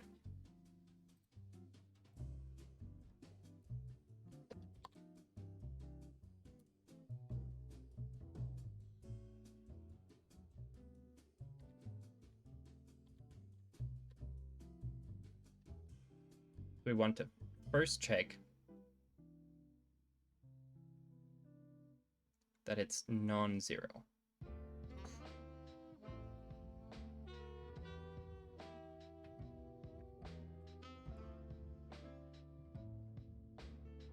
Okay, so what is our road search returning to?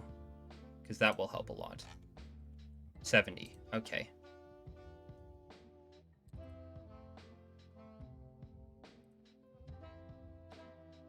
If $game variables dot value 70 dot length is non-zero.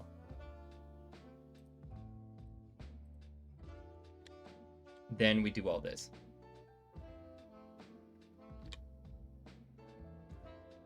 If our roads iterator value 71 greater than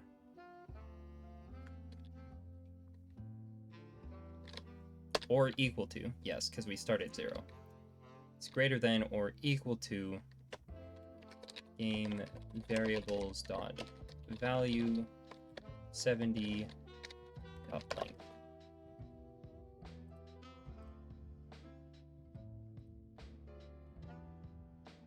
So now we shall loop through.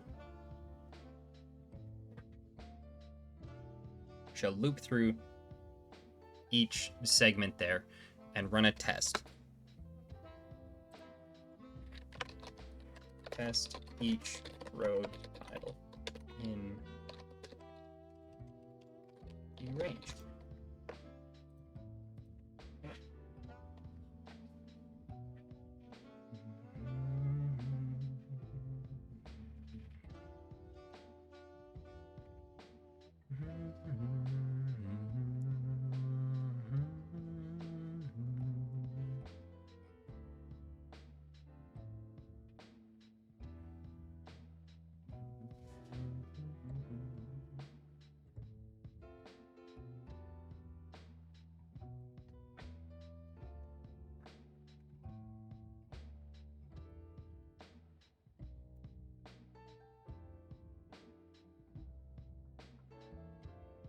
Okay, so how do we want to test them?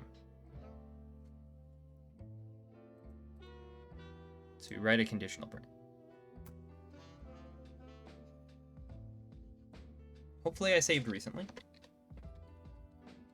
I don't know why it just crashes randomly so frequently these days. It did not used to crash this frequently.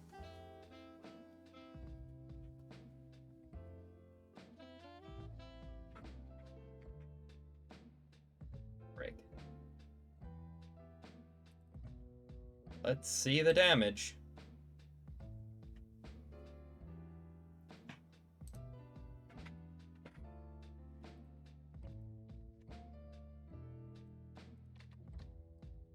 Okay.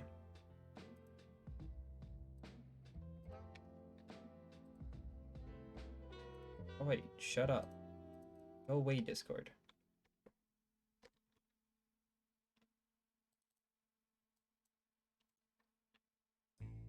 No. go. Okay. So now we have a road search function. Then we do conditional branch.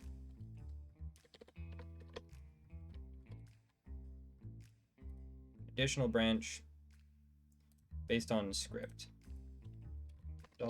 $game variables dot value dot length. It was 70. And so long as that length is not 0, then we do this.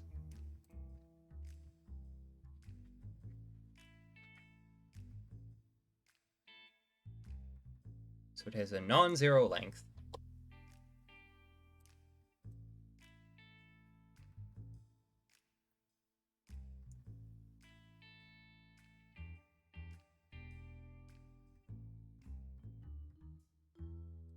And then I forget what we did. Thankfully, we have the power of the VOD.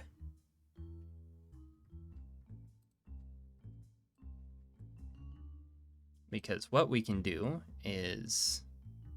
Oh wait, pause. Can I not go back? Is that not a thing that I can do? What the frick, Twitch? Oh wait, this is my stream preview, so maybe that's why. If we check out my channel, will this allow me to... No, I can't go back. Really? Really? There's no way to go back. Okay, that's super cool. And not at all frustrating.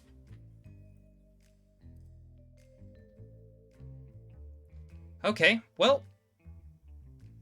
Okay, don't actually want to see myself in the background the whole time. Please and thank you.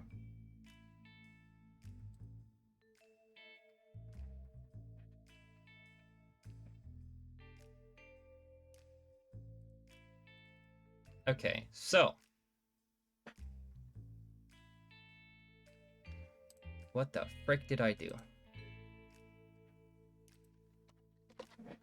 Let's save that much at least.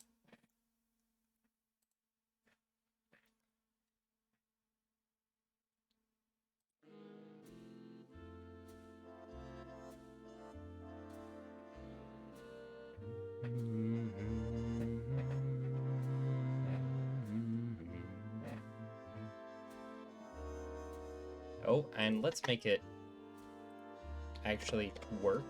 So if it's not equal to 0, there we go. Then what we want to do is we want to control variables. We want to set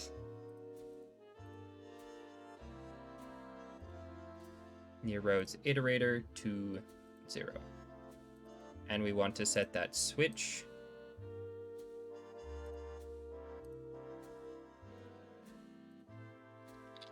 direction chosen to false.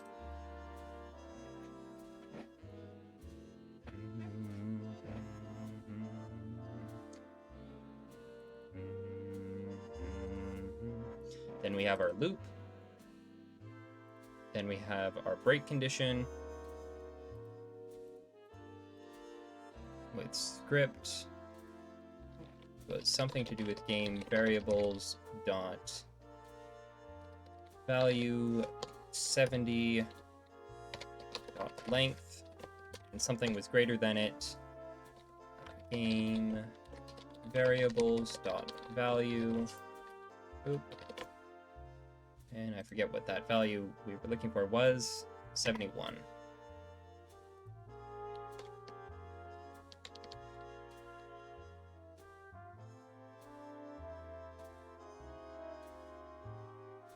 Was it really 70?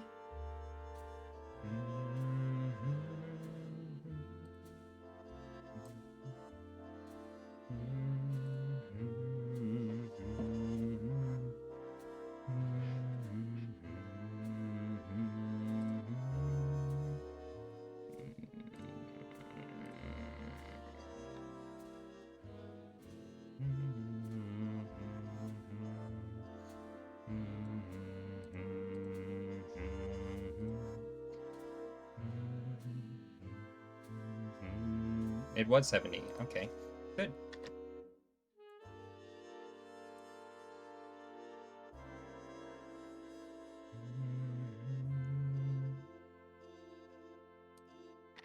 And if it was greater than or equal to, actually.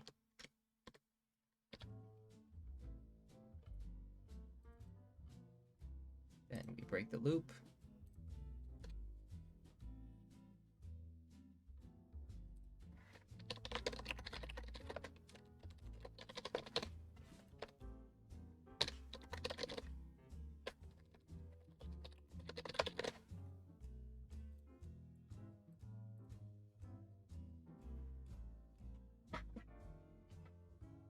And then we want to test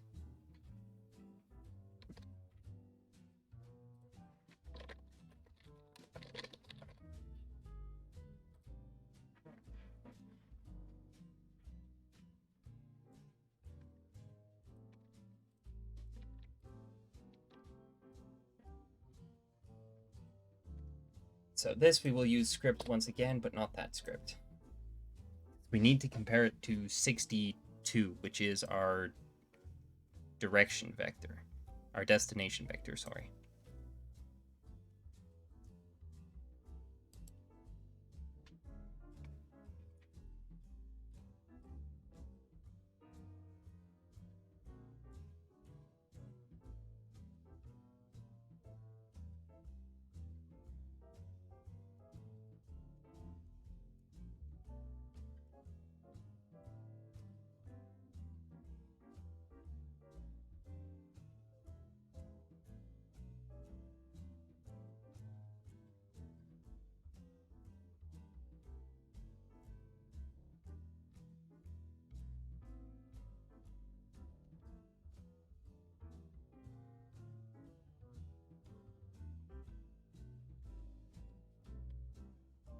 Oh, we don't need to break the loop. That's a bad idea. That's not what we want to do.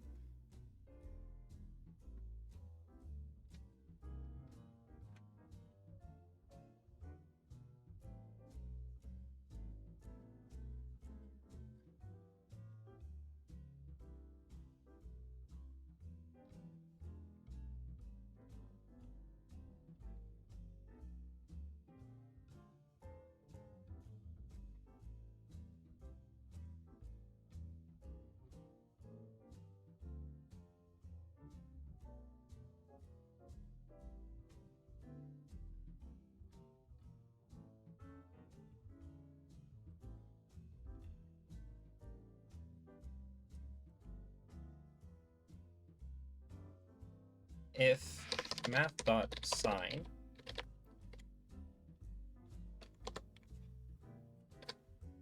equals math.sign,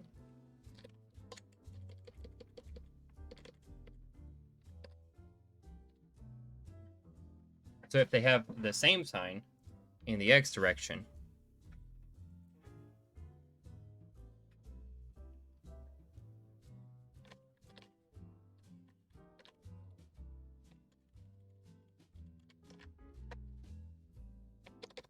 and also in the y direction.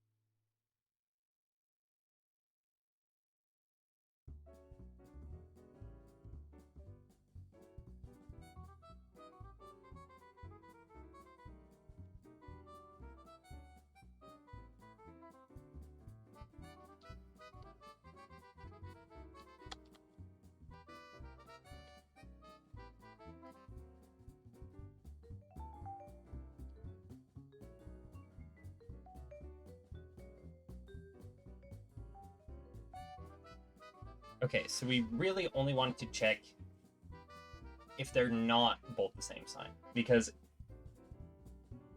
the sign either gives +1, 0, or -1.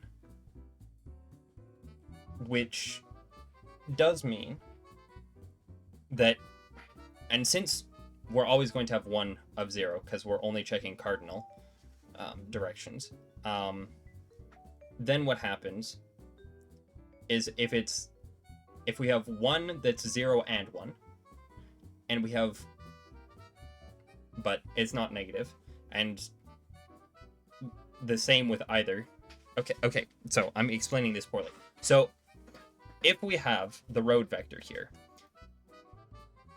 if the actual vector we want to go in is positive, then 0 and positive both work. Negative and positive does not work. So that's what we need to make sure.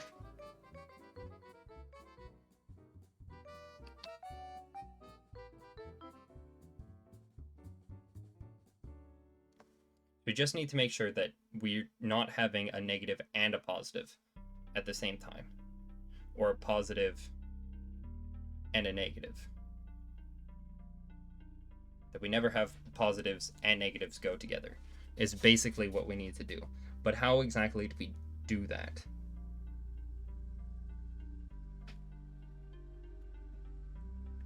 We start by drinking water. That's what we do.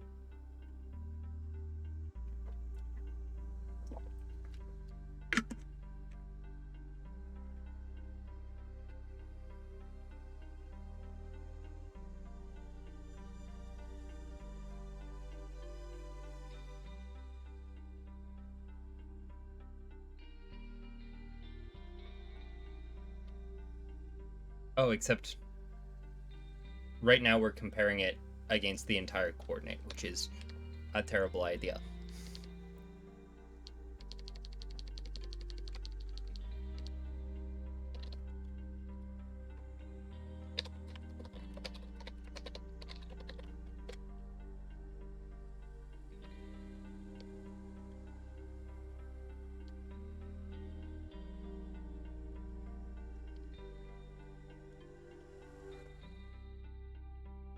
So right now it compares if they're exactly the same.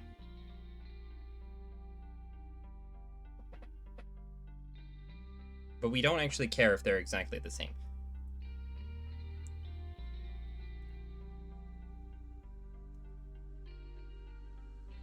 Because we want 0 to go either direction.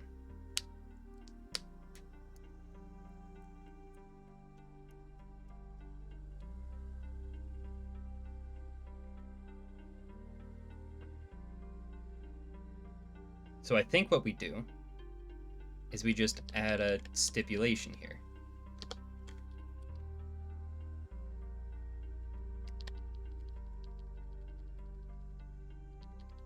So since we want 0 to be equal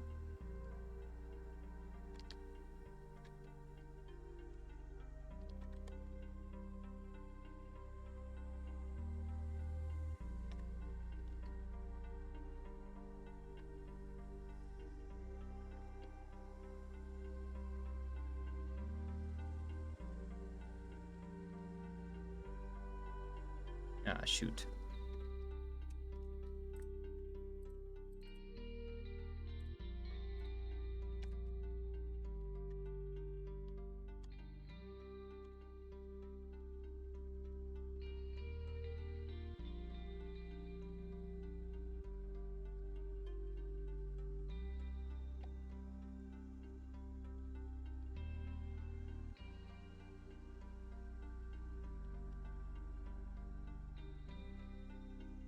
That's for the math.sign.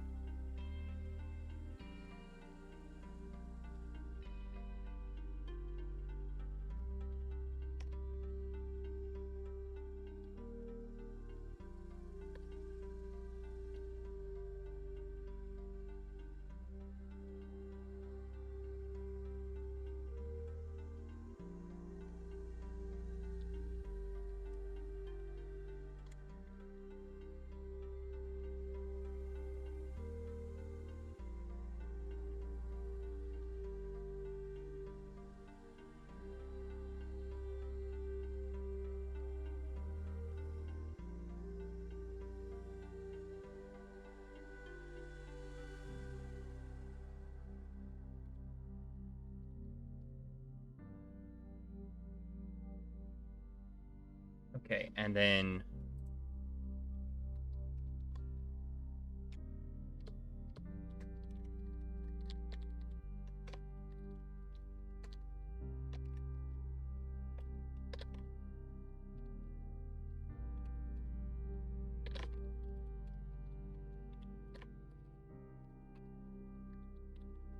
Okay.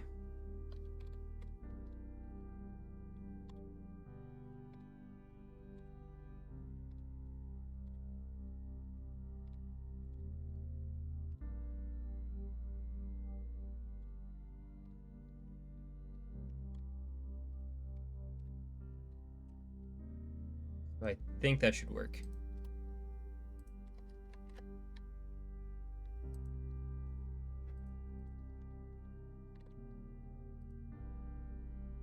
Just chuck that in there for now.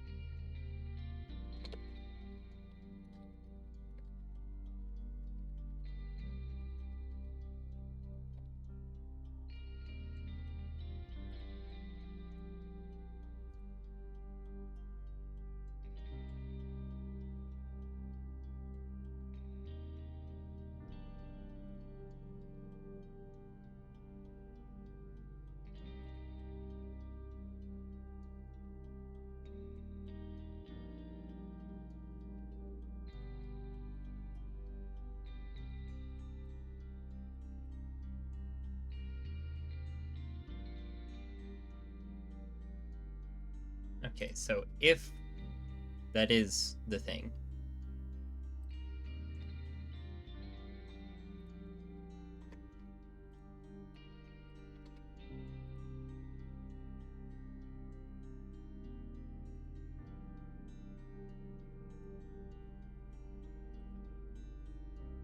JavaScript pop specific element.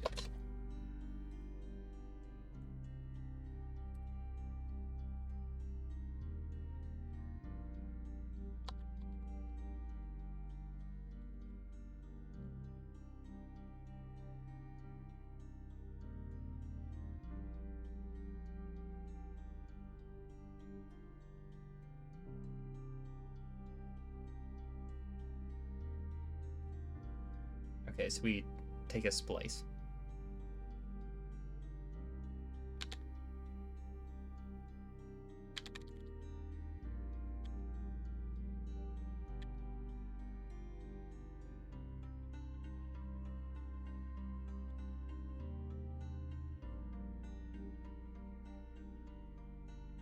Cool.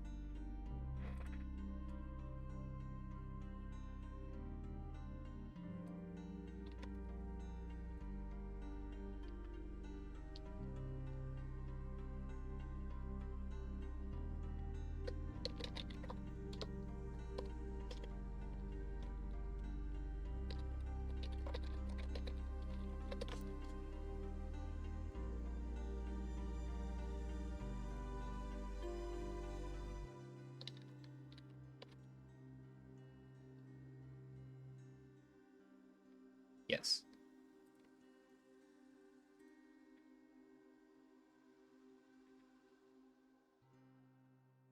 And then we can also break the loop.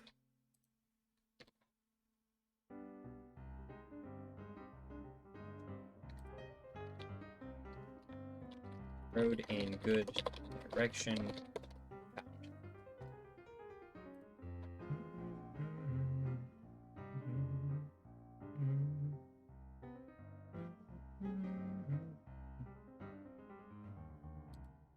Okay, let's see if that works.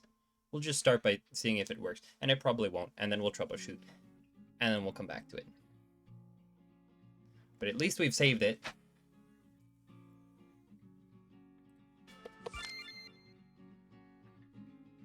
Okay, so far so good. Okay, he's gone up his first one. And he's completely ignoring it.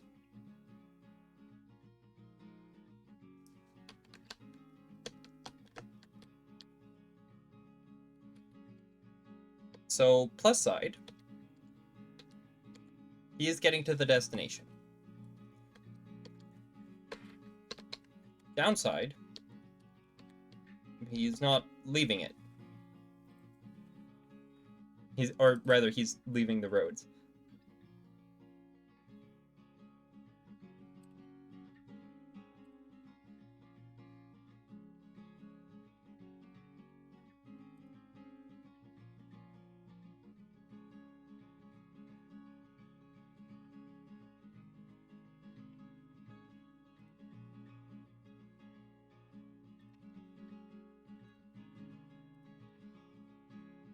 Let's see if that part is working.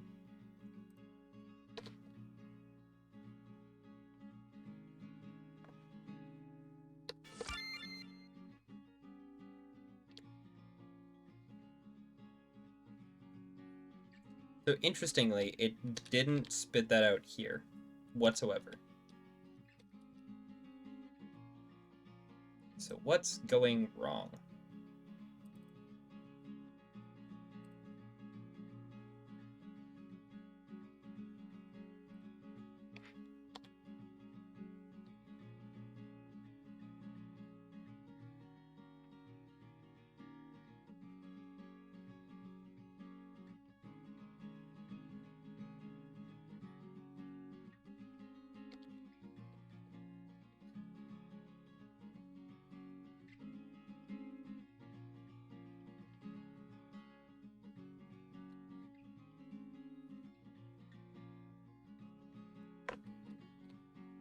Let's check that it's spitting that out correctly.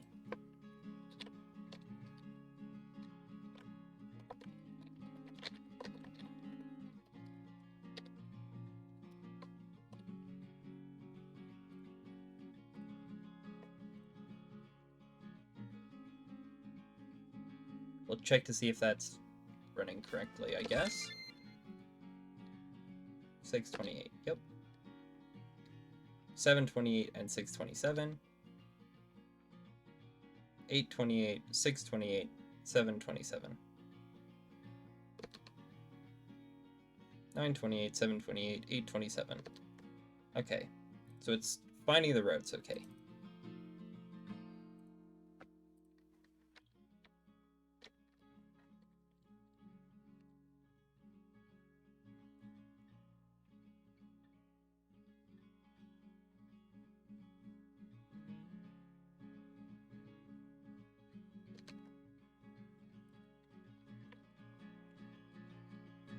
Non-empty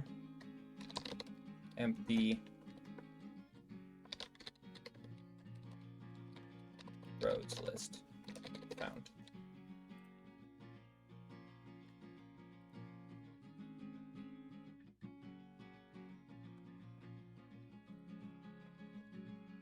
Length of list exceeded, making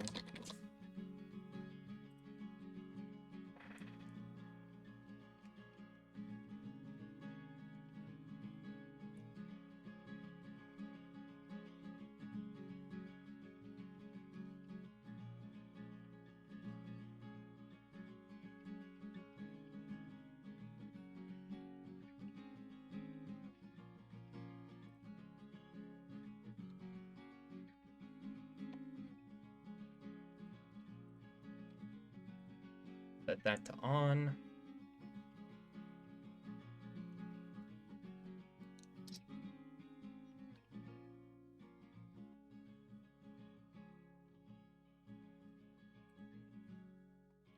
And yeah, we'll keep our break loop.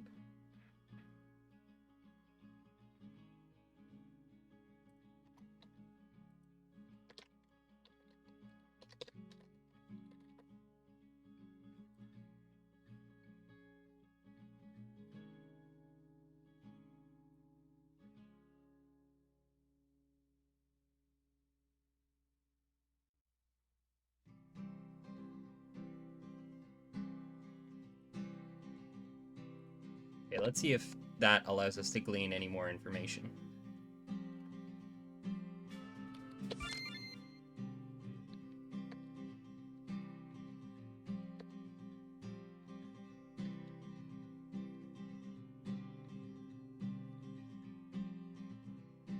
so it never finds anything that's actually any good.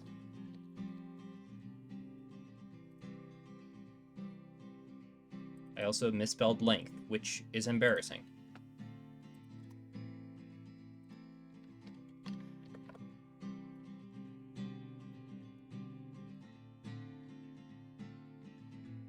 Okay, so this test is not working as intended. Probably shouldn't have just deleted it entirely. We'll fix our spelling mistake.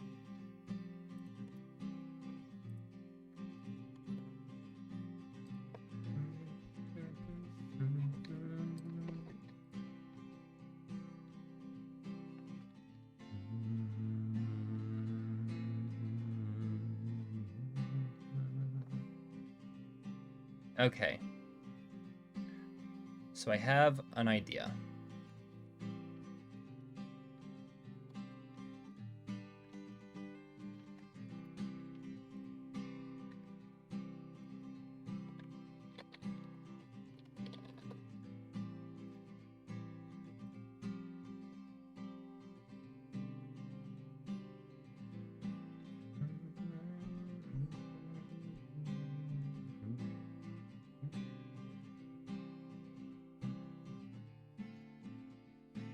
Okay.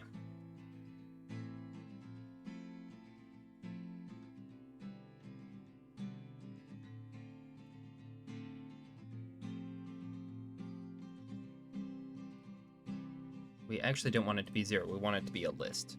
An empty list to start with.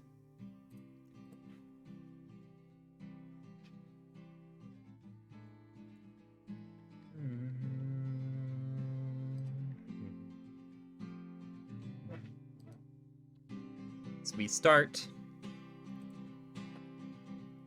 by making... We start with a little piece of script. Game variables dot value. I forget what that was. Game variables dot value 71 equals dot push 0. 77 it was. Okay. So we're basically adding another little list, and then we're going to score each of the roads that we have in that list. And we're going to give them a score, and then we'll pick the one with the highest score.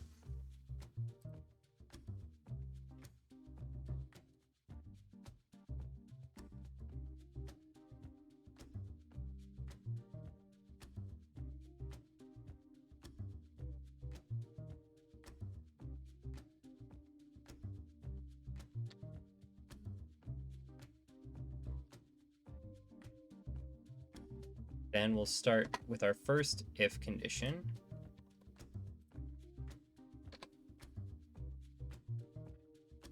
Additional branch using script.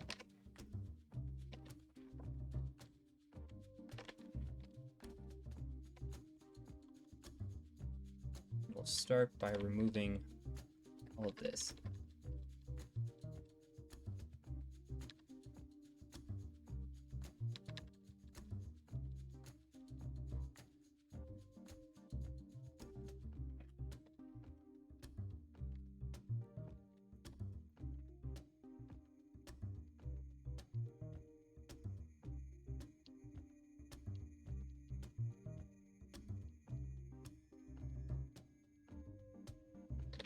There we go. So if the sign of that and the sign of that are the same,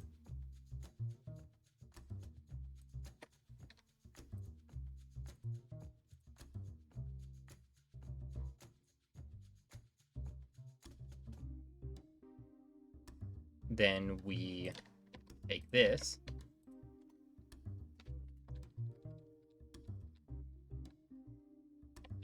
except we add 2 points to its score.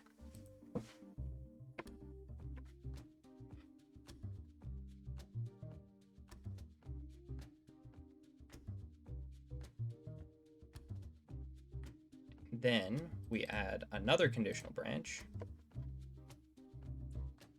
if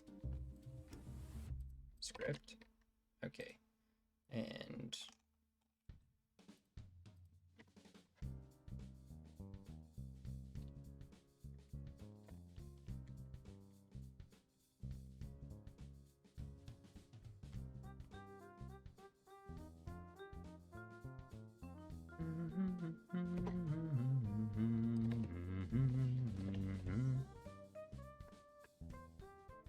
if the sign of that is equal to 0, yes, then we add 1 point.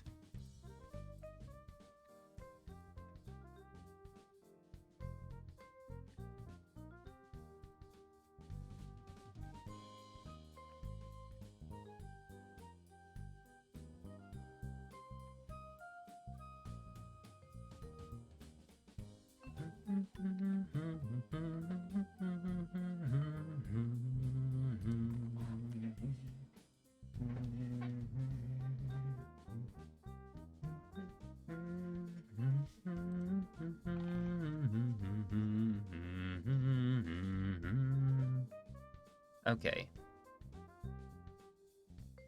And then we just repeat this for the other direction.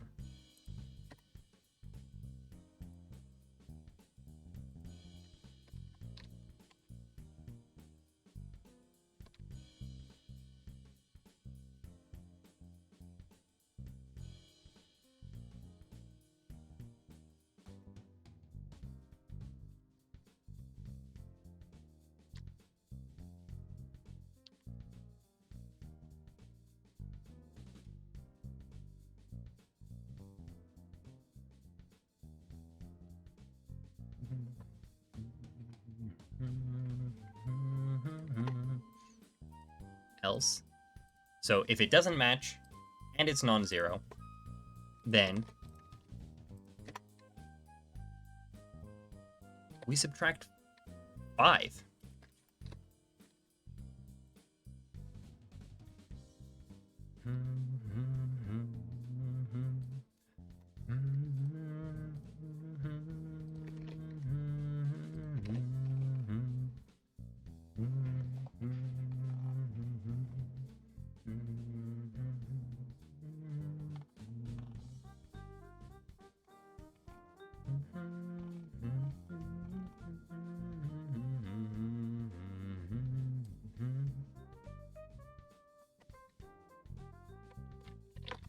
Score directionality.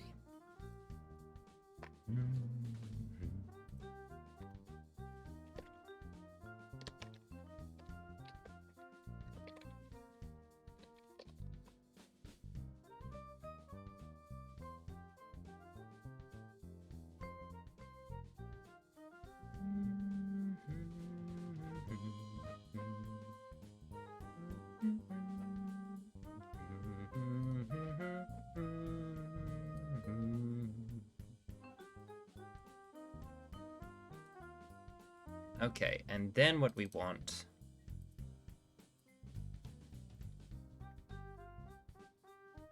is we want to find the thing that has the highest score. So I think we do that with a script.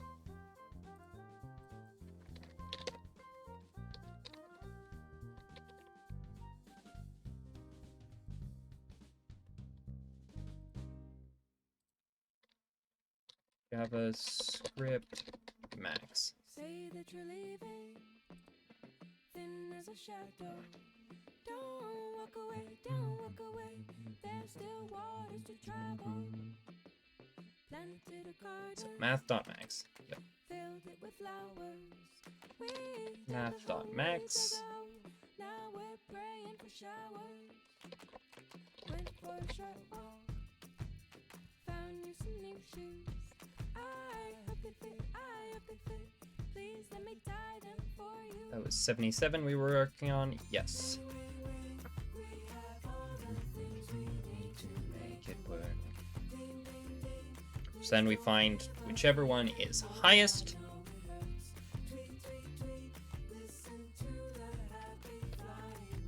Okay.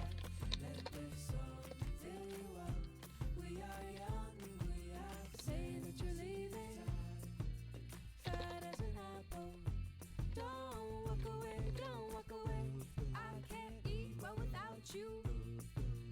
We built a new house for our pet mouse. Now he is home, now he is home. The roof keeps out the owls. Went to the movies, got us some Bessie. Index of Don't fall asleep. Monsters are Thanks, really Val. scary.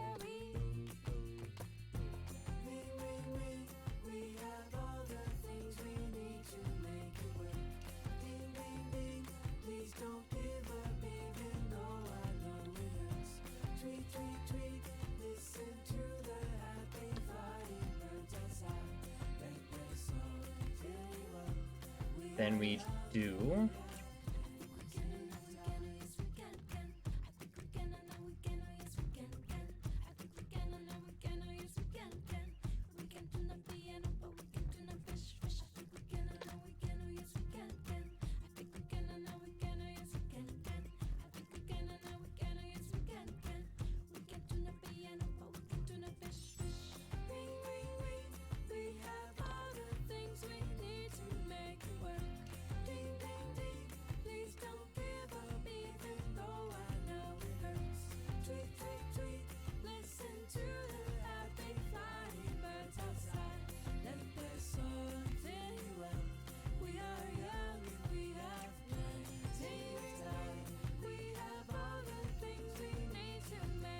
Yes, here we go.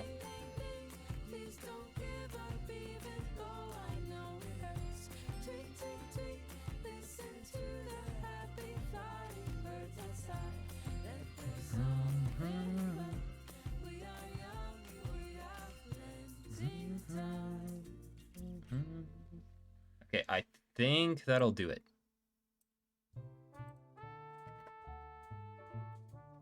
I think.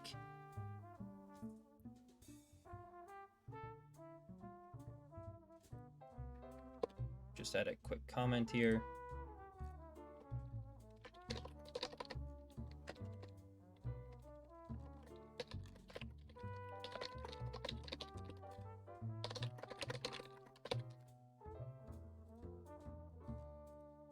Okay, let's see if it works.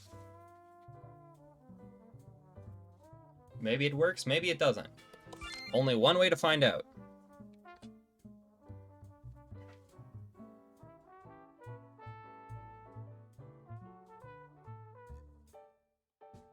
Cannot read property push of undefined. So where did we try to push?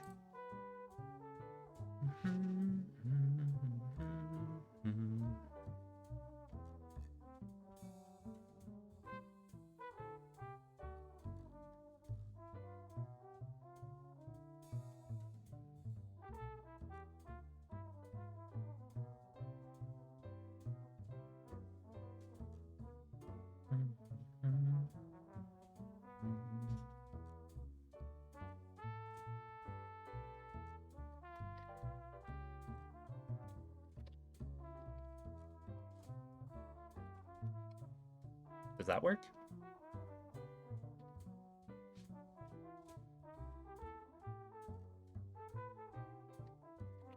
Oh.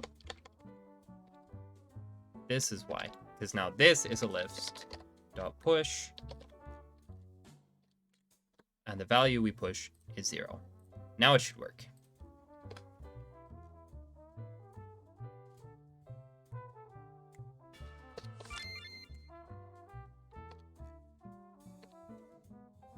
Nice. Cannot read property 0 of undefined. Okay. Huh.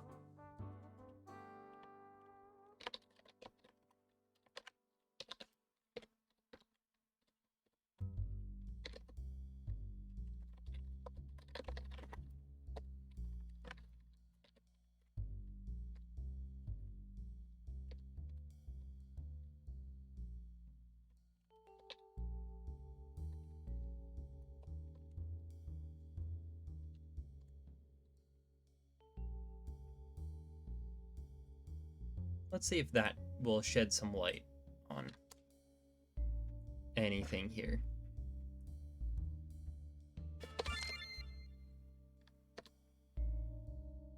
Scores -3.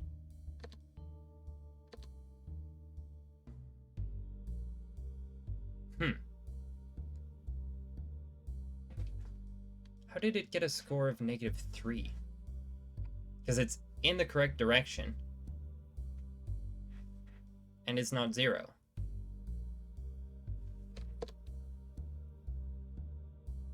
Scores -3. But there should be 2. Okay, yes, -3, -3.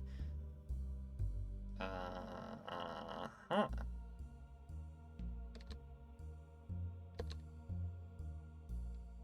Cannot read property 0 of undefined. Eh?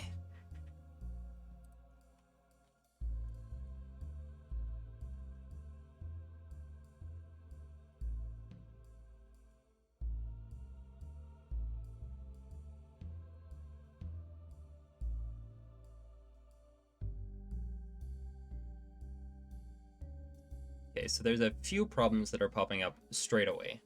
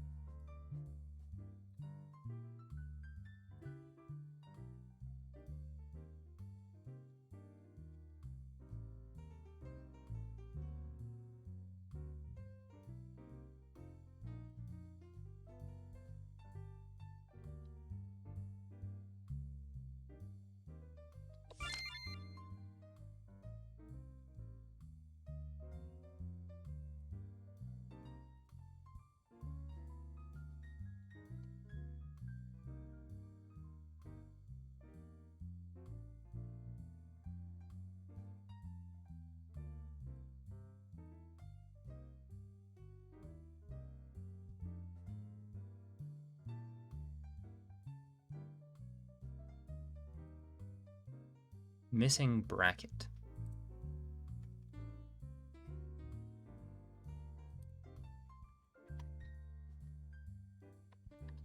There we go.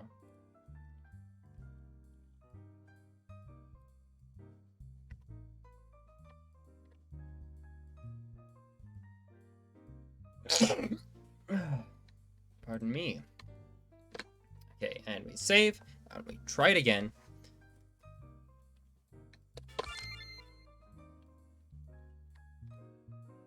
Okay, let's see how she goes.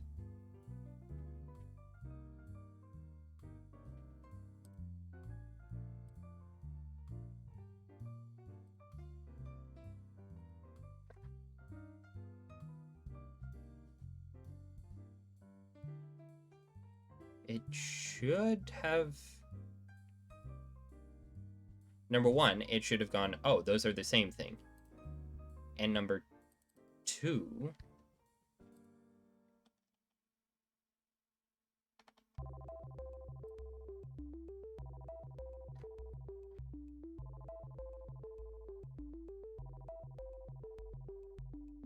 why is it not saying those are the same thing?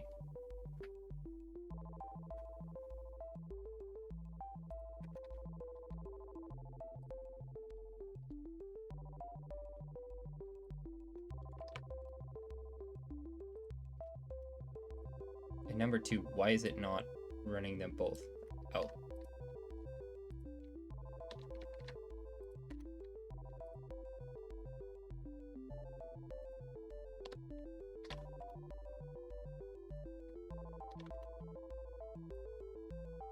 Okay, let's see if that sheds any more light on the situation.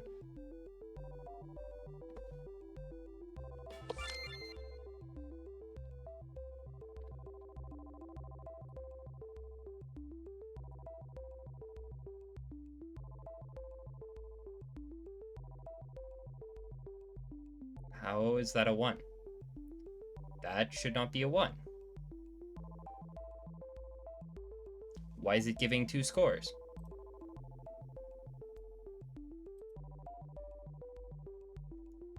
What is it reading the 0 property of?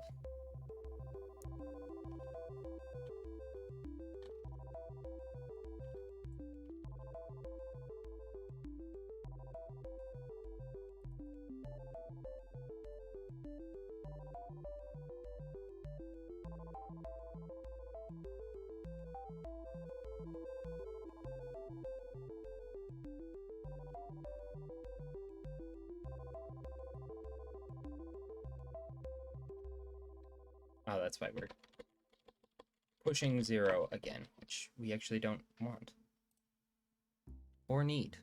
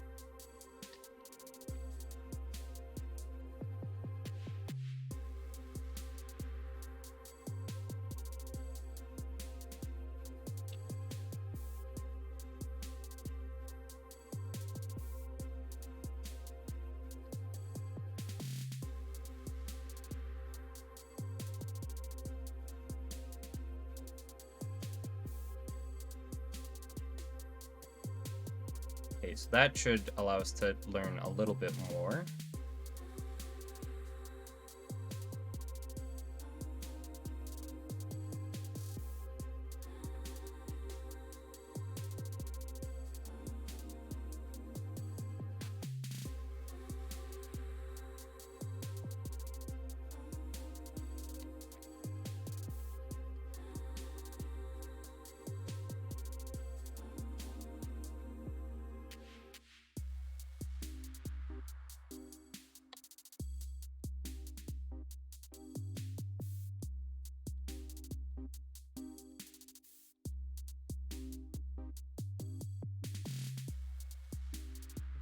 I'm an idiot. I'm such an idiot. I haven't been comparing vectors this whole time. I've been comparing coordinates. So I have a vector and I have coordinates. Now that's the genius level gameplay, man, that you can come to expect from an idiot like me.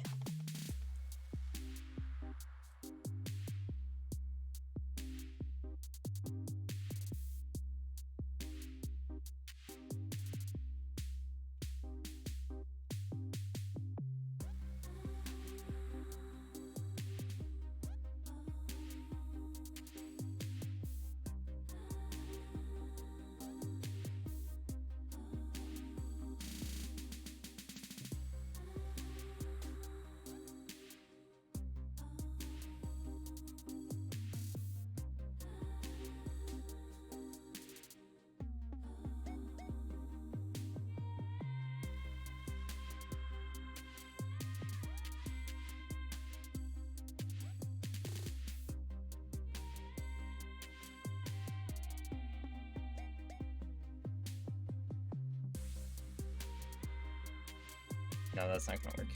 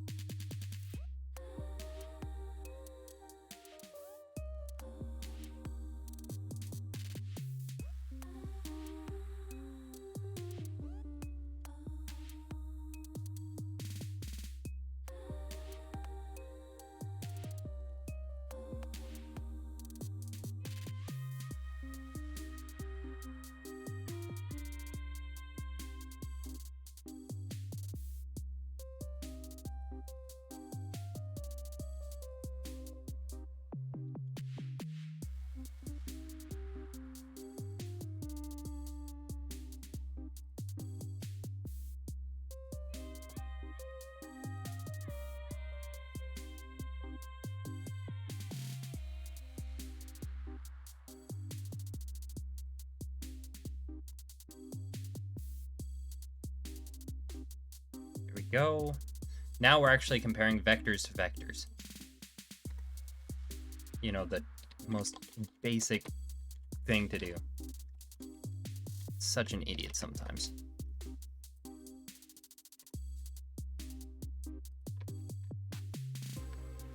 There's probably a cleaner way of doing that, but I just want it to work properly.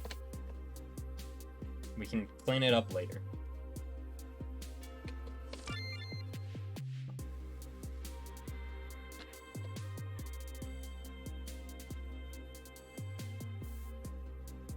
Nope, it's...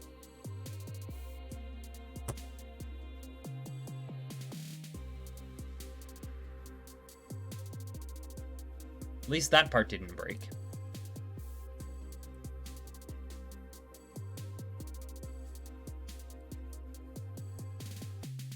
That part did, though. Cannot read property 0 of undefined. Never asked you to read anything 0. Also, why aren't you working correctly?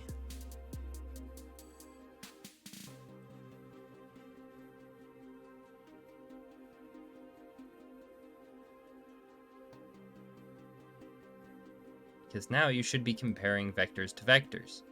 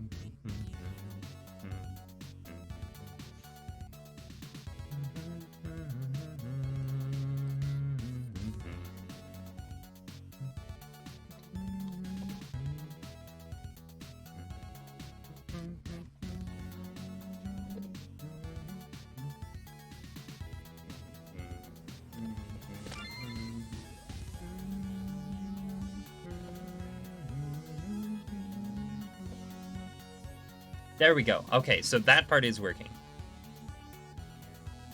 And we have 2 and 1, so that gives a score of 3, positive 3. So now it's working.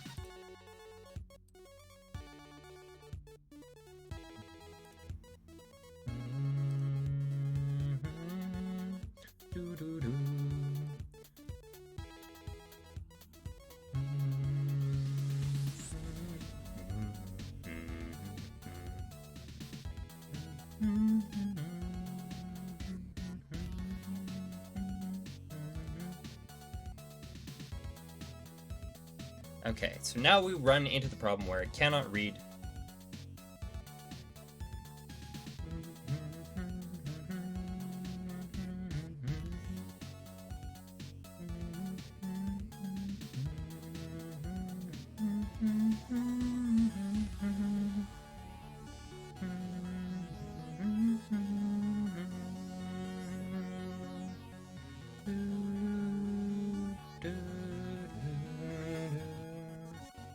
Okay, so here we can see that it can't find the max because they're tied, which means we just want it to pick one of the actually decent ones.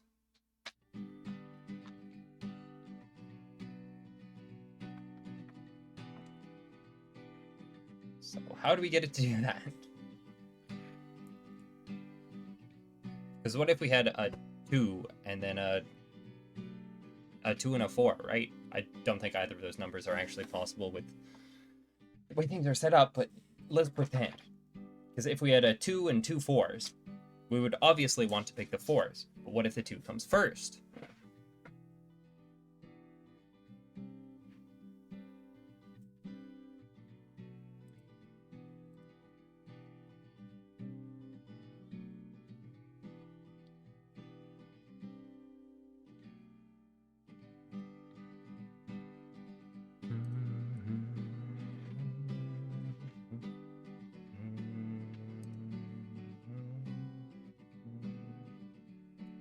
Let's look at the .max documentation.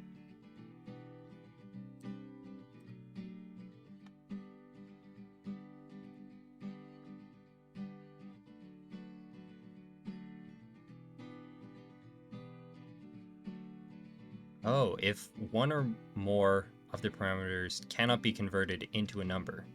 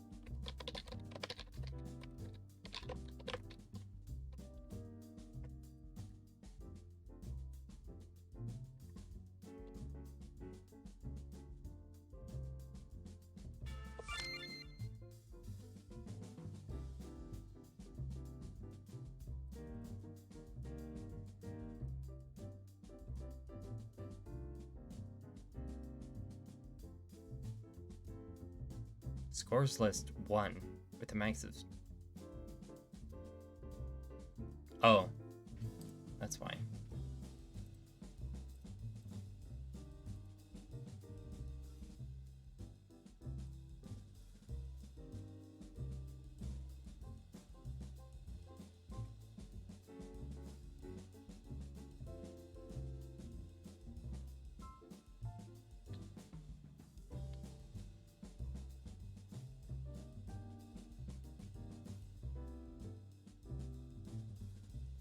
Okay, let's see if this works.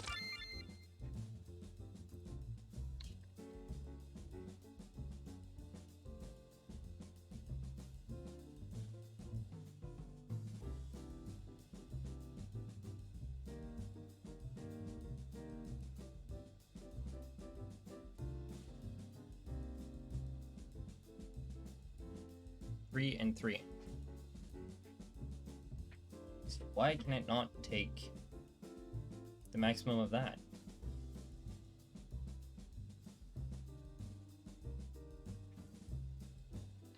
Path.max 3, 3.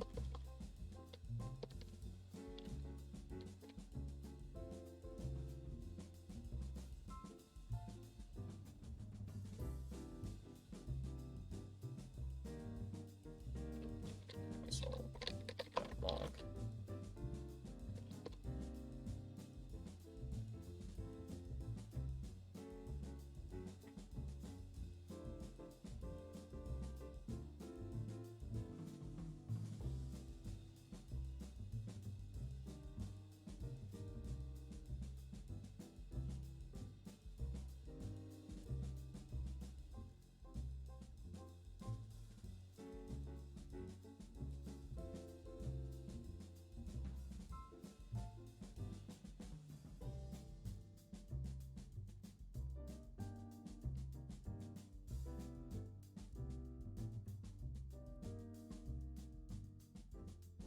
What's the difference?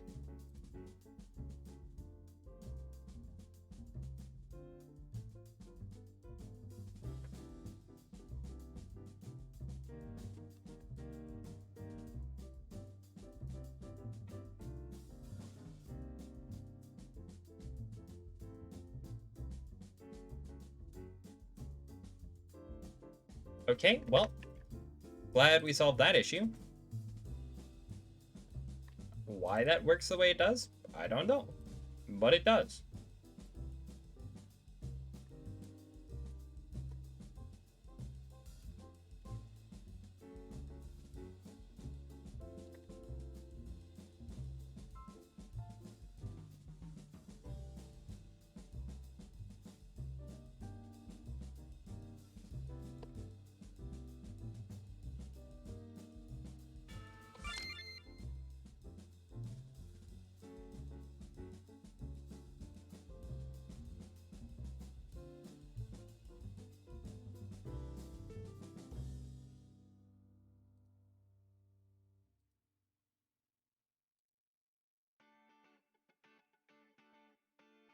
Yes! Oh yeah, baby! Let's go. Let's remove some of those text boxes.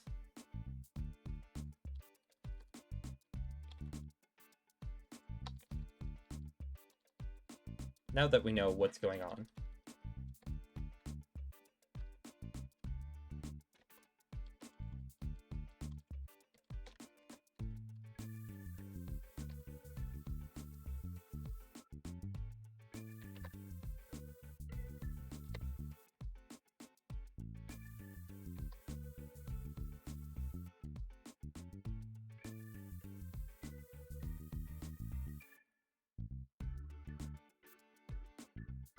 I don't think we need that.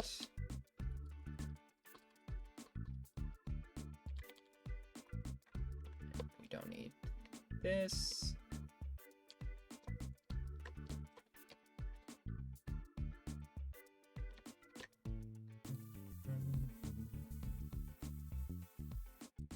Okay, and let's see how she runs.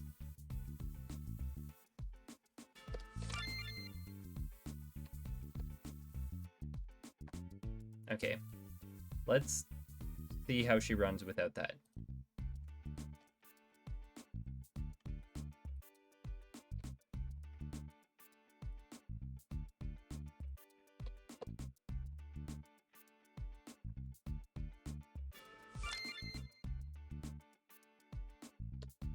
So far, so good.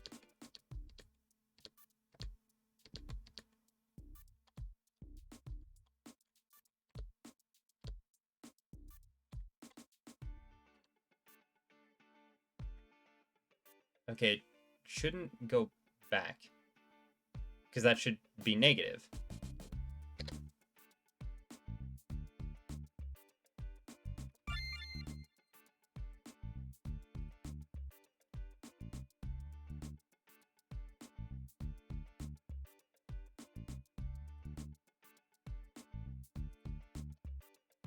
Why is it not showing the scores?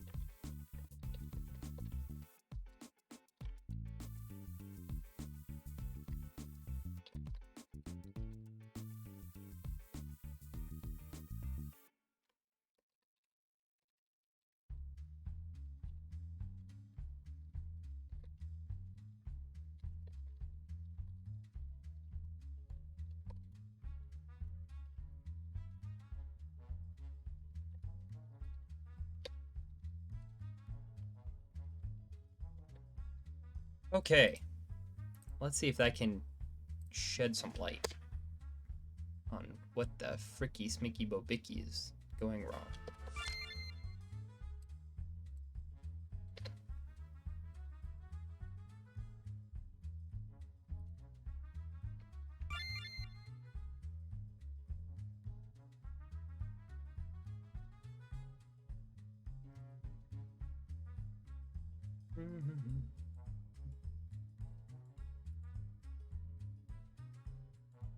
So why is it...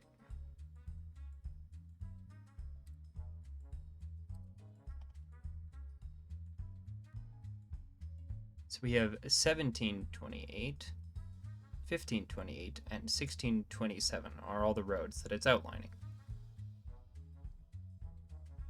So 17 should be...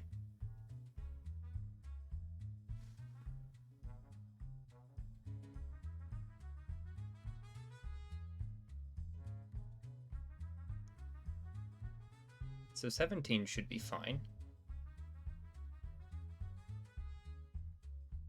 15 is incorrect, but 16 is fine.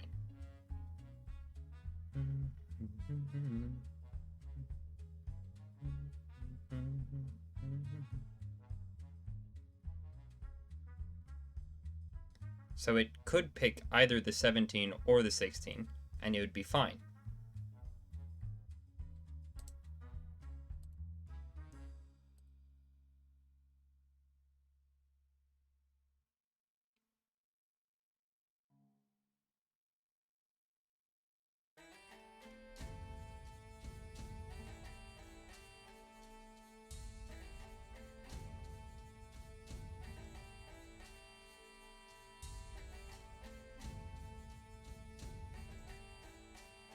Okay, I have an idea.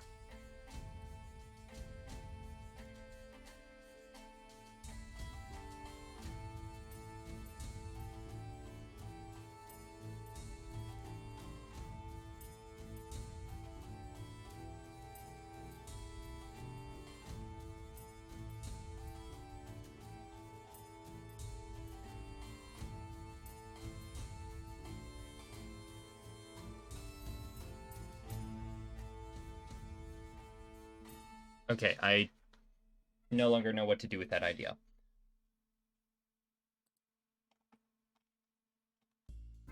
No, I'm still confused.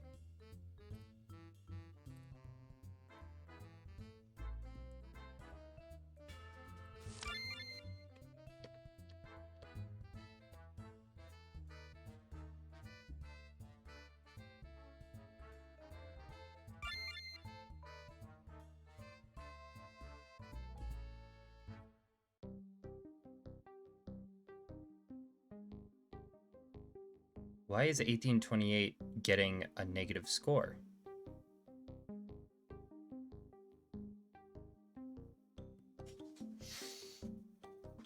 Okay.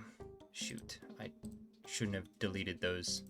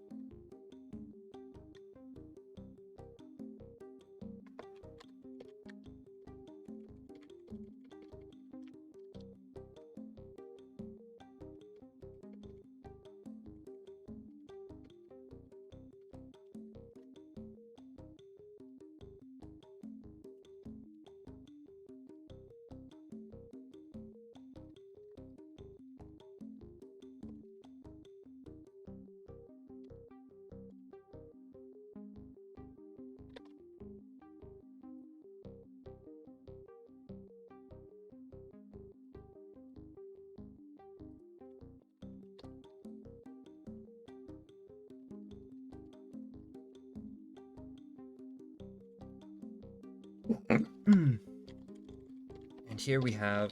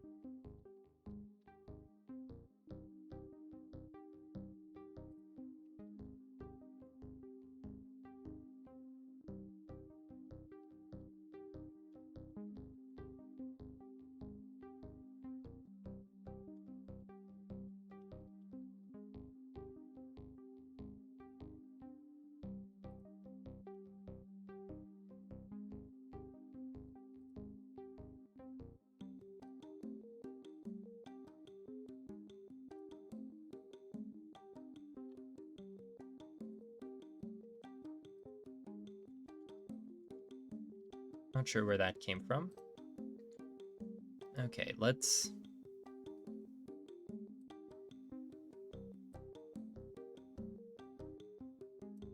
It's right around there that he gets stuck. Why is that?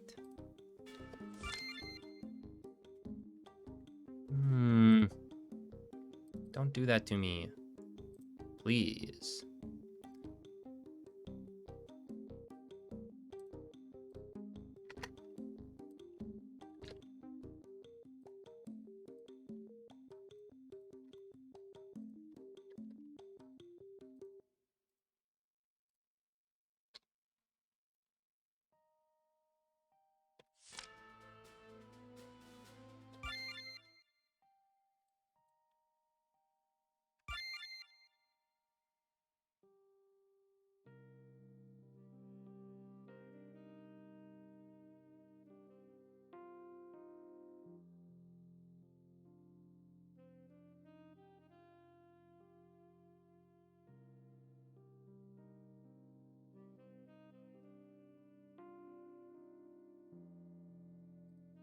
We have 1828.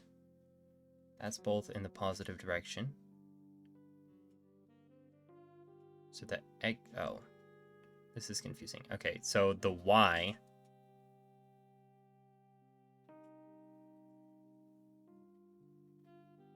So 1828 should be in a viable direction.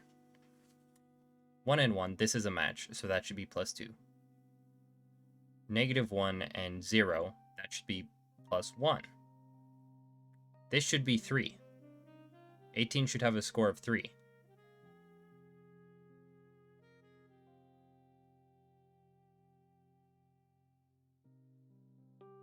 Wait.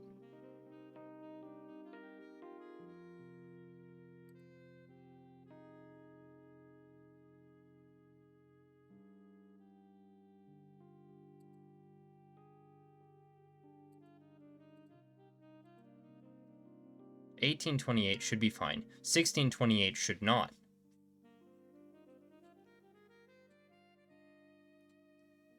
So that should be -5 on it.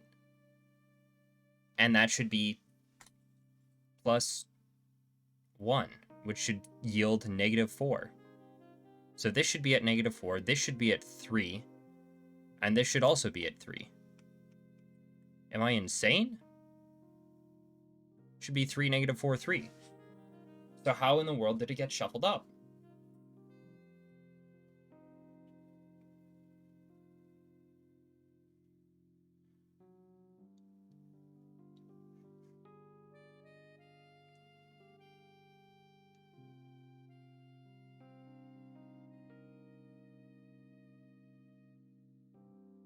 Should be 3, -4, 3.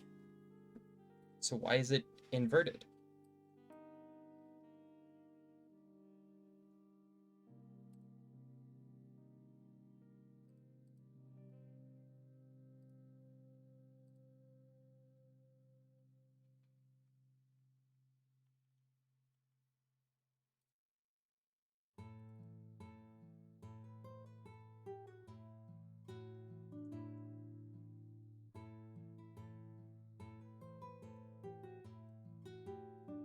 Start by changing this to something a little more legible.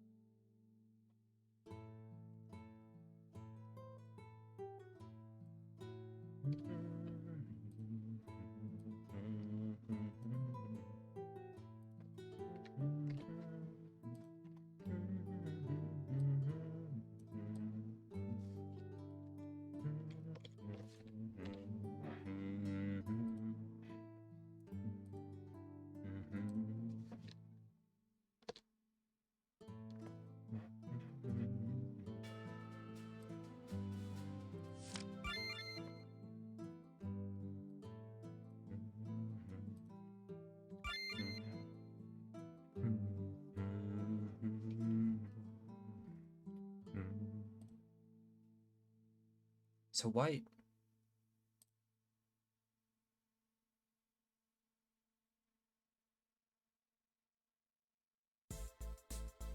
Why is this wrong? This is just straight up incorrect. For no reason that I can understand.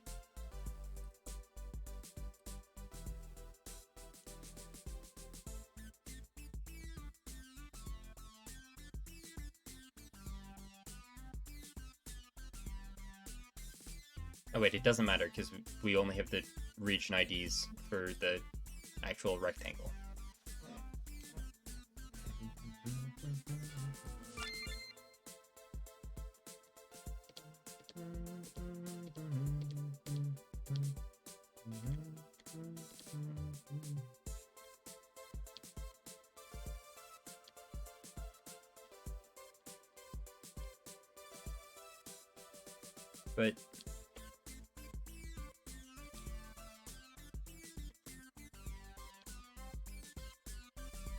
But you should have. Eh.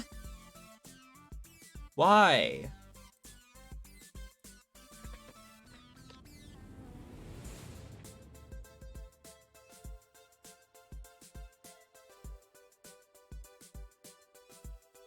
Okay, have we gotten any more donations? Because that would at least mean something. And that's a negatory.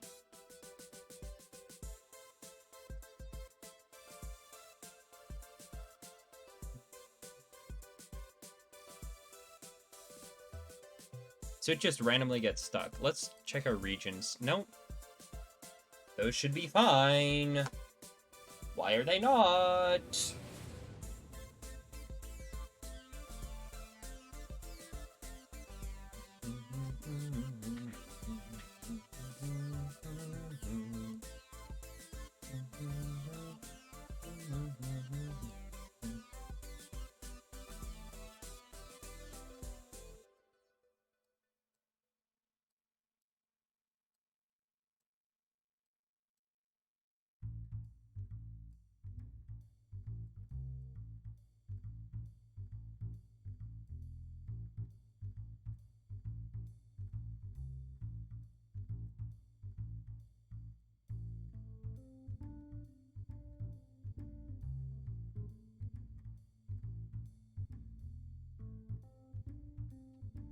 And that won't actually change anything, that just helps me see that what's actually part of the current test.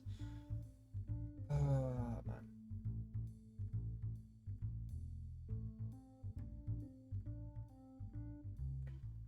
So around here, it just dies.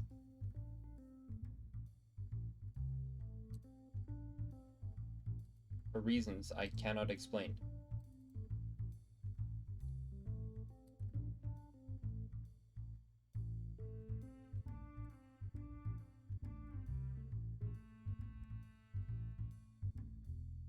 That's why.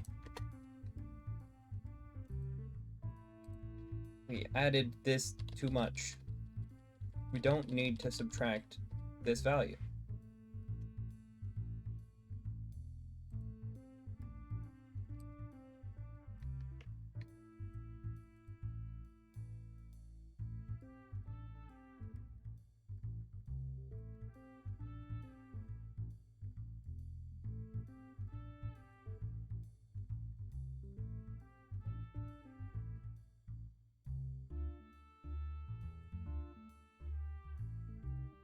Okay, let's try that.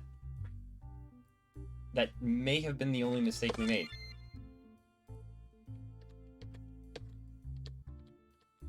Okay, buddy, you got this. I believe in you. He's doing it. He's doing it! Ladies and gentlemen. Okay, now he's confused because he's like, oh, the destination is off the road, and I don't know how to go off-road. Beautiful.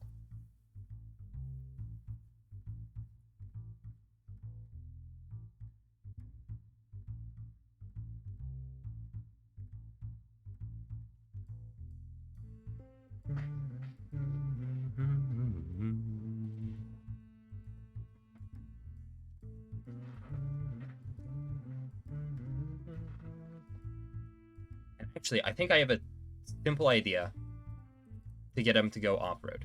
Okay, so what we do...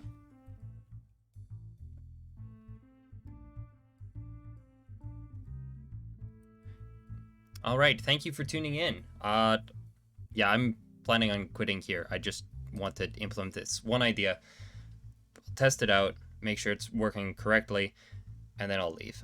So yes, thank you very much for tuning in. I don't know when I'll be back. It depends on a lot of things, but it could be as soon as tomorrow afternoon. So thank you, and see you next time.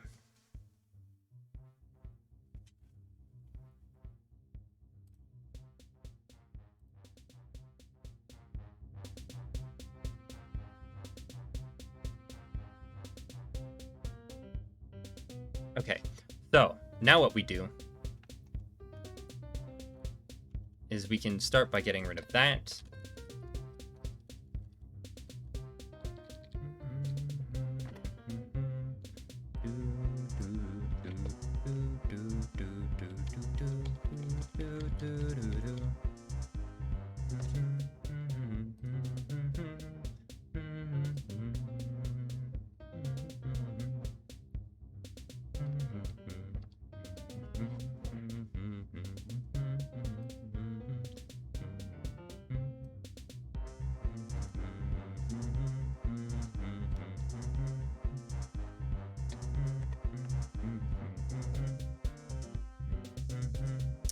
And then what we do is at the very end here,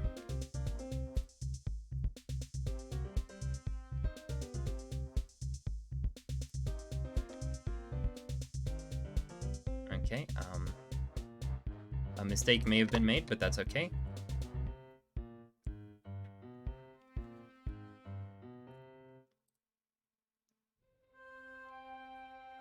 So we do console.log road.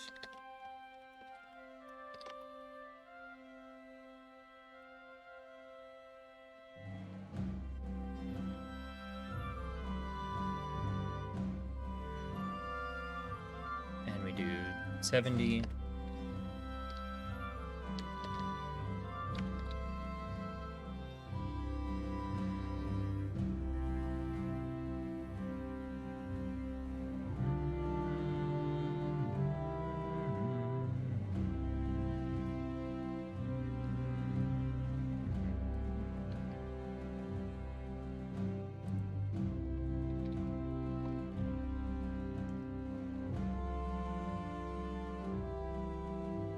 We start with, let's actually set this in a separate script. Game variables dot value 77. That music is so loud. There we go. Game variables value 77 dot push the value 0 onto it. Yes, because that's our score. Yes.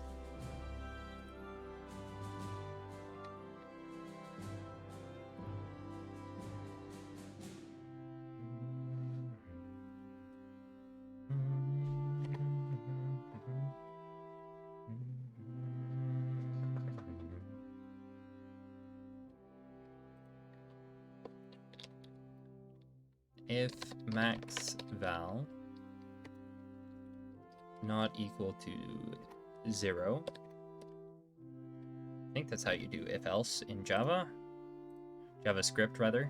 It's been so long, I don't remember.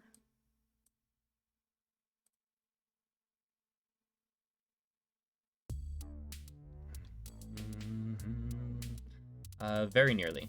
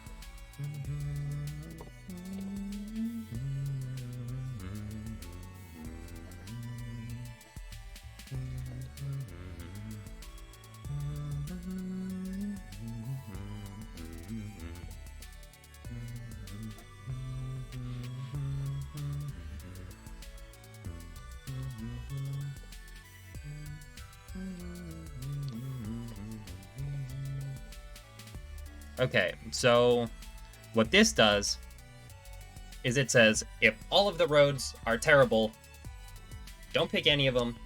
Just do the normal destination thing. So let's try that.